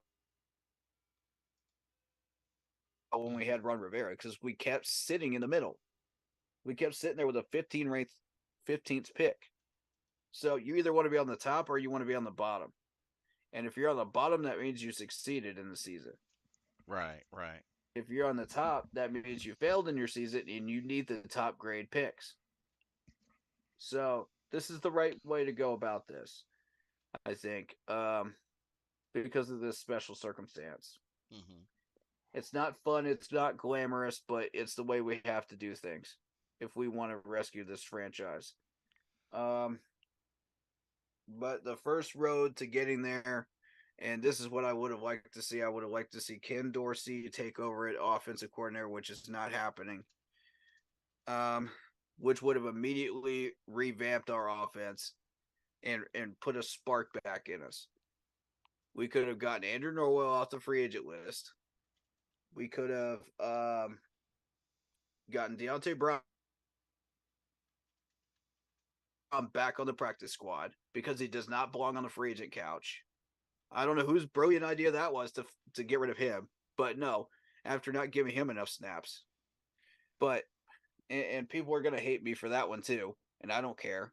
Mm-hmm. But you got to get the next thing is putting the offensive line coach and the D line coach in a room together.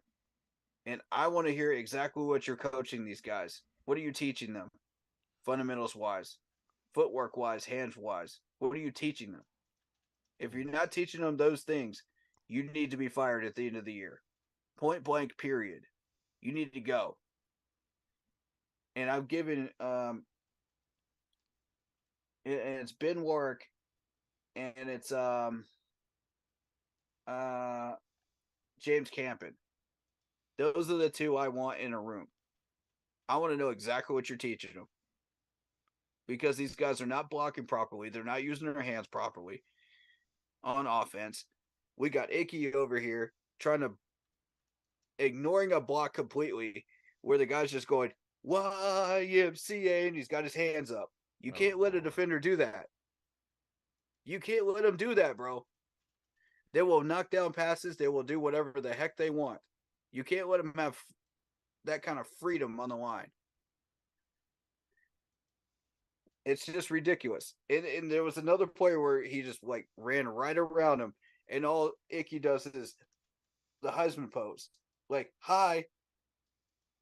It's Dang. like, and he just goes right past him like he did with Michael Oher back in the day. I'm like, Dang. this has got to stop. Okay? This has got to stop. This is the type of line play that's got to stop. Somebody's got to get Taylor Moton and Icky in a room together with James Campen and go, this has got to stop. You got to fix this. Now, Interesting. you guys are better than this. You guys have better fundamentals than this. You have better footwork than this. You have better hands than this. We saw it last year. We know you have it in you. Fix it. I don't care if you have to work on drills till 11 o'clock at night. Work on them. Get in the weight room, all of you on the O-line and the D-line, and work on your strength because this ain't working. The O-line is not blocking properly. They're getting bull rushed into eternity. The D-line is not getting any type of bull rush at all. They're doing the opposite. You know, they're letting the O-lines dictate the trenches. I want you guys to build a doggone log cabin in those in those trenches, man. Make them yours. Make them yours. Own that trench. Buy that land, own that trench. Because that's what we need to start doing. And I need these defensive ends and these defensive players to get off your blocks. Somebody needs to teach these guys how to do that, because none of these guys know how to do that under Ben Warwick. Not a single doggone one of them, and I'm fed up with it. I've been watching this all year, and I'm like, why? For what reason are we allowing even the most average running backs to run circles around our D-line and get 2 touchdowns on us? And I'm not talking about Derrick Henry. Oh, no. Y'all thought I was talking about Derrick Henry with those 2 touchdowns this weekend? No. I'm talking the most average running backs. Are still running circles around us and racking up yards. Because we don't know how to do easy fundamental things, such as get off blocks and cover the gaps. This is not a hard concept. It's muscle memory. If you already knew how to do it going into the NFL, you should still be taught how to do it through muscle memory, except faster on the NFL level. If you're not developing these guys with muscle memory as a D-line coach or an O-line coach, start working on that. You're not doing your job right.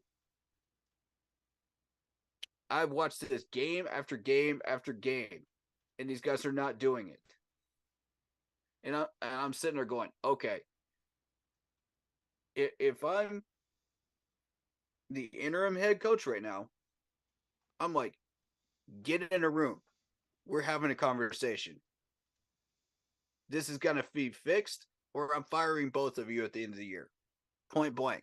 I have that authority now. Fix it, or you're gone. And I'm not waiting on David Tepper to fire him. I'm firing him myself. Oof. Because I'm that fed up with watching it all year. Then you're going to go out and you're going to get another corner to fix this sorry cornerback room that keeps getting riddled with injuries. We have missed 7 opportunities to fix this problem all year long. 7. Count them, 7.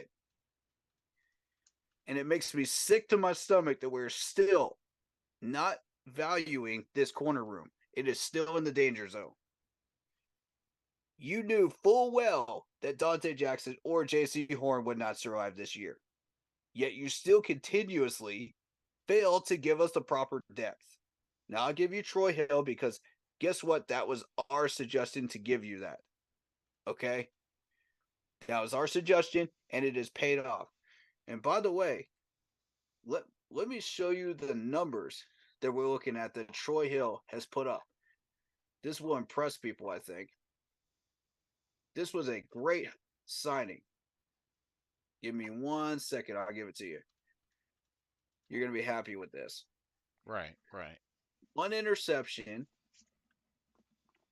4 passes defended, 29 total tackles, passer rating 57.6 that he is allowed. That's Troy Hill, ladies and gentlemen. Yeah. That's not Dante Jackson's numbers. It was a good signing. That's not J.C. Horn's numbers. That's Troy Hill. That's a 3rd-string corner. That was our suggestion. And it's paid off. Now you got to go out and you got to get another guy like that. So that we can have a full corner room and not have an issue. Now, I don't know who that dude was that we put in on Sunday. That was a new one for me. I haven't heard that name. It must be a new one. But yeah, go check that depth chart and see who that new guy was. But the problem is we don't have a solid corner room that we know we can depend on. Just because we're ranked 6th doesn't mean we have a solid corner room. David Long Jr. David Long Jr. Okay, I don't know anything about him. You'll have to tell us about him when I get done with my soliloquy. But We don't have a solid corner room because we have failed to get that done. We failed to get that done thanks to Scott Fitterer and due to Frank Reich being an idiot when it comes to depth chart evaluations and the scouting department. Mm-hmm. So we have to finally make do with what we have and try to get as many of these players back as healthy as we can get them to try to win as many of these games as we can. I will settle for whatever draft pick we end up with in this scenario, Mm-hmm. at the end of this road. But we got to start that journey now. Because if we don't do that now, we're just hurting ourselves. And if we don't try to win these games, that's like saying to the players, who cares about your $70 million? Who cares about the money that you just put in for this roster? It's worthless. It's pointless. Why did you sign here? That's the message we're sending to these players. And if I'm a player, I'm going, okay, well, if that's the message I'm getting, why should I stay here at the end of the year? Right. Why don't I go to greener pastures where I know I'm going to be successful, where I know that I'm not going to be misused? Yeah. By an owner that doesn't know how to pick a head coach and a head coach that shouldn't even be in the league. Yeah, And that's a fair point. and it gets even worse. If you have a GM that has no clue what he's doing, that's worse than Scott Fitterer, why would you want to be drafted here? Like, we're actually going to be the first team in the NFL where players don't want to be drafted and actually verbally say so at some point down the road if you go that route. Yeah. I mean, look at a perfect illustration of that is Phillip Rivers. Do you guys remember that trade with the San Diego Chargers? He did not want to play for the New York Giants for anything and got himself traded to the Chargers. Right. That's who we're going to be. And guess who won that battle? Eli actually did, surprisingly. Yeah. But that kind of went the other way and doesn't really illustrate my point. But still, you get where I'm going with this. That's the team that we're going to be. We're going to be the New York Jets team for the next 20 years that all these players want to do is come here to get a bag and set themselves up financially for the rest of their lives. Because that's all you got from Jets players for 20 plus years because of a horrendous GM that was making horrendous decisions. Do you want that to be us for the next 20 years? I don't. We are this close to getting there. But we got to keep Scott for a little longer. I know it hurts. I know it's pissing people off, but it's the right decision. And I'm proud of Mr. Tepper for making that decision, that tough call. And it's the right one. I know a lot of people are going to stay pissed off about that. I know they're going to march on the stadium because of it. I don't care. It's the right call. Do you want that? Or do you want 20 years of hello, darkness, my old friend? We're having a losing season once again. Do you really want that for the next 20 plus years? I don't. Which one is the lesser of the two evils? So sometimes you got to choose the lesser of the two evils to survive as a franchise. We're at that point now where we're desperate enough to have to do that. Does that piss me off? Yes. Am I happy with that? No. Not at all. But it's where we are. And fans have to accept that in this fan base. Otherwise, they're accepting 20 years of darkness. Pure darkness that we will never find our way out of. Yeah. I don't see any other way around it at this point. That's how scary dangerous this is. You cannot. Mr. Tepper, you cannot do this, man. You cannot do this. I am begging you with everything that I am as a Panthers fan, do not do this to this franchise. You would be putting a dagger into the heart of everything the Panthers are if you do this for the next 20 years. And keep twisting the knife every year that we have a losing season. That's what that's like.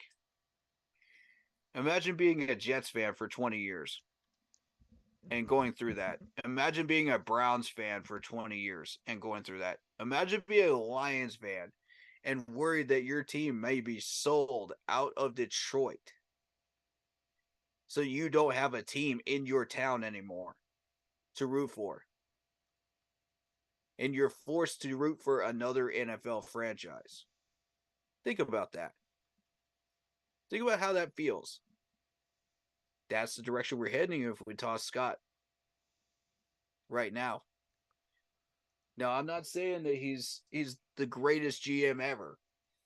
I'm not saying that he's even a good GM. I'm saying that he's the best we've got right now. And he's mid. And if you toss a mid GM for a horrendous one, you get exactly what you're getting in the head coaching ring. We get worse and worse and worse. Because our owner does not understand how to hire and needs to delegate these responsibilities to someone that actually understands football and how this franchise should be run. I don't care if it's a former player that you delegate these responsibilities to. I don't care if it's somebody that you just randomly hire that understands football. I would prefer it to be somebody inside of the franchise. But you got to delegate it to somebody because you do not have a freaking clue what you're doing. And you're twisting the knife further and further and further. The more you screw this up. Yeah. Fair. These fair. fans will not put up this much longer. They will leave this franchise. They will not show up to your stadium. They will not give you money. Guess where that money comes from? That is enemy money. From the Dallas Cowboys, from the Saints, from the Falcons fans, from the Buccaneers fans. Those fans will be filling up your seat. That is enemy money. Do you want that? Because money seems to be the only thing you understand, Mr. Tepper. At this point, prove me wrong. Prove me wrong. And winning. So again, I'm saying the same stuff I was saying, yesterday. Please find a way to show me that is not you. I'm issuing the gauntlet to you. Show me that's not you. Mhm. I'm so fed up with this. I really am. Meanwhile, the Charlotte taxpayers have to pay for this legally and pay for this horrendous product that they see on the field. Now, I'm proud of you for making the right decisions on firings. That's the first step in the right direction. But we got a long way to go. We got a long way to go before we can resurrect this franchise. This is just step one. Yeah. And I This. hope that you have the balls to do it and the spine to do this, Mr. Tapper, because it takes exactly that to run this franchise. So, what I'm hoping for is that things get better and things don't get worse. But the one name you don't want to see run across your screen, if you're a Panthers fan right now, is Scott Fitterer being fired on ESPN alerts. If you see that Scott Fitterer has been fired, we're screwed for the next 20 years. That's when it's time for Panthers fans to utter the F word and scream it at the top of our lungs because we know we're screwed at that point and there's no going back. If you make that decision, there's no going back. You want to be an owner of this team? This is what it entails, Mr. Tepper. You dug your own grave, now you're digging your way out of it. And I hope you got a big freaking shovel because that's what it's going to take. You got to dig out all the crap. You got to dig out all the waste before you can get to any type of gold. And there's a heck of a lot of it. So I hope you got your gloves on and I hope you got your safety suit and your hazmat suit on because we're diving deep into the crap in order to get there. So, I mean, at this point, I don't know what else I can say to you, Mr. Tepper, other than please don't make the same stupid mistakes you've been making and fix this team for everything great on this earth. I am begging you. Do not cause further harm to this team. Get your hand out of the cookie jar, good sir. Well, Get your hand out of the cookie jar and save this team. There's a difference between meddling and there's a difference between fixing this team. Well, fixing this team entails understanding the team that you are buying into. This is not a child's toy. This is not your Oldsmobile in the backyard that you are working on in your shed. This is a $1 billion Carolina Panthers team that was built for the fans. The fans feel slighted because of the things you have done. This is not it. We are going the opposite direction, and the fans have every right to be pissed off. Every right. Because of what you did.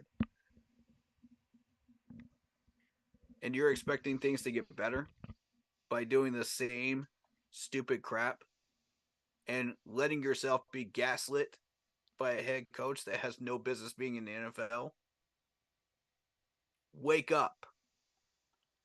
This is an NFL franchise. You can't just treat it like a stockpile of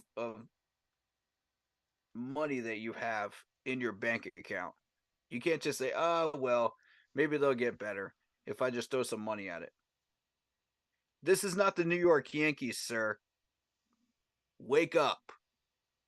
It's run differently. This is not baseball.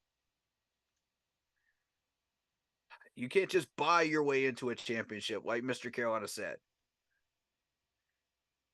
You have to find the correct people to run this franchise correctly.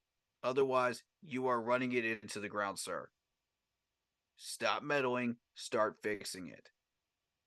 And yes, I don't care what people say. If they think it's meddling, if you show up to practices, if you start learning about this team, if you start talking to these players, that's not meddling. That's learning about what you built, sir. That's learning what you put your money into. And by the way, this team has been here longer than you have. Okay?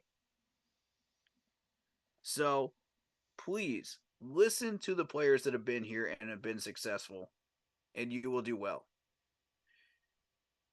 Ignore them at your own peril. And I'm saying that very, very specifically. Ignore them at your own peril.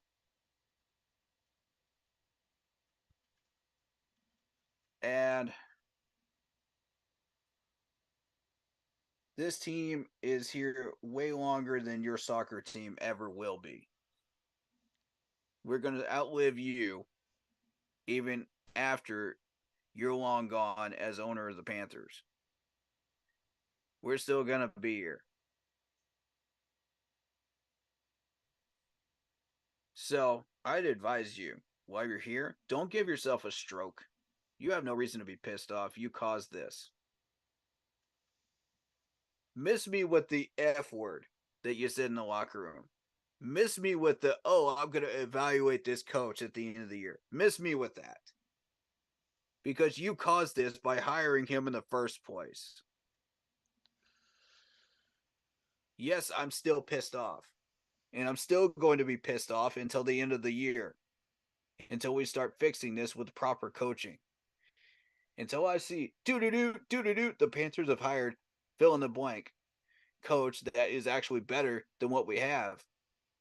I'm still going to be pissed off as a Panthers fan. Well, And I don't blame the rest of you if you are too. well, The people that deserve to be the most pissed off are the Charlotte taxpayers. And the people that are paid for permanent seat licenses, PSLs. Y'all have every right to be pissed off. And to put money into this team every single year. Me, myself, I would not walk across the street for free, even if I was handed a free ticket to watch this team and this product on the field. I wouldn't do it. It's not worth it to me. I'd rather just play some Madden. Oh, Lord. That's where I'm at right now. Because you have ruined it that far. And I was there. I dropped $100. I was a butt-in seat, as you call it. Butt-in seat for that Saints game. Yep. And I'm embarrassed I paid $100 for that. I'm embarrassed as a Panthers fan. But hey, I paid $100 to meet some super fans. I met some awesome people like you, that were out there. Great experience, right? Yeah. I could have that same experience going to a bar, watching the game at a bar, and meeting fans there. You see what I'm saying, folks? This is a product that we are embarrassed by. This 303 winning percentage since 2019, that's real. That's a real number. And if we don't start fixing this now, we are going to be the laughingstock of 4 different sports for a very, very long time. That's not something I want. That will keep me awake at night as a Panthers fan and as a Panthers YouTuber. That will haunt my dreams, that number. I don't know about you guys. Is it haunting yours? Is it pissing you off too? Good, it should. Because if we continue on this path, we're not going to get anywhere. But the fact that you fired Frank and you fired the right coaches today started the journey in the right direction. You've earned some brownie points, but you got to earn some more. A lot more. So let's keep this train moving. Let's keep it moving. Don't stop. Don't go stationary on me. Keep it moving. I need to see progress. These fans need to see progress. Right. Otherwise, they will not come to see your product. They will not pay money for your merch. They will not pay money for your food. They will not pay money for anything, especially butts and seats. Right. This is where we're at. Gotta be. You put yourself in this position, Mr. Tepper. Do I feel sorry for you right now? No, I don't. I don't feel a doggone bit sorry for you and your anger problem in the locker room and your little temper tantrum. Are we this frustrated? Welcome to the club. We've been this frustrated for 8 years, sir. Welcome to the train. We've been sipping champagne and pissed off for 8 years now. You're just now figuring this out. Welcome to the party. Now, what are you going to do about it to try to fix this? You see the passion and heart in my voice right now? That's how loyal I am as a Panthers fan. That's how much I care about this crap. I sacrifice my Sundays for this. You do. Okay? I could be out there doing other things. I could be working. But no, I'm sitting here in front of you explaining to you why this team sucks balls every Sunday. It sucks balls. It does. But can we find a fix for it? Yes. But only until we stop putting band-aids on a gaping wound. Only until we start sucking out the poison can we start winning. Right. It's up to you, Mr. Tepper. You decide what we're going to do from this point forward. But be smart. Be wise. Right. We're this close to 20 years of hello darkness, my old friend. We're back and we're seeing another loss. Another losing season.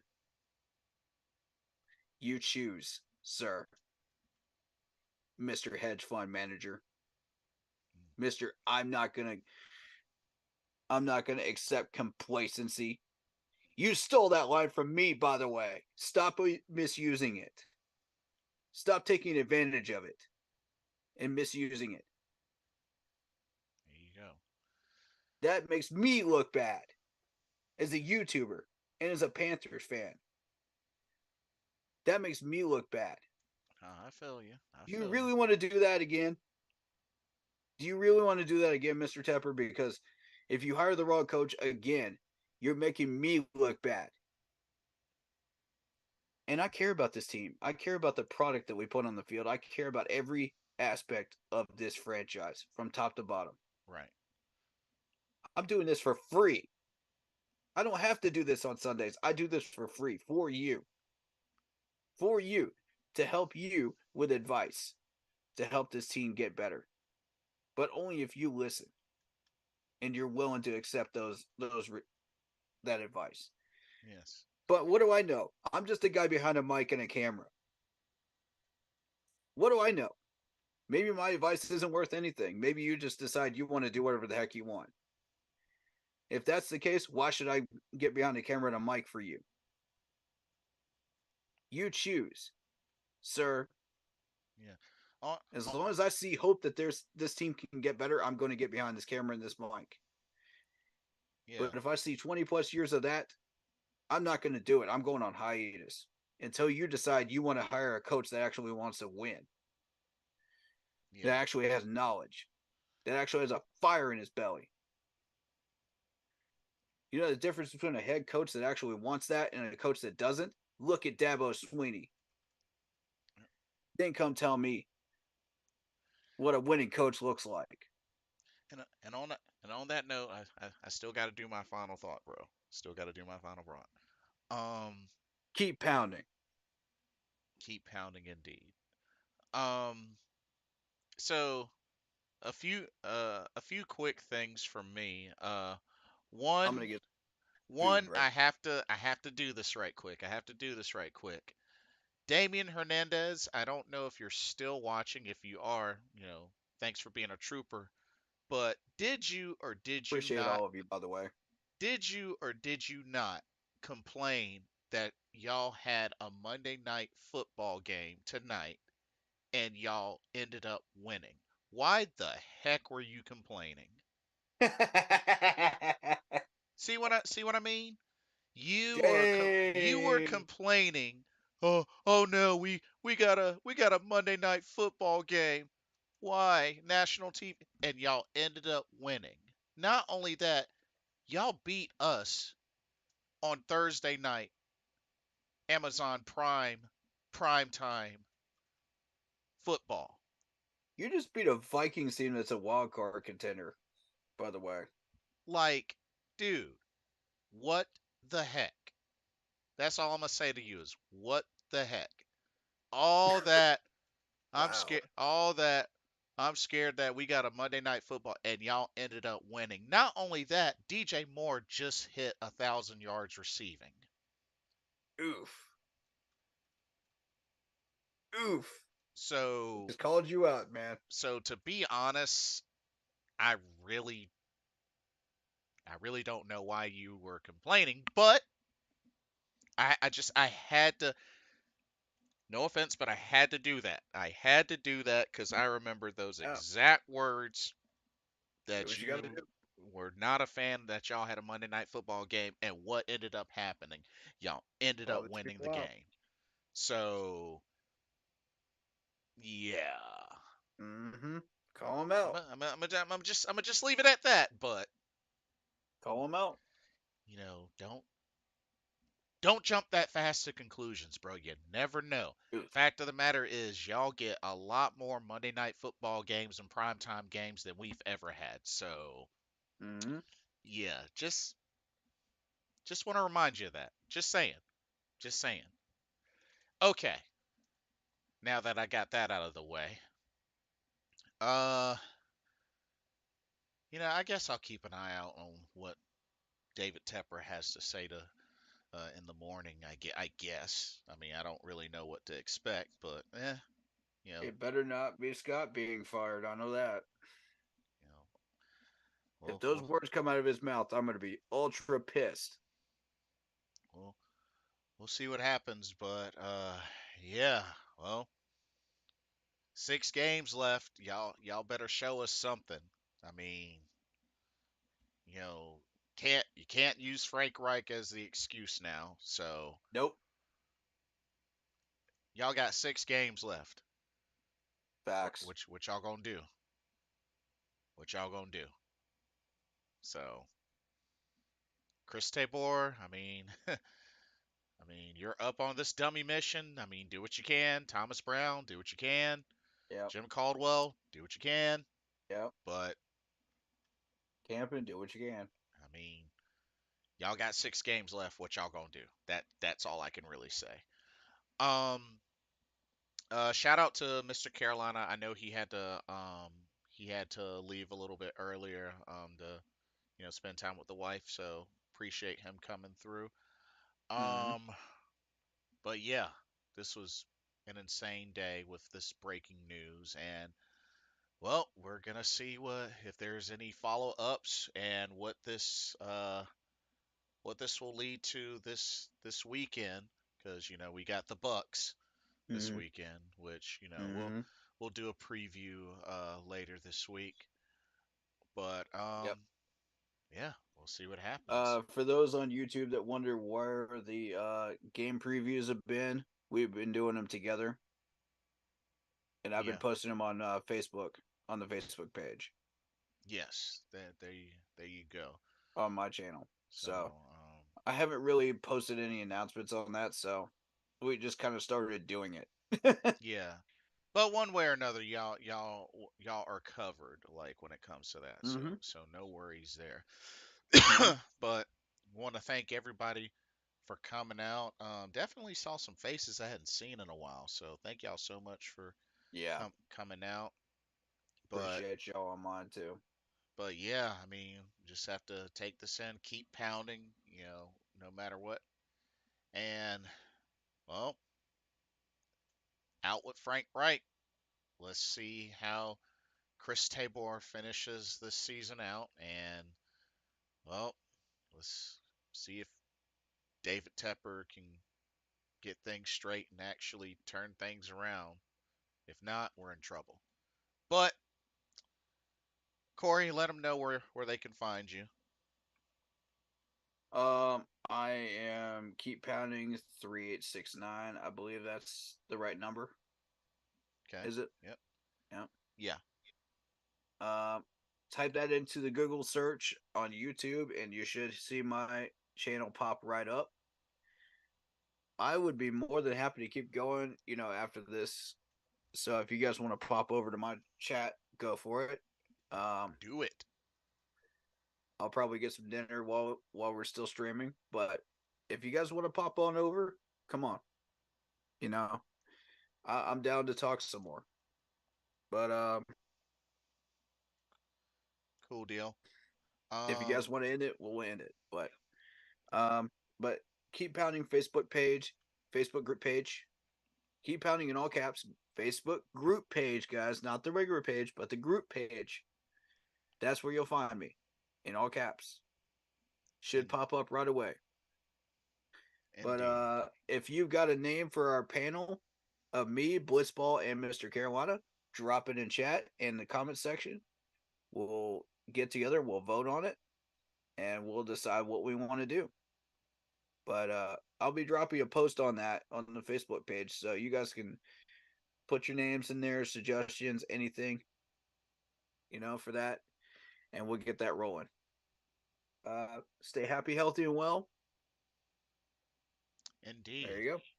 Indeed. So yeah, y'all going ahead and as soon as I end this, y'all go ahead and transition to Corey Keep Pounding's channel. And yeah, keep it Keep going pounding there. 3869. But I'm gonna get ready to do one more quick video on my end and then turn in. Sure. But this has been another Carolina Panthers talk podcast. Like I said, brought to you by Keep Pounding Podcast, Blitzball Gaming, and the Bleeding Carolina Blue Podcast. Hmm. Thank y'all so much for coming out. Party continues over at Keep Pounding. Thank y'all so much.